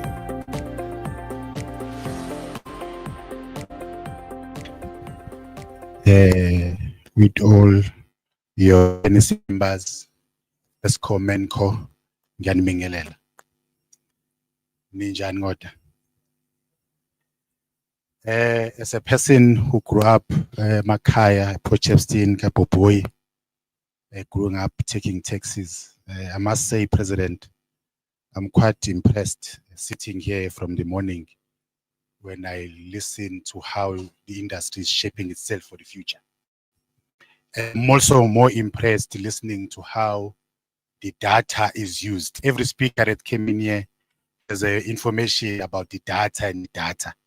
And I think SANTACO members in AGM, I'm hearing it's an AGM for the first time, but I just think you guys deserve a very good round of applause. Well done, and they will be future better. The video is introduced to ease for those who are not familiar. I'm not going to speak too much about that, but one thing I can say, the apparel industry where we come from is also experiencing same challenges that you guys are experiencing, where the industry is coming from very much being formalized and sustaining for the future. And I'm sure our group CEO, Dr. Nomfundo Zondo, Zondo, when she comes in later, she's going to elaborate more on that. My task today is to say one thing that we are very sure of, and Nani, you are very sure of, over and above counting money and everything else, is that in life there are two things that are certain. It's said taxman is certain to collect his tax from you. I believe now move away from VAT, they're now dealing with fuel levy, as well at some point that will occur sometime in our lives. We are a general business that has obviously engaging with industry. With yourselves, we have come up with a package that is available to all taxi associations that are across the country and endorsed by the leadership. I'm sure they'll speak more on that. I just want to have a full introduction what we cover in there. And all of that is aiming to make sure that should your member pass away, there's a dignified funeral that you provide. Policy covers your main member, your spouse. I know there are people who've got more than one spouse in this life. That one will find a way how you count spouse with your spouse covered, and up to 6 children. Obviously, those who've got more than 6 children can add children, but the cover and the pricing is currently started with 6 children who are under the age of 23. The extended members, which will be your second wife, your parents-in-laws, your siblings, your aunts, or your kids that are above 25, that for whatever reason are not working, they are also covered as well, but they will pay an extra for that. The waiting period is split into two. I know for those who understand the insurance language, there's always this thing called a waiting period. If you take a policy now, your association, there's no waiting period. After July, there will be a 2 months waiting period. So chairpersons of various tax associations, please go back and speak to associations. They must call us to come and present this now before July comes, where the waiting period will start to create some issues there and there. High level, I think we've got 3 packages. One is for 50,000 cover, one is 7,000 cover, one is 100,000 cover. For every policy, there must be an amount associated with it, because that amount is the one that is actually used to pay for the benefits. I mean, I know you guys have seen some brochures, and the brochures are available outside. Those are customized packages. One thing I tell, if you coming to us, you're not a policy member, you want to buy some of these packages, you're definitely not going to pay the 50,000 or 70,000 or 100,000. You'll pay more for than that. But it's actually safe if you actually take a policy beforehand, and then for your members and everything else. We do have a package as well, which is currently limited up to 30,000 for drivers. And I know one of the things we spoke about it today is about formalizing of the driver contracts benefits. And one of the things about the employee benefit they speak about, I know some of the drivers, which is also industry, they are not that much responsible, and the families come to you when they've passed away. You can actually take cover for them. That's up to 30,000 for your drivers as well. So this is not just for owners only, but it includes the drivers. This is just high level. The brochures are outside. I'm going to speak to that. It starts for as low as 145 rand for the family. For 50,000 cover, for 100,000 cover is 280. And you can also choose your calculations. Some of these is some done. Some of the former insurance companies out there. And I think in terms of kids, I mean, if you have a child that's up to 1 year, we pay 12.5%. Then obviously 1 to 5 years, 25%. Because I mean, 100,000 to bury a child of less than 1 year is not feasible. Obviously, there's a legislation that covers that, and that's what covers it for us. We do pay out within 24 to 48 hours once a claim has been lodged. And as I said before, these products are designed for the tax industry. So if you walk into our offices on your own, you're not going to be able to buy this, but you buy as a group, as an association at various levels. I understand there are various levels. You definitely can pay us what either you pay us monthly, quarterly, or annually. It's up to you, but you're looking for that. And there's a way of managing the data of the members, including the drivers. Drivers move up and down every month. Move to a next door and things like that. That's designed for us. So on that note, as a product, we want to say as a president, I was speaking to your members outside and saying we are also sitting in the commissions and the reports that are coming through. There's quite a number of collaborations that we can actually engage on. I mean, I was quite impressed by the utility presentation now to say we also come in and says, how else can we assist the industry? The product is just one thing. What you like to see, sustainable tax industry, that also in partnership with ourselves as a business, because we are here for the future. On that note, I just want to say, I congratulate you again for a wonderful presentation. I mean, AGM that you've had, and we are looking for more. And I'm sure our CEO will come in later to join you and in AGM. And thank you very much, President.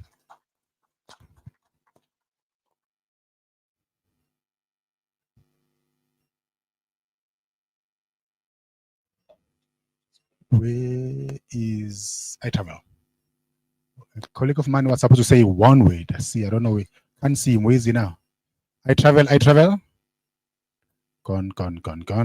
Okay, thank you. Ladies and gentlemen, I to a big round of applause. Re-encourage the members tsa rona go tsaya di policy ba gaetso. We might take it light, but this is very, very important. There was a situation because Zirast, one of our member passed on, and there was nothing. Stupidness bola ko mushari. And I had to call the president. Karen Tatitsebe, we are sitting with a big problem here. It's almost weeks. There's no money, there's nothing. What is it that can be done? Within 2 days, President Mfuni is umbrella, and I'm sending people by Eta Batlo Rana a dignified funeral.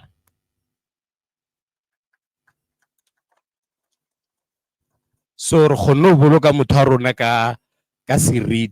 we must be very careful that such they don't happen. Let's make sure that our members are being taken care of as far as burials are concerned. I travel. First time, I'm gonna move quick. I know Vilomac. What? Representative from Vilomac here. Mercedes Benz.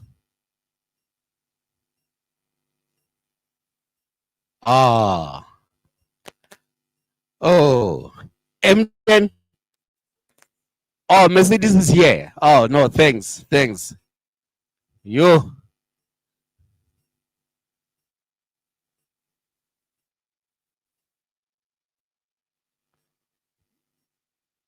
Yeah, no. Get la bua le Rebecca o tla etsa ra ba prepare ka fale. Because nako ya rona e nyane. O tla introduce a team how again. Thanks, man.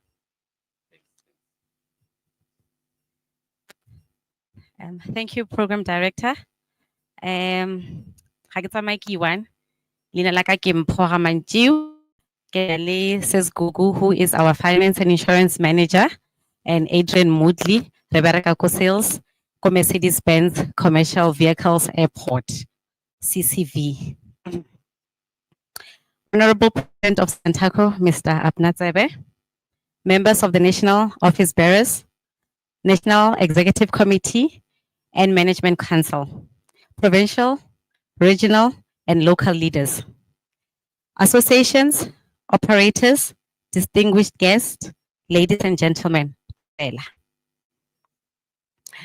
Today we gather here not merely to witness a scheduled event, but to celebrate a defining moment in the journey of South African taxi industry, the inaugural SANTACO National Annual General Meeting. As Mercedes-Benz Boksburg, under the profound banner of Motors Automotive Retail, aligned with Mercedes-Benz South Africa, we extend our heartfelt congratulations to you, the pioneer of this new chapter.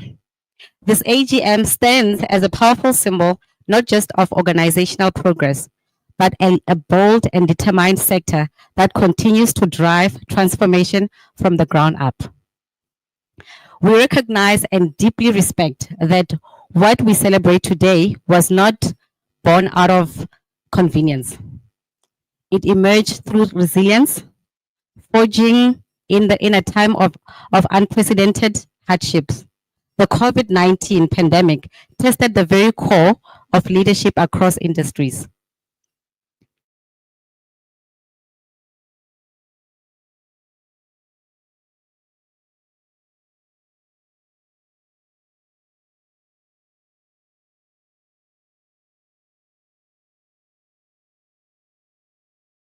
Post-pandemic could never have been easy, but the challenges did not break you.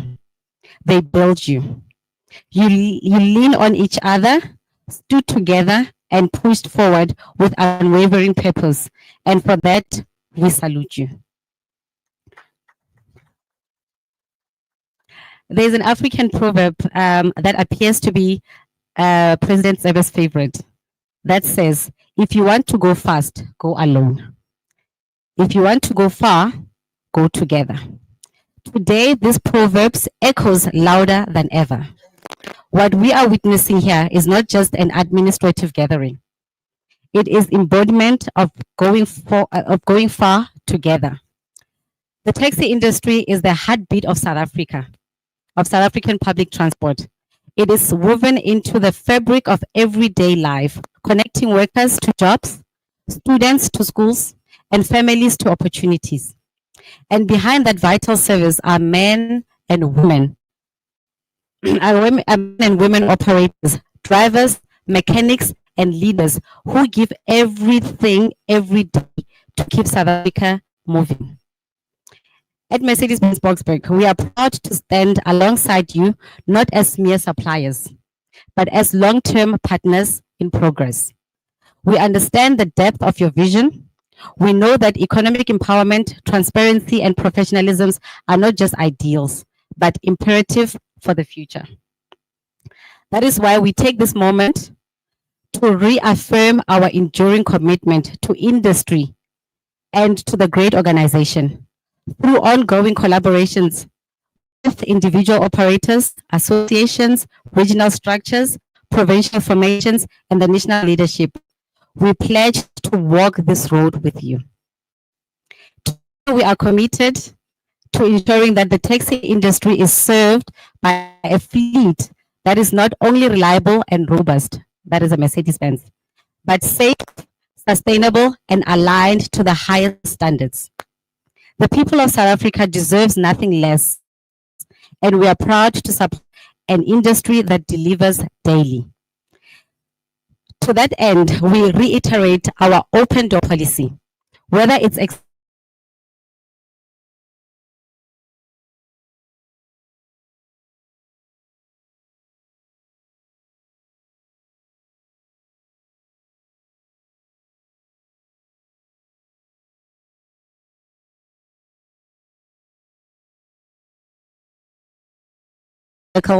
vehicles that sufficiently uphold and support the taxi industry's vital road safety ideas.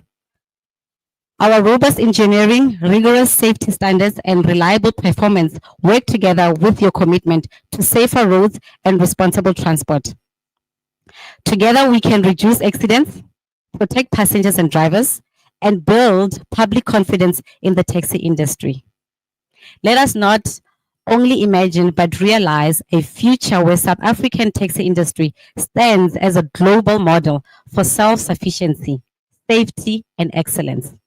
Let us ensure that the youth growing up in this country look at the sector, at the taxi sector, not just as a passengers, but as future participants, innovators, and leaders. And so, as the historic AGM draws to a close, may your discussions be rich, your decisions forward-looking, and your unity unbreakable. Let this not be the end of something that has started, but the beginning of something great. We congratulate you once again. We thank you for your trust, your support, and we look forward to the road together. Thank you.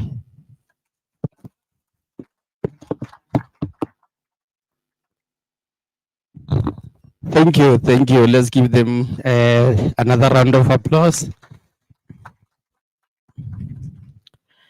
I travel.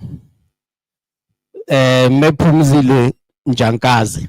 Oh, Kintad. Oh, one. Phumzile. Sorry, Ntat. Kintad. Hi, ke a leboga. Thank you.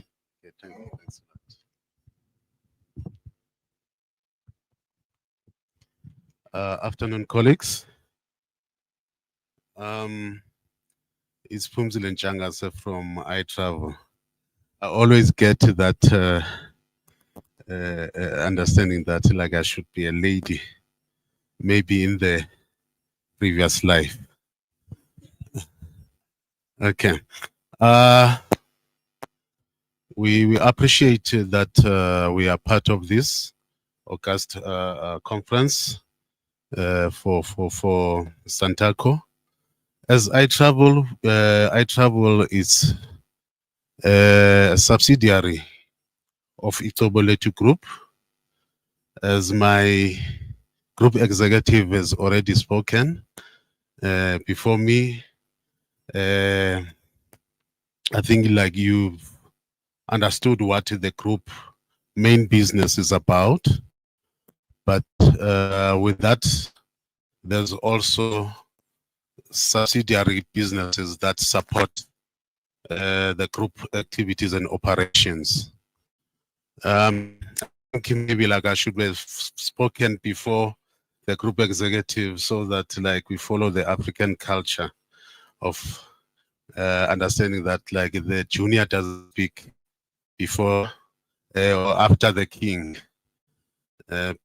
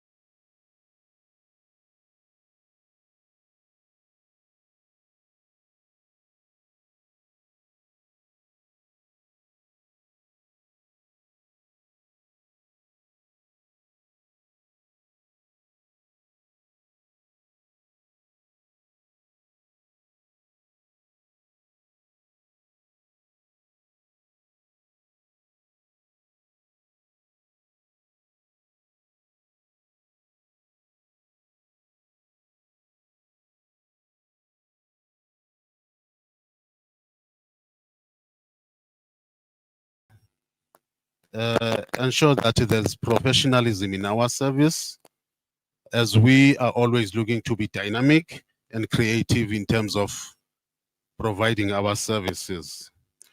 We constantly reinvent ourselves through our mission to ensure that there is transformed services and offerings that we provide. And our travel and interaction, we keep it personal, not only by emails and so on, but we ensure that like we always communicate to our travelers. And we always for excellence in whatever that we do. Travel is something that like we use as well, like in terms of the taxi industry, as we also service other clients of ours. That means that with that partnership, the partnership that I travel builds with SANTACO should continue, as we will be traveling most people together and ensuring that we all discover the world. I thank you. Thank you, thank you. I travel is a very important partner, ya rona. As we are pressed with time, ke tlo kopa gore ba re 2 o'clock we must be out of this place. We only booked until 2 o'clock. And the company ke na le draw. Ke tlo kopa gore some of the business partners a ke ba acknowledge gore ba teng. Just gore re kgone go keep nako. Re na le Altrek, re na le Ikamva, Upside teng, Halfway Toyota teng, re na le Toyota South Africa. Some of them ba tle ba le teng go gala dineng, they are still going to present. Re na le our brother here from Tita, Ntate Ramodisa Lamwitsi. He won't feel better ke sa mmitsa. Bile na sa tlile fela fa mo pele. Re na le TRSA, Taxi Choice, IMS.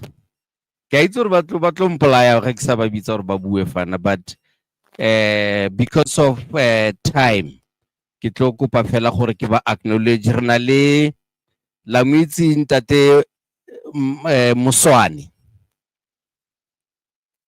Matsi o na le ko teng fana ka Ikamva taxi, sorry, yeah, o tlile ka company e nngwe ba e bitsa Ikamva, o teng ka fana re na le ena.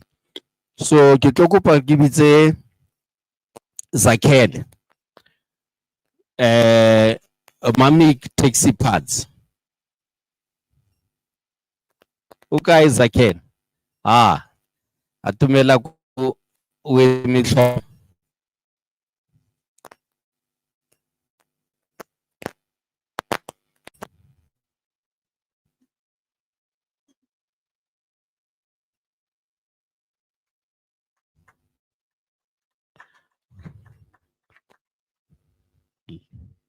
Over to you. Thank you, sir. To the President, Tsebe.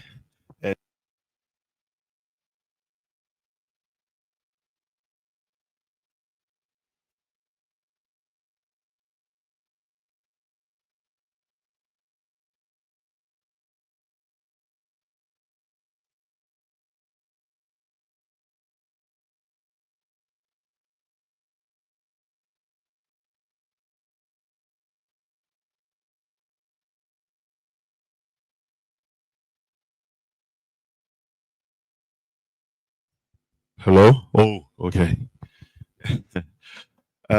Yes, I'm from Mami Taxi Parts. We supply taxi parts for the cars when they get into accidents. We bring good alternatives to repair the car. But today, because of the time now, won't take long. And today we decided as Mami Taxi Parts to bring some gifts. So we're gonna do a quick raffle, and we have a bull bar and some service kits. So yes, we're gonna do a quick raffle, and we're gonna ask the president to pull some numbers out of the head. Yeah, just for three times. Yes. Yes. We're gonna. Yes. Yes. Cool. Yes, that's how we normally do it. Yes. All right. All right. Okay. We have some. Yes.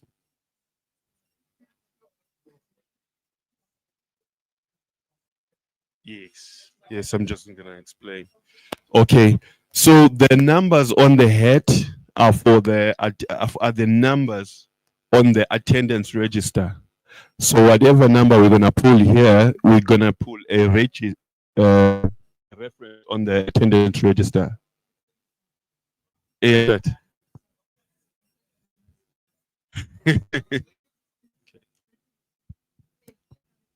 Tla re lokiseng ka pela bagaetso.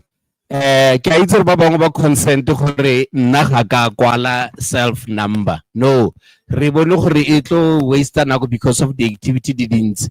Ra re bo mme fale ba administration ko officing ba tseye attendant register, as and when we sign then ba allocate the number ba di tsenya ka fa. So everyone o signileng attendant register o teng ka fa.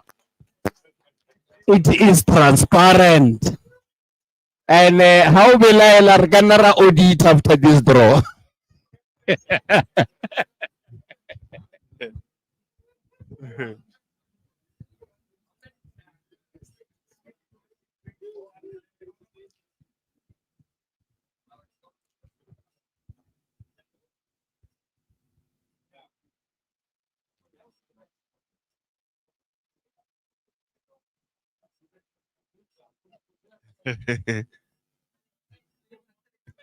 Three numbers, we pull three numbers. Start again, service kids. Okay.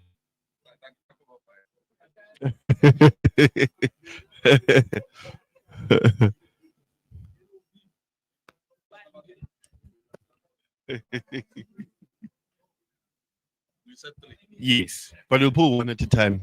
We'll pull it one at a time. 25. Yes. Number 25. Number 25, key. Mr. Mtombeni R from Limpopo. That's Mtombeni.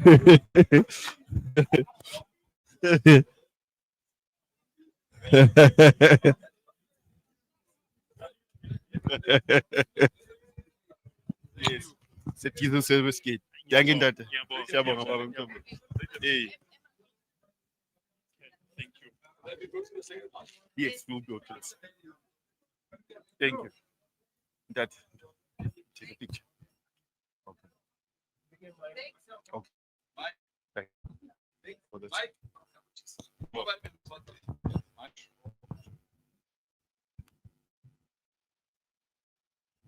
There we 34. Number 34. 34 give man. Okay. 34 ke Mr. Lumbela Gaspar.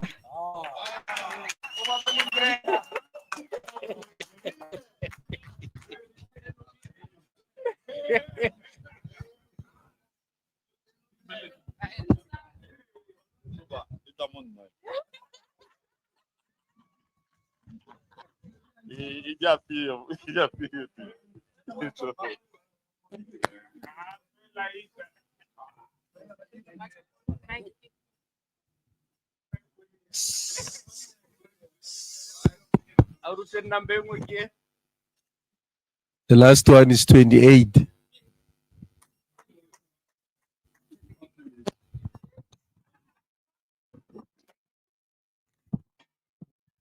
Twenty-eight ke Mr. Mpikhalala A Limpopo.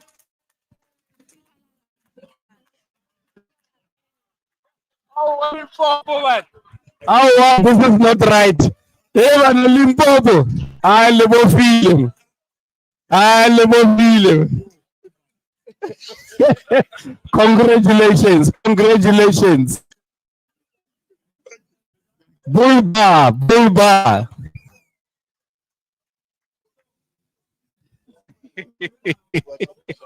All right. Hala Limpopo, hala. Hala cross border, hala.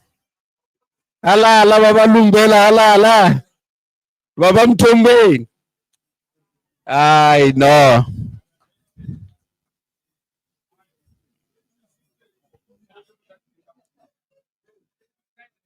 No, definitely this one I took auditing. It was fair and transparent.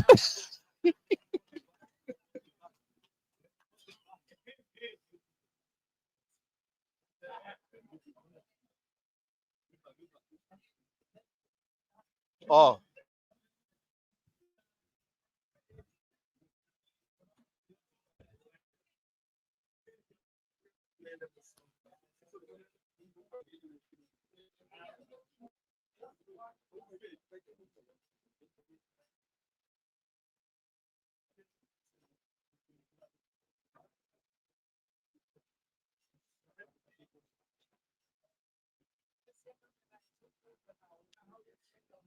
Ke na le a bofelo. Hey, ba ka mpolaya.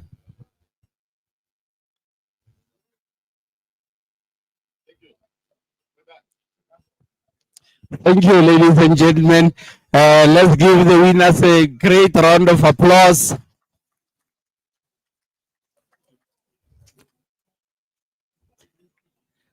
To those who didn't win, I'm going to give a second chance. MTN, K, Mara, Harowina, no. I be MTN, Kirabla, so I'll feel rapid.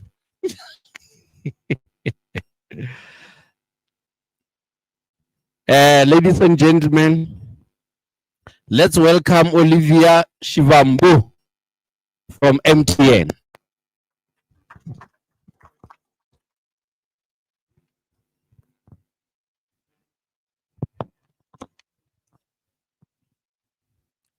Thank you, Program Director. Thank you to the President of SANTACO and the leadership for offering us this opportunity to be here with you on this historic event, your first AGM. As MTN, we are proud to be here and we are happy that you invited us. It's very true, we are going to have a lot of prizes to give away at MTN. Just to give you a hint, we are going to give a router, a 5G router, which is 5,000 rand and not one. So please listen to my presentation as there might be questions as we go along. So mine is going to be a test. You have to answer questions first.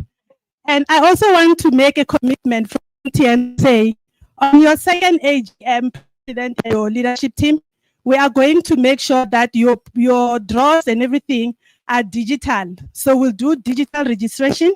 I believe there's a lot of young people here who can help work with the MTN team for us to create digital registration and digital draws. So we won't be doing the raffle anymore. We're going to move with time. Thank you so much. Looks like we're not winning with the presentation. Thank you. So, as I've already indicated, my name is Olivia Shibambu. I'm happy to say I'm also from Limpopo. So when you see people winning, let's try to associate yourself with them. But I will try to make sure that at this one, not the winners should not come from Limpopo because I might be audited. At MTN, we say, today we make moves. I'm sure you've seen a lot of MTN commercials that talks about today we make moves. What do we mean when we make moves when we are in the taxi industry? This relationship with SANTACO started like about a year ago in different regions. We've had our presentations, but we decided to take it further and make sure that we make real moves. So when I was looking at the SANTACO logo, and looking at the MTN line saying today we make moves, I was so excited to say, okay, it says today we make moves, but then to make a move, sometimes you need an engine, right? You can't have a car and say, now we're making moves, but your car doesn't have an engine.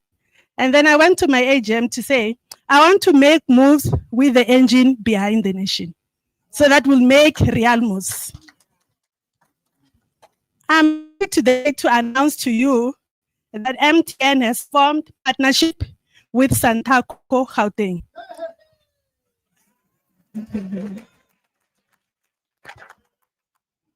So next time when I say I'm not here alone, I came with my team, I'll expect the Gauteng team to stand up because they are our MTN shop. They are an extension of MTN selling MTN products. Thank you, Tim. It was a long journey that we took. If the team can remind me, I think it took about 8 months, if not 7 months, to complete the partnership. It was not easy because we were getting pushback to say, but SANTACO cannot be registered as a reseller because there are partners that are selling there. But I said, but then why not give them an opportunity to be a partner as well? We had a lot of pushbacks until we had GM who came up and said, let's give them a try. Let's give them this opportunity. So officially, you are like when you go to a mall and see a BRC store selling MTN product, it's exactly the same commercial that you are having. It's a partnership where MTN is going to sell our product through you, meaning commissions will be paid to SANTACO for every sale that will be made through SANTACO. And I'm happy to announce that we've got a first router that was sold and delivered successfully. I hope it will not be the first and the last. Tim, I trust you that it's going to be the first of many more to come. So we partnered with SANTACO to sell prepaid products. You've got the numbers, as you have already indicated. I don't want to show you the numbers now, but if you can see how much the partners are making out of your base, be shocked. So I trust you to put together a very strong team that will aggressively go out in the market and claim back what's rightfully yours. We are not saying you must go and move partners out. You are selling business to business products. When I say business to business, you are selling to taxi owners and your drivers, not to consumers. You are selling to businesses. There's a lot of products that you can sell from MTN. And I've heard through the different presentations that have been said, there's a lot of solutions besides selling SIM cards, selling contracts, selling routers. There's a lot of solutions that we'll be able to sell through you. I'm looking forward to getting innovative ideas coming from this side, this house, because we don't want to go and build products and say, go and sell. We want to build together with you. Come up with suggestions to say this is what we think will sell in our industry, because I understand you know your industry more than we do. So here we are saying together MTN, as we make moves with the engine behind the nation, we are going to be number one in everything that we are going to do together.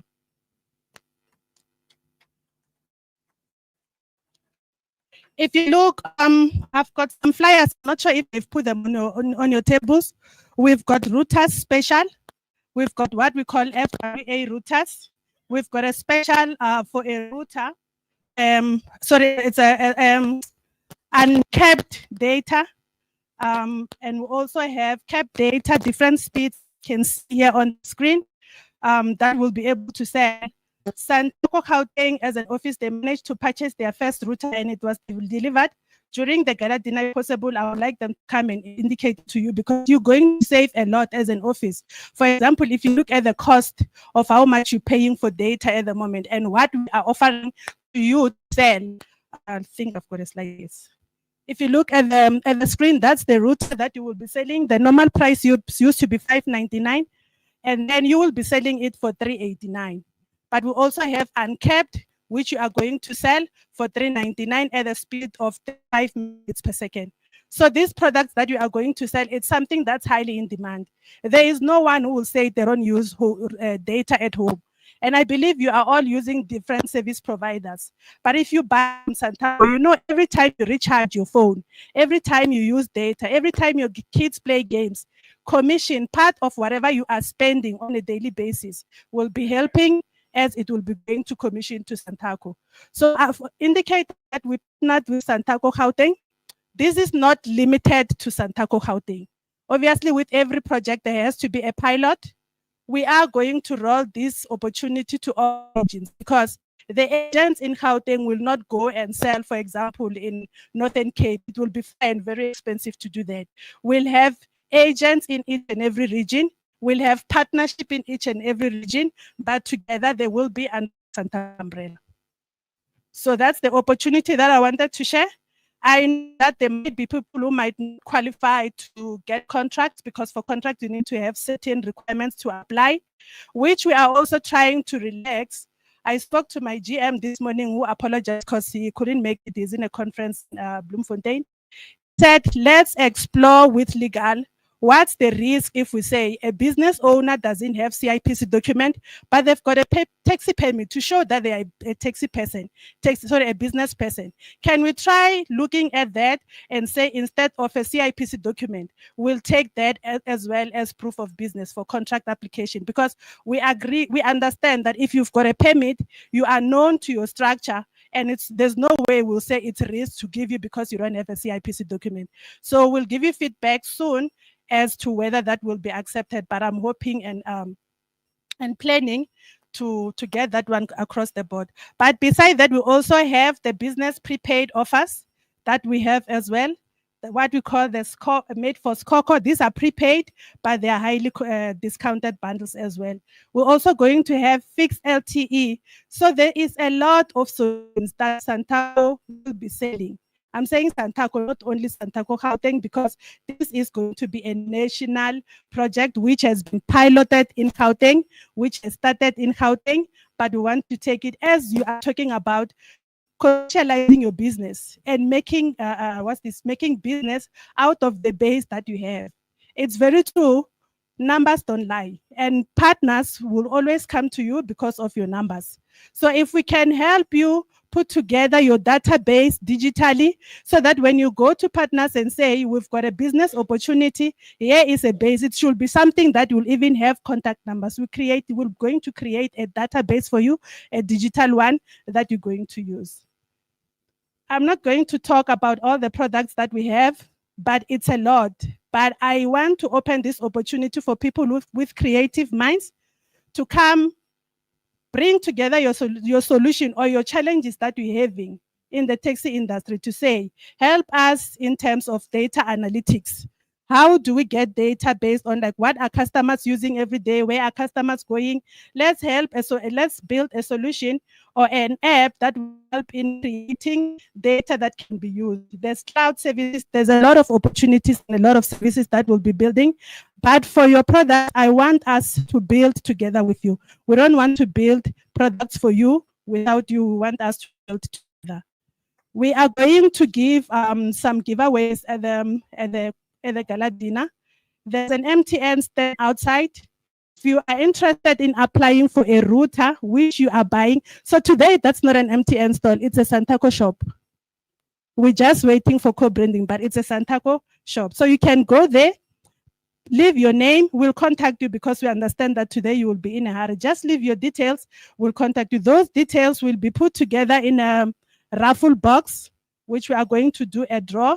We're going to give a power banks. We're going to give one person who will be interested in a router a 1-year free subscription, unlimited data for the full year. You'll start paying on your second year. Thank you so much. Hala MTN hala. Ke kopa are ding collaboration ya leadership Gauteng le Sister Olivia. Kopa Gauteng ya emelle. Gauteng ay emelle re leadership ya Gauteng. Picture. Come in the front. Come to the front.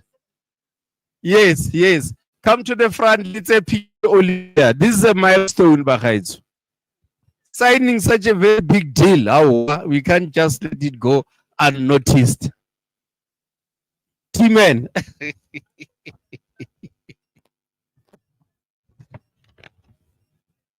Ntate Mali. Oh, thanks for your leadership. Yeah.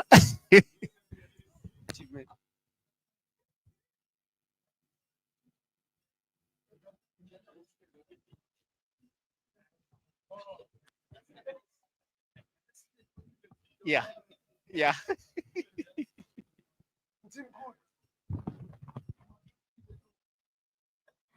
Black Business Council. Ntate Mofokeng o teng? O teng Ntate Mofokeng? Okay.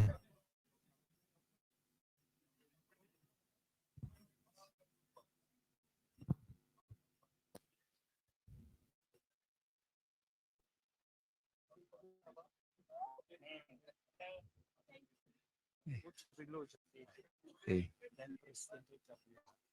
Okay. Oh.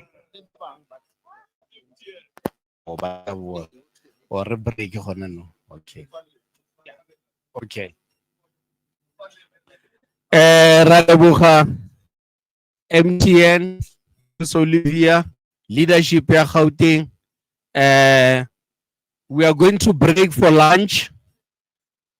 Nagwiri Sile, we are going to break for lunch. We'll come back at 3. 1 hour. Yeah, we are just coming back for 1 hour and then we are done.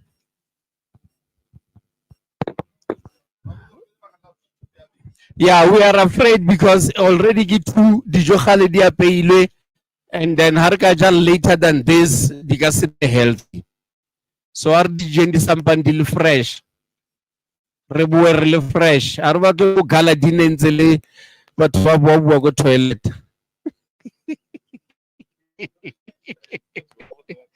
Yeah, no, ari yemba gaetso leadership it leader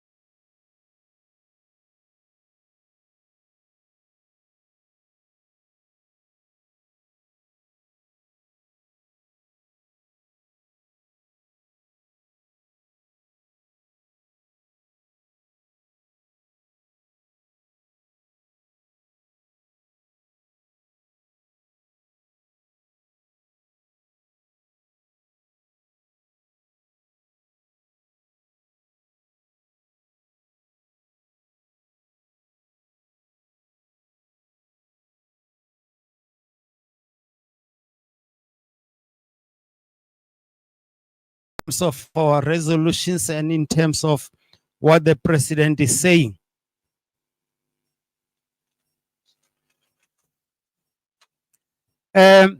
Before I call the next item, Gumamun Mazola, ne, be ready.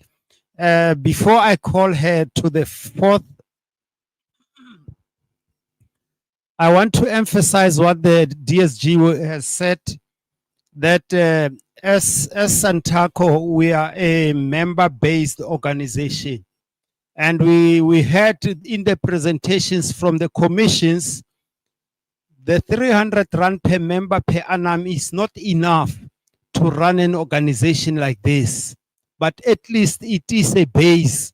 It forms a base. We have to build on it and make sure that we gather other funds from other sources so that we can run this organization very smoothly. We are busy in the elections. Preparations for elections are continuing. And we emphasize the fact that for legitimate elections to happen, people participating must be in good standing. Good standing meaning in all respect.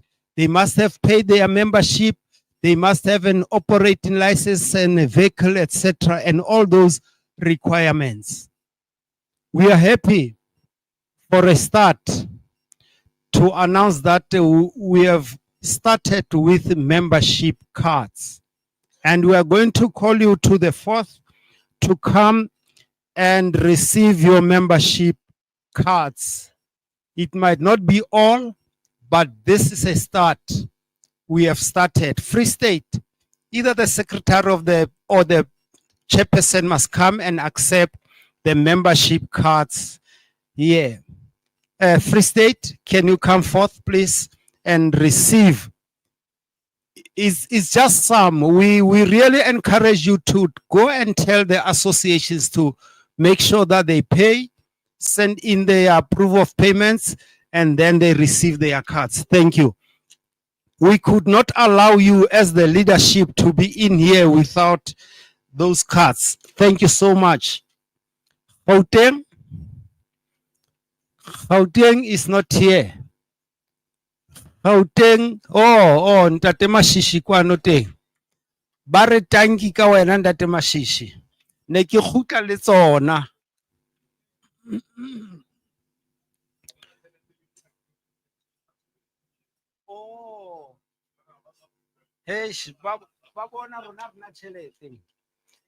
Ntate Mashishi, well done. These are the cards, membership cards for the province. Thank you so much. And as members will see, mine was in the pocket already because I received it. I couldn't preach a gospel that I don't believe in. Here is my membership card. Thank you so much. Limpopo, you can come forth. Show them the membership cards when you reach home. Please encourage every member to pay his dues so that we can move as an organization. And as it is, ladies and gentlemen, we said we don't encourage individuals to pay. We encourage members to pay via their associations so that it is orderly. It was brought to our attention that some members are not compliant. They don't abide by the rules of the association. They jump the association, the region, the province, and then they come and affiliate national only to find out that they are not in good standing with their association. So everything must be done by the association. Northern Cape, here is your envelope. Northern Cape followed by Northwest. Northwest, ladies and gentlemen, is the front runner in terms of membership payment. Thank you so much, that Human. Northwest is the front runner in terms of membership payment. This envelope is the one that is the heaviest. Can we give them a round of applause, please? Yeah, thank you, Ntate Sibigo, re a leboha. And then we have Eastern, Western Cape, Diverse Cup. Diverse Cup, the membership cards are here. It started with the leadership, so we please encourage that let associations pay. Thank you so much. We have the cross-border. Cross-border, we have some members that have paid from cross-border. We have their membership cards here. Thank you so much. Thank you, madam. And then lastly, we have the meter taxi. There are some members that have paid, and we have their membership cards here. Meter taxis. Oh, I thought there's nobody in the house. Mr. Shange is here, and Mr. Klaas. Thank you so much, Babu Shange. Ladies and gentlemen, I was doing this so that it is proof that something is happening. We are not just talking, but we are working. So we really, we did not receive the payment or the whatever. I think there was confusion. SS secretary, no belinga kai leti la national, so we could not for now.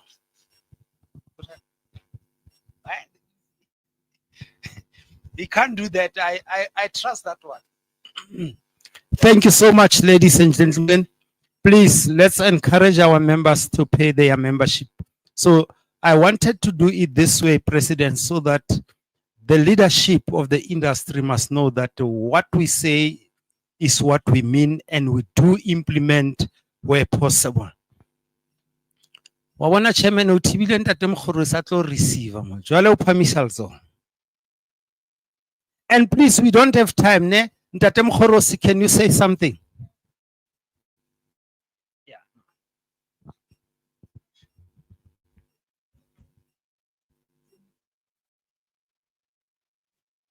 When?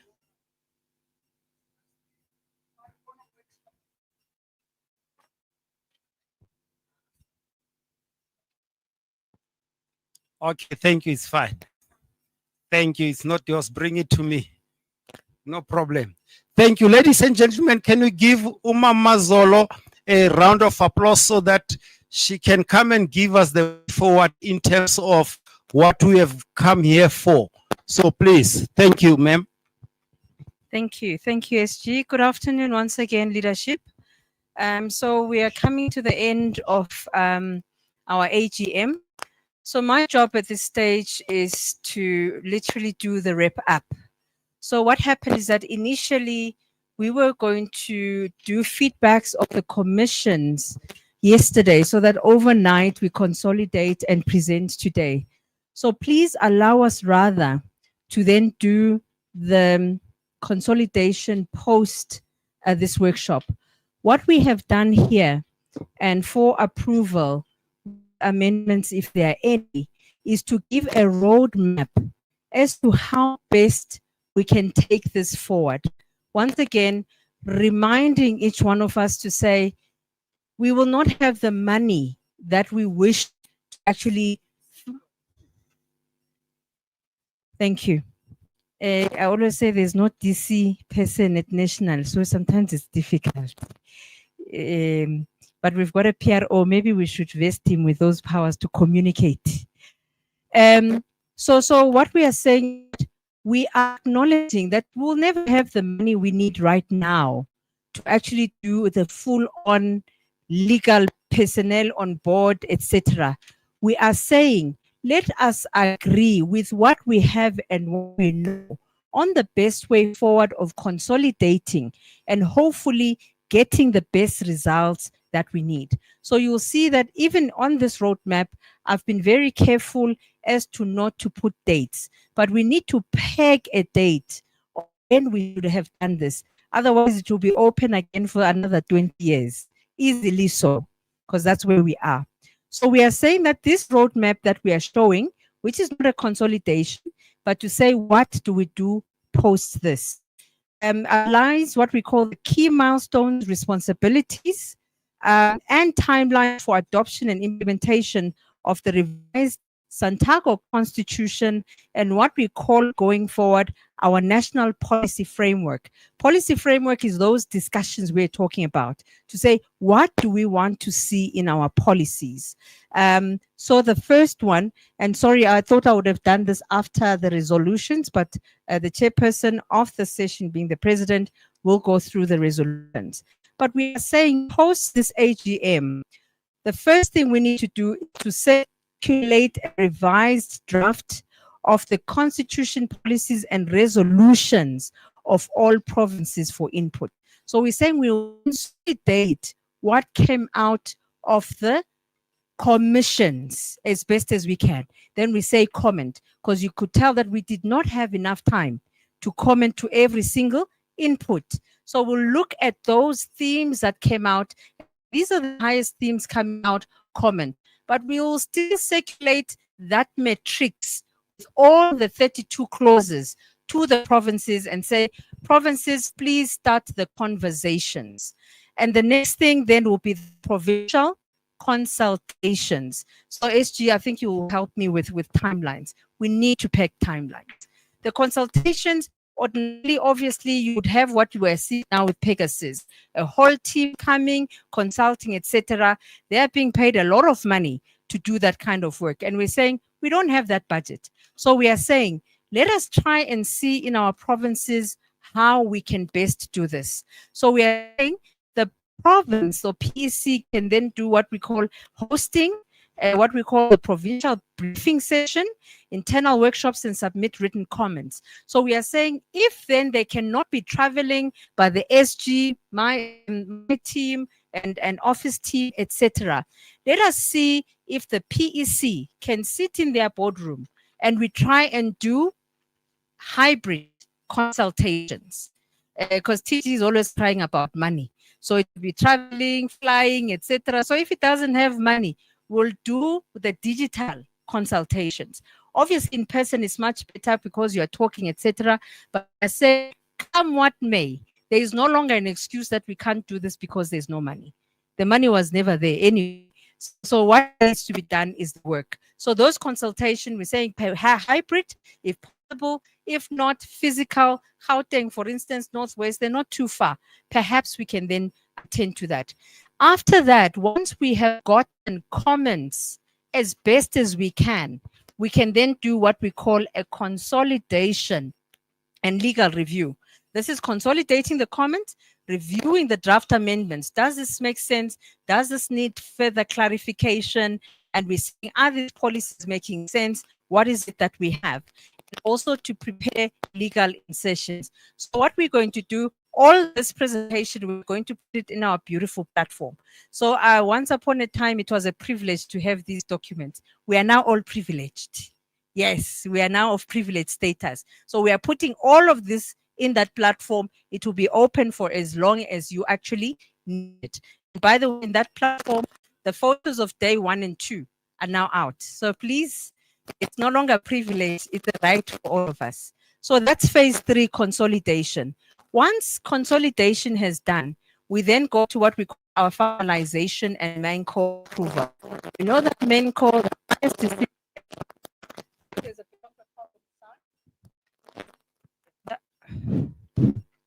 The highest decision-making body then has to approve the final drafts.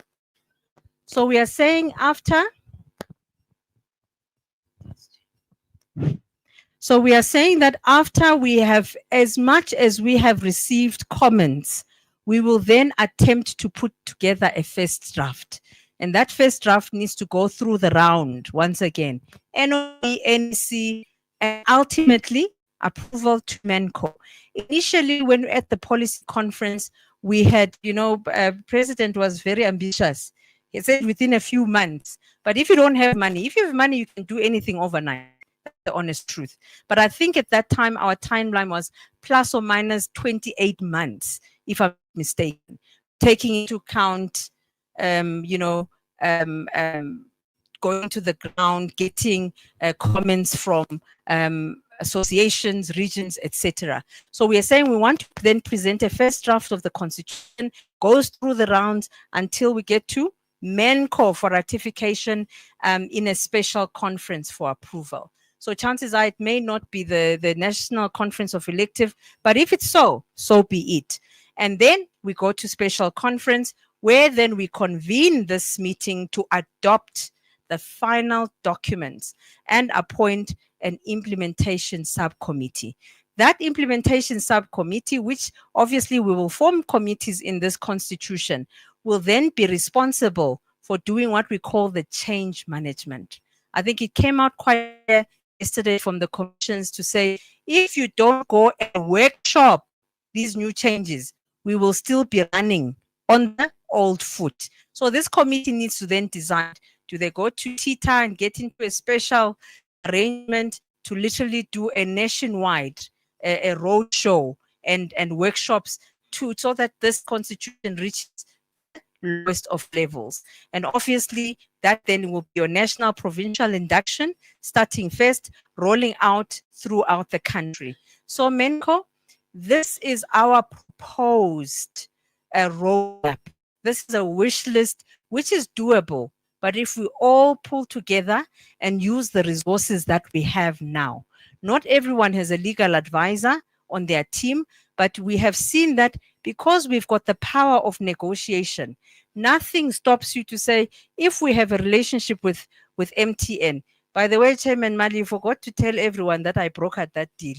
I went there and spoke very good English, MTN, and they believed, SANTACO is ready. Now when they're taking photos, they're not inviting me. But anyway, you know I was there. Thank you. And so what I'm saying is, you can then go to your provider service. Western Cape is sorted. You've got your Pegasus, your racks, etc. So they'll be able to go through this process with you. But for those provinces like Northwest who don't have funding, go to some of your partners and say, dear partner, you look like you've got a legal division. Can you do pro bono? Not even a pro bono. Actually, we deserve that service. I know they were consuming from us. We demand that service. Please get your legal people to come and talk to us. Here's the constitution. Help us. We can do this. Use the resources and the power of negotiation that we have. Then we'll then see, President, if there's no province that cannot broker a deal, then we see what can be done. So I just want to pause here before then President takes the stage to say, from this roadmap, is there something we should be putting? Is there any other consideration that we should think about in between, or something that is going to be impossible in this roadmap? Chairman and SG, through you.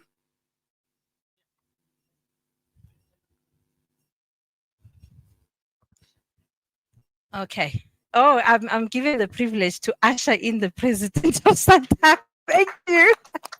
It's not every day it happens. Okay, so we just want this to say, press, see Meetnng, if there's anything in these phases that they have an input to, or another way that we can approach this.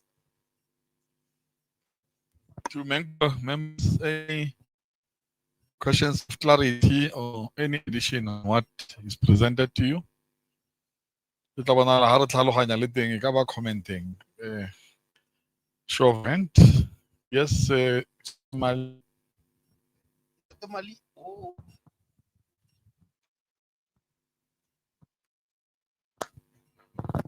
Thank you, Press. I think we support as Gauteng province.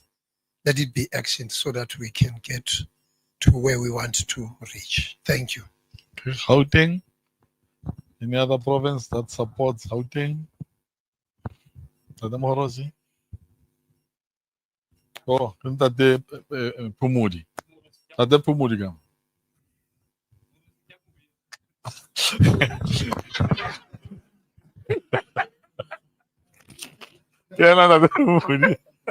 Yes, over to you. Yes, Chair. Oh, sorry. Oh, Yes, Free State ga e support magane ke re mohlomongane re na le di-time frame e ne tla re sebeletsa haholo. Okay, But yona timelines? ke support-a ntho Gauteng MTN. Okay. Okay. Ntate Mthimkhulu, do you want to say something? Okay. So, yeah, carry let's QR code, but I need romela the timelines, ne? Yeah. I'll check it will updated. Ntate, Press Northwest, we are in support. Thanks. thank you. Western Cape.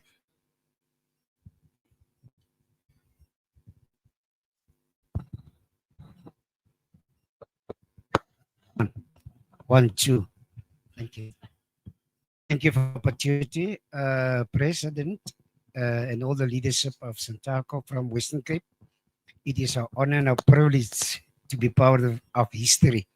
I mean, it's the first AGM ever, and we support it and we work together on behalf of the leadership to implement this in Western Cape. God bless this program. Thank you. Where's the Northern Cape or Limpopo? Actually, Limpopo, Thank you very much, President. As Limpopo, we support the move. Okay. Thank you. Northern Cape. Northern Cape, as the Northern Cape, we are fully support of this project. Oh, thank you. Mpumalanga. Mpumalanga. Yeah, Kilaka Leo. Thank you. Right. Thank you. Meetnng.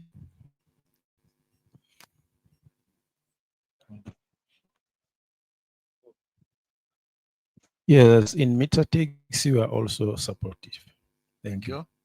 It's on the record. Thank you. Crossbow.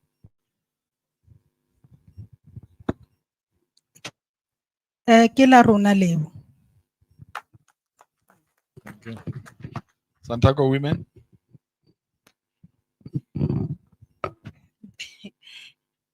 Thank you, Chair of the Day. We are 100% in support because I've seen where we want to fit as women this care. Thank you so much. Okay, thank you. Action. Oh, my provincial secretary said, I must say Santa women, not just women. Okay. Thank you. Okay. Thank you. I think there's timelines, Angel. Bakulmenge timelines to add. Yeah. Okay. We'll be working on timelines so that when you get it, it's proper. Thank you so much. Let's come to closing address. I think time is not on our side. What is the time now? 4. First, yeah. Okay, Menko leaders, the second deputy president, secretary general, TG, executive, and NOB members, NEC members, and Menko members. As we conclude this historic AGM, allow me to rise not only with gratitude but with clarity, because what we have achieved over the past 3 days is more than compliance. It is a shift in culture. You've presented, it was a free will, you were talking freely, so no intimidation, robust discussions and dialogue, which I appreciate, and I want you to give yourself a big round of applause for achieving that. This AGM was convened under a bold and visionary theme, which says driving unity, accelerating transformation towards an inclusive and thriving taxi industry. This theme, colleagues, is not an inspiration, it is an instruction. It's not just, we don't just display this, like it's an instruction for us to start working. It challenges us to move with purpose, not politics, with vision, not division. And above all, to understand that our transformation will only succeed if we are united, colleagues. Not in rhetoric, but in discipline, in leadership, and in governance, of course. It's very important. Governance is our foundation. Let me begin where all credible organizations must begin. All these organizations, they begin with governance. We are no longer a voluntary formation reporting, memory, and tradition. We are now a constitutional institution. We report, we table, we account. That is governance.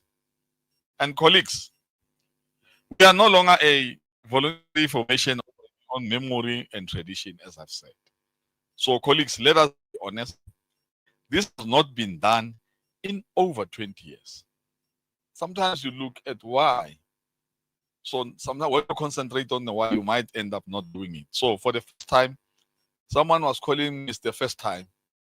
First time prayer day, even if there were challenges.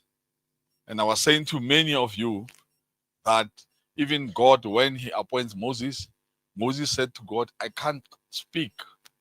And then he said, I want to send you and I want to show these people God. When the stick, Yaga Moses was turning to a snake. And other wizards, they came and they said, yes, that we can do it. And then Balakela now they became snakes. But the one, Yaga Moses was stronger. That's how God is powerful. And Ngifuna, don't look at me because I don't know the powers in me. He who put these powers to run this organization is beyond me. Because I want to fight. So SANTACO, re drive ke memory wa modimo, re drive ke memory wa motho. Lena le ka ba bona le bona dintho di etsala kante someone was telling me that sometimes praying, it said Zimbabwe was in trouble for more than 40 years. And then the Israelites, modimo khona bantsha wa santse Zimbabwe mo bothateng bo. But it is a process. Even if some they believe that it's nice to be where we were before. So we need to move. That is a mentality. Obviously, in terms of governance, you'll come about across colleagues. So if we report not just to each other but to the nation that this industry is serious about accountability. Now I know there are different views among us. How things should have happened, what should have been included, what might have been left out, and I accept that, colleagues.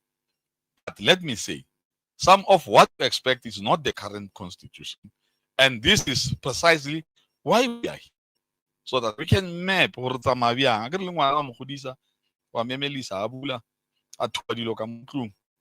process. So the TV TV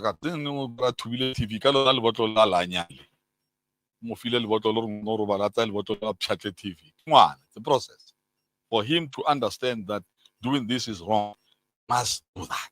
So to us, why we are here is to review and amend this same constitution to make sure it's a process. We are not saying it's amended. It's a process until we come to a final document. Say now, so we must work.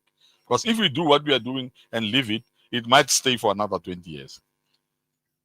As Constitution 3 said, we have been assisting the Constitution. This shows that we are an agile organization.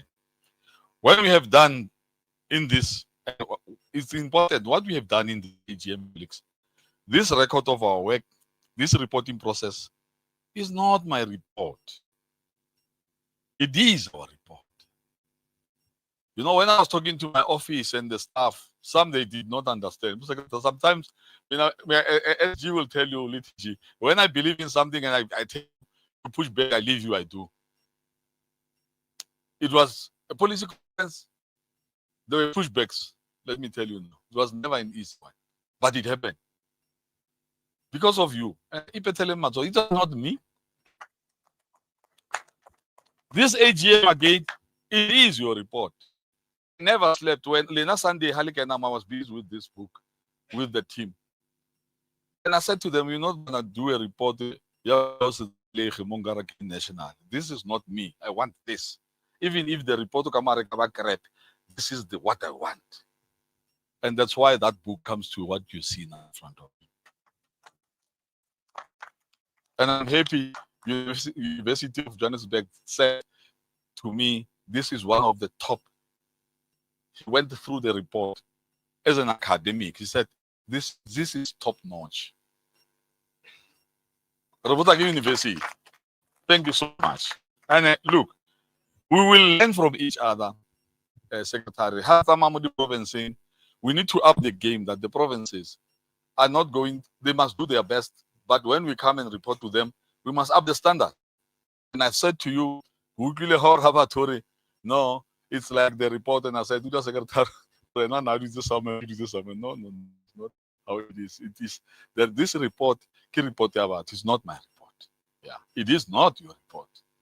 Right, the finance regulates. We agree. Maybe the way forward and it's not best that. So, what we have done,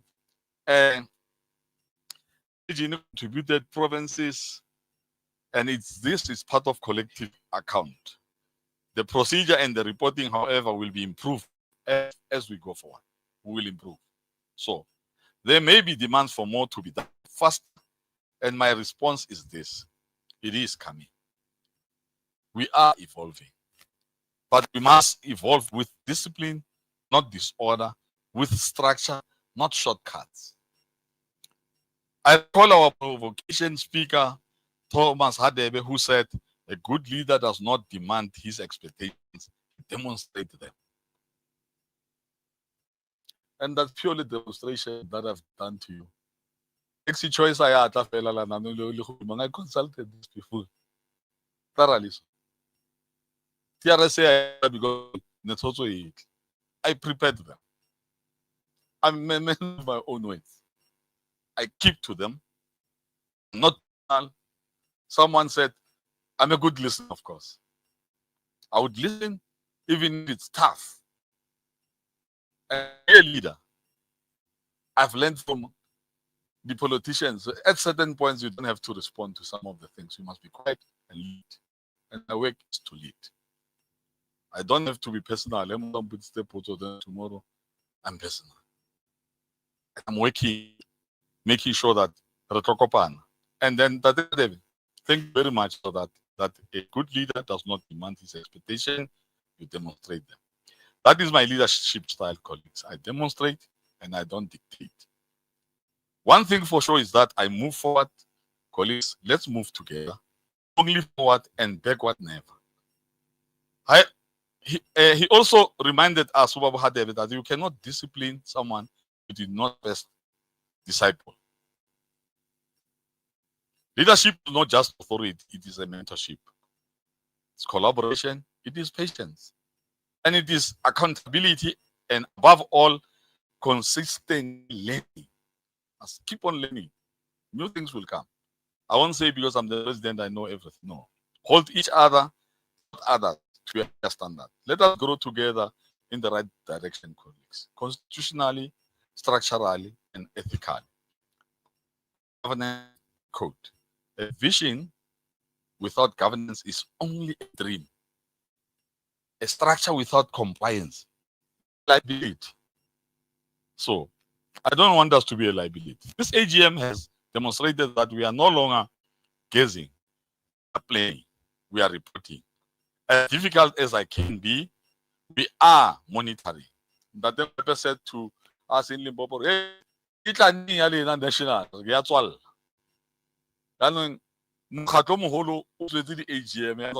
election. Then this is now we up the game. Some might come back, some I don't know. What is your opinion? We will never encourage because we must do a secret ballot. They must also happen from the roots going up. When the roots is deep, no need to fear the wind. So there's no need. Start there to bring constructive leadership. Constructive leadership does not just I know make sure that association national. So it must be a chain coming down, going up. Obviously, so we demonstrated that we now mean business. On leadership, I want to say to be accountable and be emotional, colleagues. Too often we have seen a pattern in our structures when things go wrong.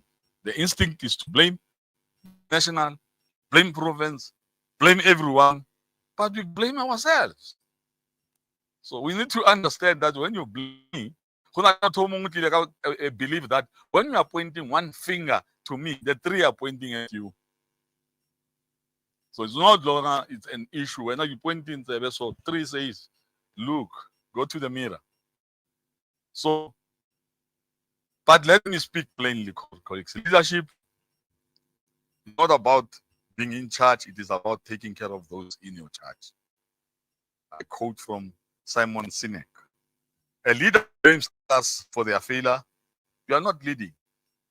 A leader who does not reflect on his or her own failures is not leading.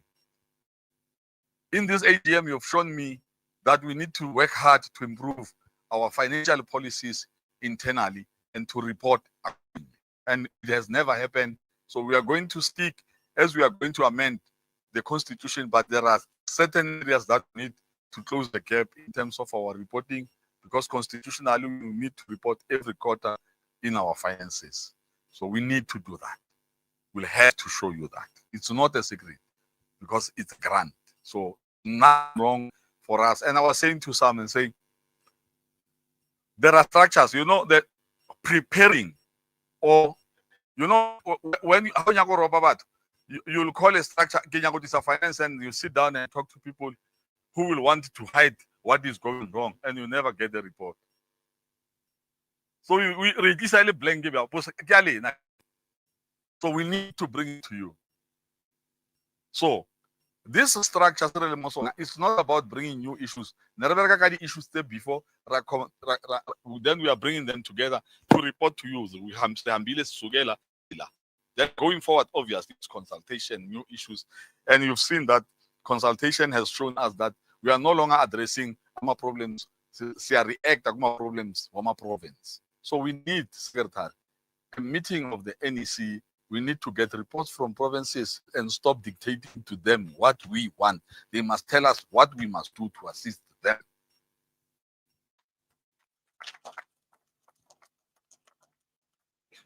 Last Friday, I came from the Western Cape, and thanks Western Cape for us to come and say, come, President, this is the challenge that is coming. And so, because we need to obviously work with provinces, and we're working on the issue as of next week. Let us stop weaponizing gossip, misinformation, and hatred. Guys, gossip kills character. Gossip kills. But more dangerous, it kills, and possibly it kills us. If we can state because of gossip in our industry, you'll be shocked. Repulari. Oh, it's one issue. If can have a problem, I would rather talk to you and say, my brother Manai, can we talk about it? You know, yesterday I was talking to this one, there was a complaint. Yeah, the Secretary of Northwest. I said, Chief, what is your problem? I said, no. And feeling inspection or what is your problem? Because now but because of misunderstanding,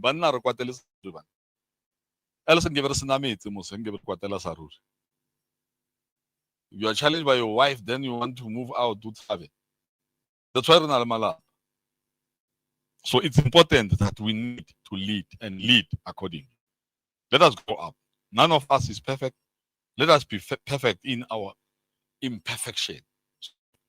Colleagues, leaders does not hide behind complaints. They stand in front of problems and say, the solution starts with me.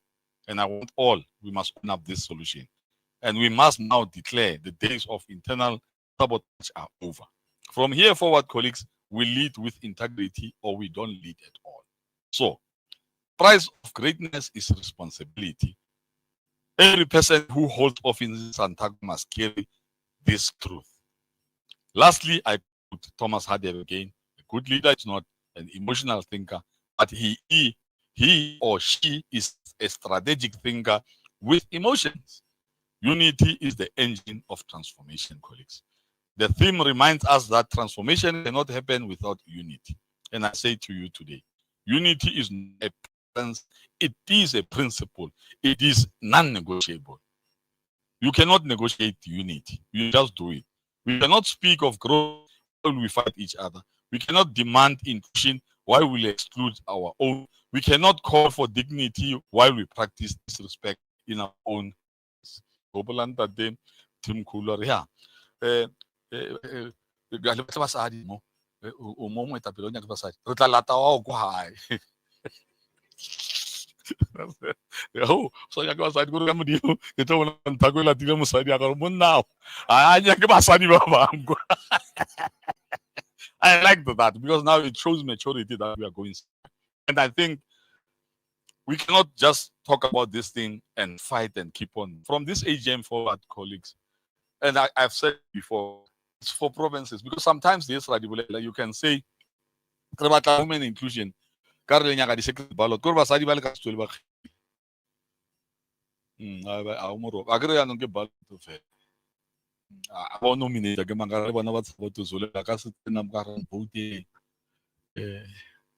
We have to work on this inclusion story so that people can understand. And that's what I said in my opening remarks that you have 5 provinces, and when you stand up, voice squad said, it's one thing that we can do. It's either 2+1 to make 5, or you change it to 5+1. I get I'm good now. I get 4 le 5. I get a 4+1, meaning 1 of them. I get or le 5 le eta 1 yam. I'm good again. Is that clear? 5+1. I be 5+1 kappa. I be 5 minus 1 plus 1. Lang good again. Because we have to start doing it. If really 13 structures, we must have 13 women. 5. Hello, province, to our bonus. 1 point something, the 30% becomes 1 point, which to the nearest 10 it will give you 2. But we are staying still of it to and try and assist.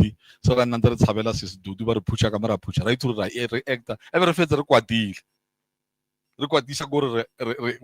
problem to include women in our structures, colleagues. From all provinces, my humble request is that going forward, our MENCO or our and secretary, I know constitutional someone might challenge, but I still say women are not represented. Even the constitution is quiet about them.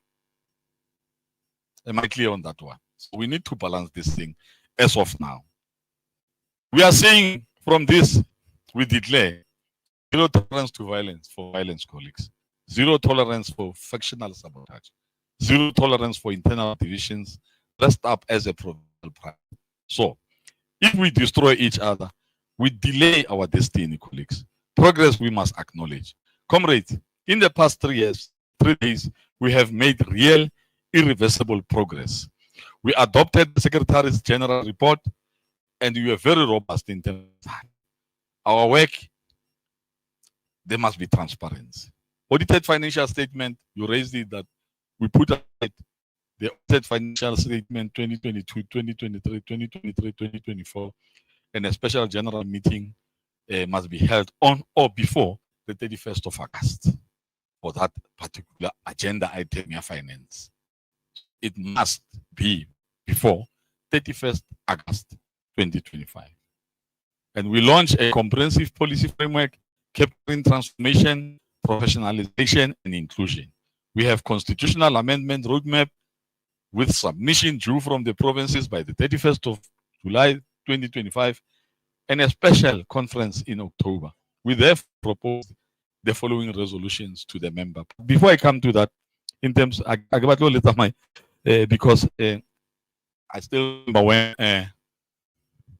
there was a one quote, a particular leader said, Mara, the president of the peer, man, get the peer. Argolo tamanga guy. Right. Ha o bolele nnete. Heba. Mara ka speed se seng sa tloka sa re no. Go ne bothata. Ma ke bolele nnete. A re president, kana motho mong ke sa gopola ke nna ntate mape a re go loka kudu ke sebe. La gopola. In one AGM sa go loka kudu ke sebe. Alright, ke feta ke re no. Ke a o tshwara o ya ka o tshwara. Mercedes Finance ne batla koloi fela. Luckily next time office. Ne nyaka koloi ra patela pila. So ne batla ra mo ha koloi. Okay, se simple. Ona mo medisi. O tsamaile. Le o mo le ra le bona se simple. Re tsa ka letso re fo mo ntsi. Order you because it was already a warrant. And a warrant is simple, they don't negotiate, they come and implement. But Mercedes will reverse that warrant. We still have the car.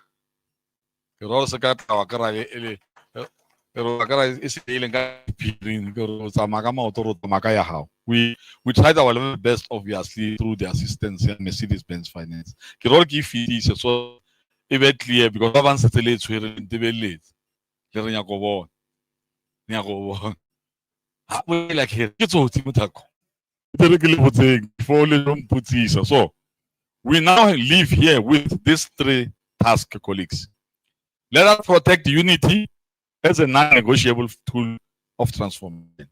Let us lead with maturity and responsibility. Number two. Number three, let's complete the roadmap we have adopted today together. You don't build the future by standing still.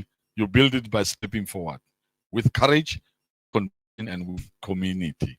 So, colleagues, let us return to our provinces, knowing that this AGM was not a tick box, it was a point. Let us move forward, knowing that we are not where we were, we are compliant, we are constitutional, we are committed. Let us drive unity, let us accelerate the transformation, and let us build the thriving, inclusive taxi industry this country deserves. We are now going to sign a declaration, colleagues, leadership, to be read out by the legal advisor in my office, and that we will and sign it today now. Province by province, so that we live here in one voice and in unity. That's why I was pointing you one by one. Say, yeah, no, we support. So your support will be followed by your witnesses, province by province. You are going to sign it, I think, and we are going to frame it and do copies, send to your offices in respective provinces. So here, name, your province, and name. Sure that we are serious, we mean business. So we are able to hold each other accountable, but we signed this thing together. So because we are saying, let us become united. Colleagues, for your hard work, I thank you. Ke le lebogile, ke betafatse ka letolo. Ke a le tlhompa. Long live United Industry, long live. Long live SANTACO, long live. Forward with transformation, forward. I want to tell you one story.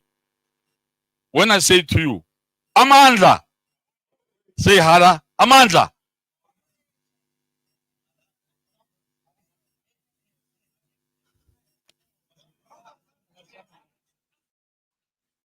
Get Amandla.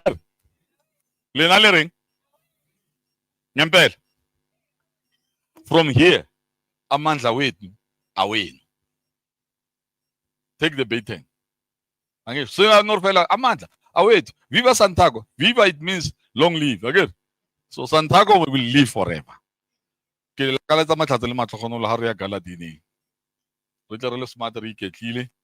And we are going to make sure that after Galadina, there are some of the things that are going to happen at the Galadina. It's not all about Dina is Dina, Bafwetu. There's nothing fancy about Dina. But we are saying, there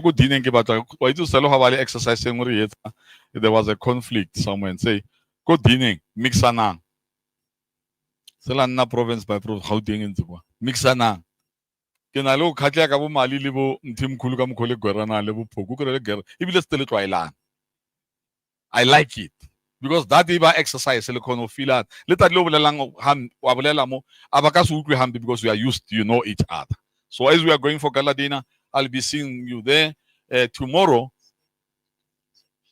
Okay, Secretariat and Governance. Okay, we need to come to this one. We've adopted the Secretary General's report, approved roadmap for constitutional amendment, and then we mandate Menko to consolidate constitutional and policy inputs.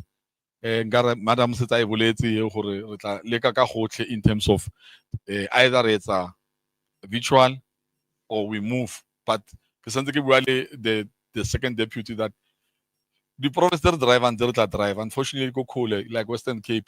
You get into your office, you screen it, we can talk so that we engage robustly. So that we can move and save time. So institutionalize commission outcomes into amendment process because we need to work on them. They have to consolidate in one form, one strong document in terms of your submission. So we have to move for to adopt this Secretariat and Governance. Okay, there are 5. Can we adopt that one? That the Mtumkulu you propose. Thank you. Seconded. Let's go to the next one. Finance and Administration hold special general meeting to adopt 2022-23, 23-24 financial statement, appoint independent external auditor for 2025-2026, approve budget for constitutional and policy rollout. Again, same process. Siba. Thank you. Seconder. Thank you. Thank you so much. Let's get to the next one. Constitution and policy feedback. Submit provincial comments on constitution by the 31st of July. Submit provincial comments on policy framework by 31st July 2025. Same process. This time. Mama Nana. Thank you. Seconder. Seconder. Thank you. Thank you. And identity, structure, and leadership. Submit comments on revised logo, corporate identity by 30 June 2025. I think le motluile le motho Manchuana ke nano ba tla ba le launch eta website ya rena le tla bona dio tse pila di etsagala. So but I like it because ona le dio tse ding le rena ne re sa di bone gore flag na le bo white ne re sa bone. Affirm inclusion of meter taxi scholar, cross-border and cross-border operators into the constitution, and 30% women representation at least 4+1 Menko representation, which I've said. So can then we move on that one as well? It's the same thing. If Linyaka will change that to 5+1 or 4+1, tell me now. Mama, you move. Or you propose 5+1. Mundade, you second it. 5+1. So it means 4+1 will be 1. So we're moving now to 6 now. Do you agree? Right. Can we then he proposed then seconder because necessary seconder. Who's the seconder too? Thank you, Pastor. Thank you. Seconded. Discussions and inputs. Are there any other resolutions to be taken? Members? Any other? Piero? Piero? Mopil, Mike mo. Piero?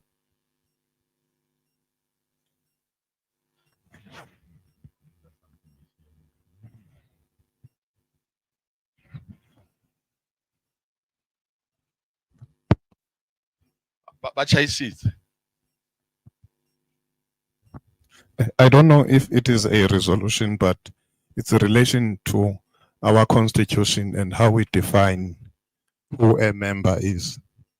There's something that says we are a voluntary association.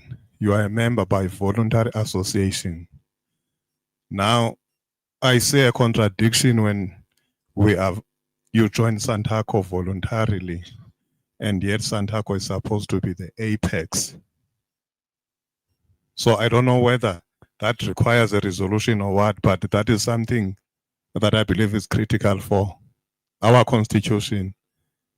also in relation to the legislation as well, because it must be a requirement for operators to affiliate to SANTACO, not be voluntary if we are an apex. Thank you very much. Any noted? If I may, if I'm allowed, thank you, President. So after Kulu mentioned, I went to the NLTA. I think it's section 55 and 57.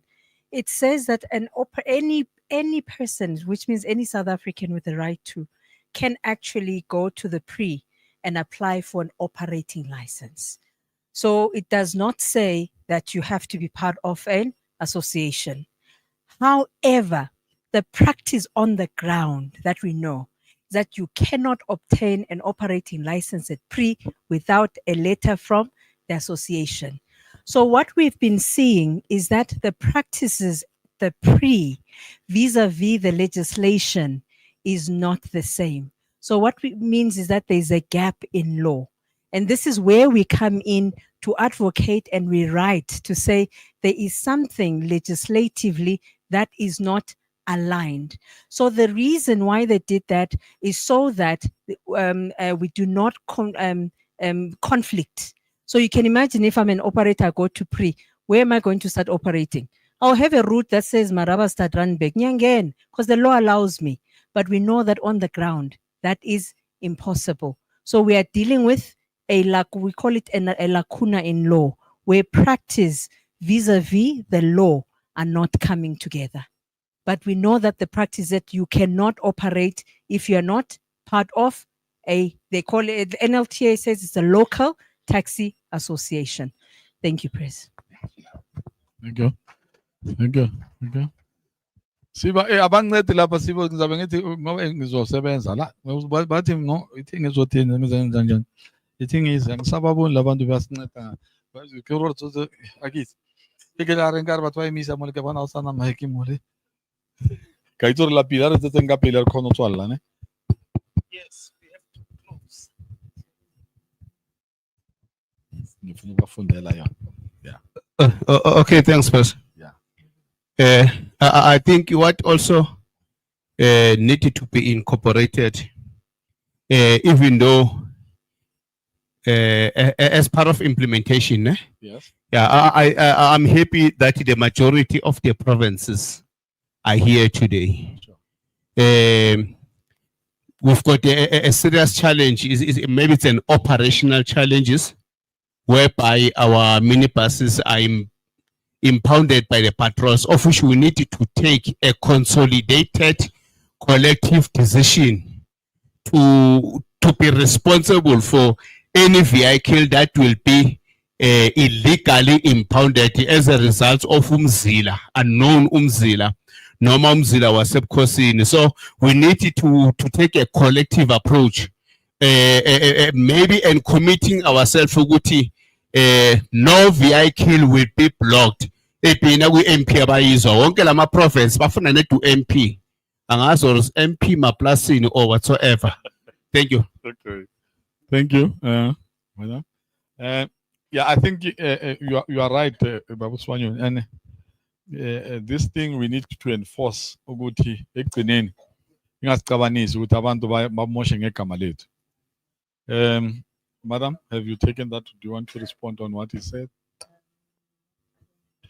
No. So it's a position. Thank you very much for bringing it up. I'm a pirate squad fantasy dealing now, one way or the other. So you need to be responsible. Once this SANTACO, association who sends them to do so cruel activities on our members. We cannot keep quiet and keep on moving as if all is normal whilst things are not running in our favor. So allow me to, if we are done, Secretariat and Governance have done it. I'm still on this one.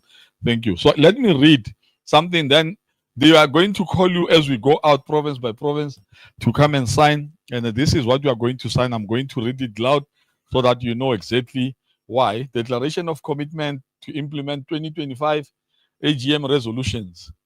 SANTACO National Management Council, MENCO, date 28 May 2025 venue SANTACO National AGM, Beachwood Hotel and OR Tambo Conference Center. We, the undesigned members of the SANTACO National Management Council, gathered at the inaugural SANTACO National Annual General Meeting AGM, hereby declare our full commitment to, one, uphold the Constitution of SANTACO as the supreme guiding instrument of our organization, ensure all decisions, actions, and programs align with its provisions. Implement the resolution of number 2, implement the resolution of the 2025 AGM as adopted on 28 May, which is today, act in the best interest of unity, transformation, and good governance, and to reject any form of division, violence, or conduct that undermines the credibility and mandate of SANTACO. Number 4, support the discipline, inclusive, and transparent leadership practices at all levels, ensure that every MENCO member leads by example in word, conduct, and decision making. Number 5, work collaboratively across provincial and national structures to ensure that the resolution of this AGM are not symbolic, but are translated into measurable and time-bound implementation. We declare this commitment in good faith, in service to the industry, and in honor of the hundreds and thousands of members, employees, and commuters who depend on a strong, united, and forward-moving SANTACO. Signed at Beachwood, Boksburg, on the 28th of May, 2025.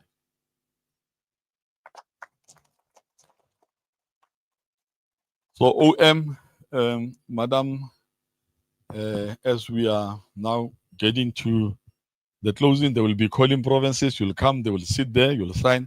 Myself and Tate Spanioni will sign as well. So allow me, because he's been here, I don't know, Babu Spanion, can you come and give vote of thanks? Then you're fine, because I know that you've, yeah. So on that note, that day, Mvubu, I don't know who's the pastor who's going to come.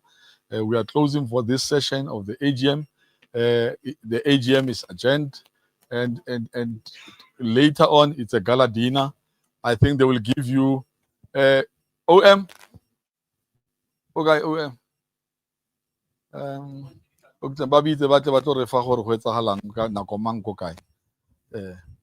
And then okay, tomorrow, Toyota Banali Serengeti. In fact, they've got the golf course over there, and so by I'm not a golfer, so go 9 holes, still some business partners tomorrow, go Serengeti. So, but what we are going to do is that those that are coming from far, the few that are coming, Serengeti to play 9 holes from 9 o'clock until Gabuma lunch. So the golf day is fully sponsored by Toyota South Africa. So they will be bringing 4 balls. Some of the players Bajalan golf in the industry, they will be joining us. So will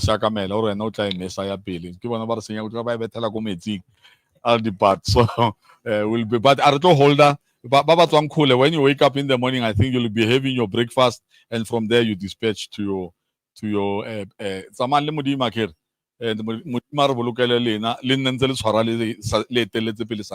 Thank you very much. God bless you. Thank you so much. I've got 2 pastors here. Oh, pastor. So announcement.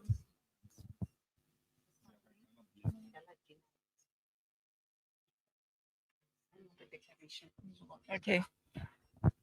The first announcement, I think it's just to finalize the declarations. So there's a document there that provinces are requested to just to come and sign as commitment to all the resolutions that were taken in the AGM. So I think President is signing. I think I'll call all the provinces. Robert, Chairperson and Secretary. Okay, SG, I need your assistance with regards to this. So we need all the provinces to come and to go and sign the leadership. Yes. So they'll come and sign. Thank you so much. We'll call provincial leadership to come and sign, but we allow the president and the deputy to sign first. Then we'll call provincial leadership to come to the fourth to sign.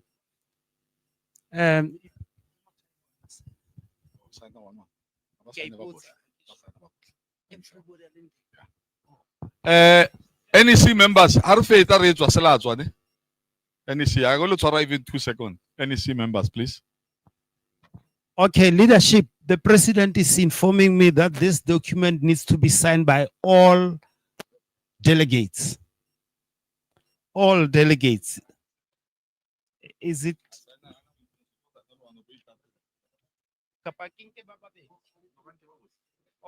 All delegates, president says all delegates must sign.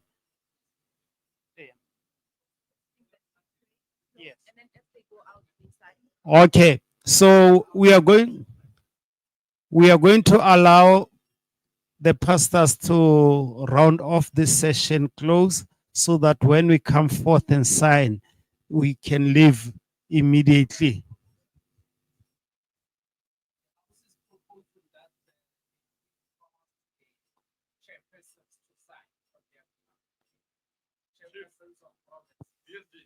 Right. Please. Okay, thank you so much. I think that's done.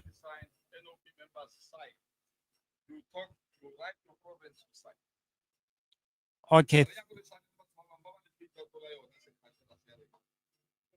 Yeah, we must give them to close. Okay.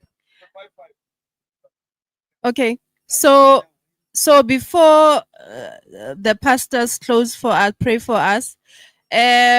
The gala dinner is going to start at 6. So between 5 and 6 is welcoming drinks and a bit of networking and welcoming of guests. And then at 6 o'clock, the gala dinner starts. So the gala dinner, Eko Pumulong, there's a venue called Pumulong. When you get out of the reception, it's on the other side of the parking lot on the other side. Rona, we are on this north or west. It's on the other side, but we'll find a way of directing you to where it is. But it starts at 6, between 5 and 6, it's welcoming drinks, welcoming of guests. 6, we start.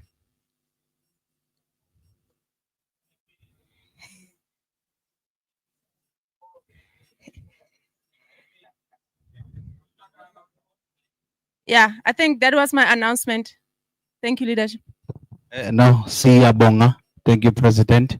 I'll be praying in Zulu, then he'll be translating to Afrikaans. Yeah. I'm joking, he'll be praying. I'm just supporting. Let's pray in tongues. You know, praying in tongues.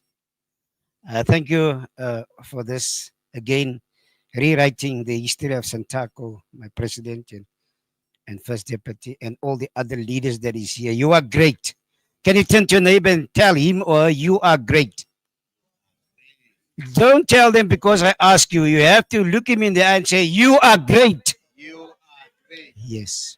Now, before we pray leadership, it is important to support our own leadership. Vrystaat. Leadership, it is, listen, this is important. Leaders are readers and history makers. So we are part of the history, but we need to have information and motivation. So we have, I actually want to say Dr. Thomas. Can you stand, Dr. Thomas? I declare a prophetic word over you. You are indeed a doctor, the son of the soil of Africa, South Africa. So I really want to ask you to support our doctor. So he's not paid to be a Vrystaat. He is here he's here because you want to be here. So we really ask you to support him. It is 50 rand, ons eet hom op langs die pad. But this is knowledge in a booklet. So may we all stand as we're going to pray today and ask God to continue to bless us with wisdom. Because it's only God who brought us this far. Amen? Can I get the amen in the house? So kan ons so hande vat because the person next to you are a miracle in itself. The fact that you are standing next to a miracle, it is important to acknowledge the miracle. Members, can we just Assistant Secretary?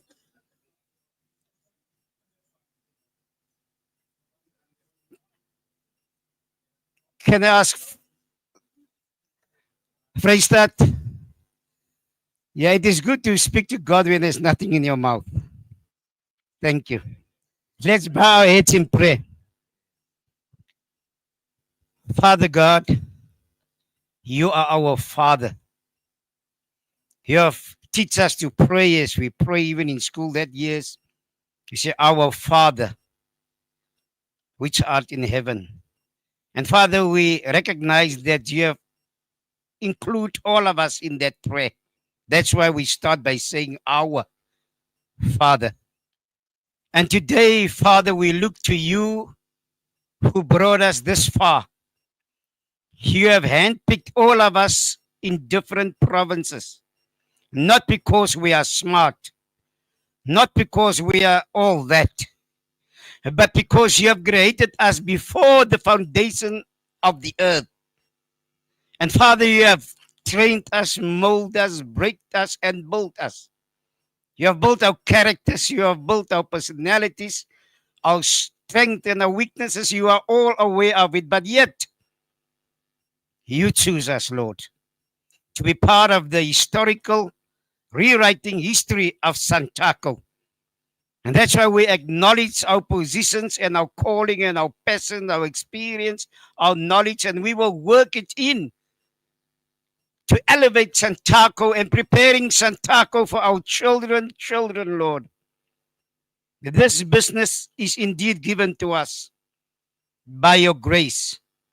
And therefore, we just want to thank you, Lord. We just want to honor you, Holy Spirit, for protecting us, for keeping us alive to rewrite this history. Thank you for our President,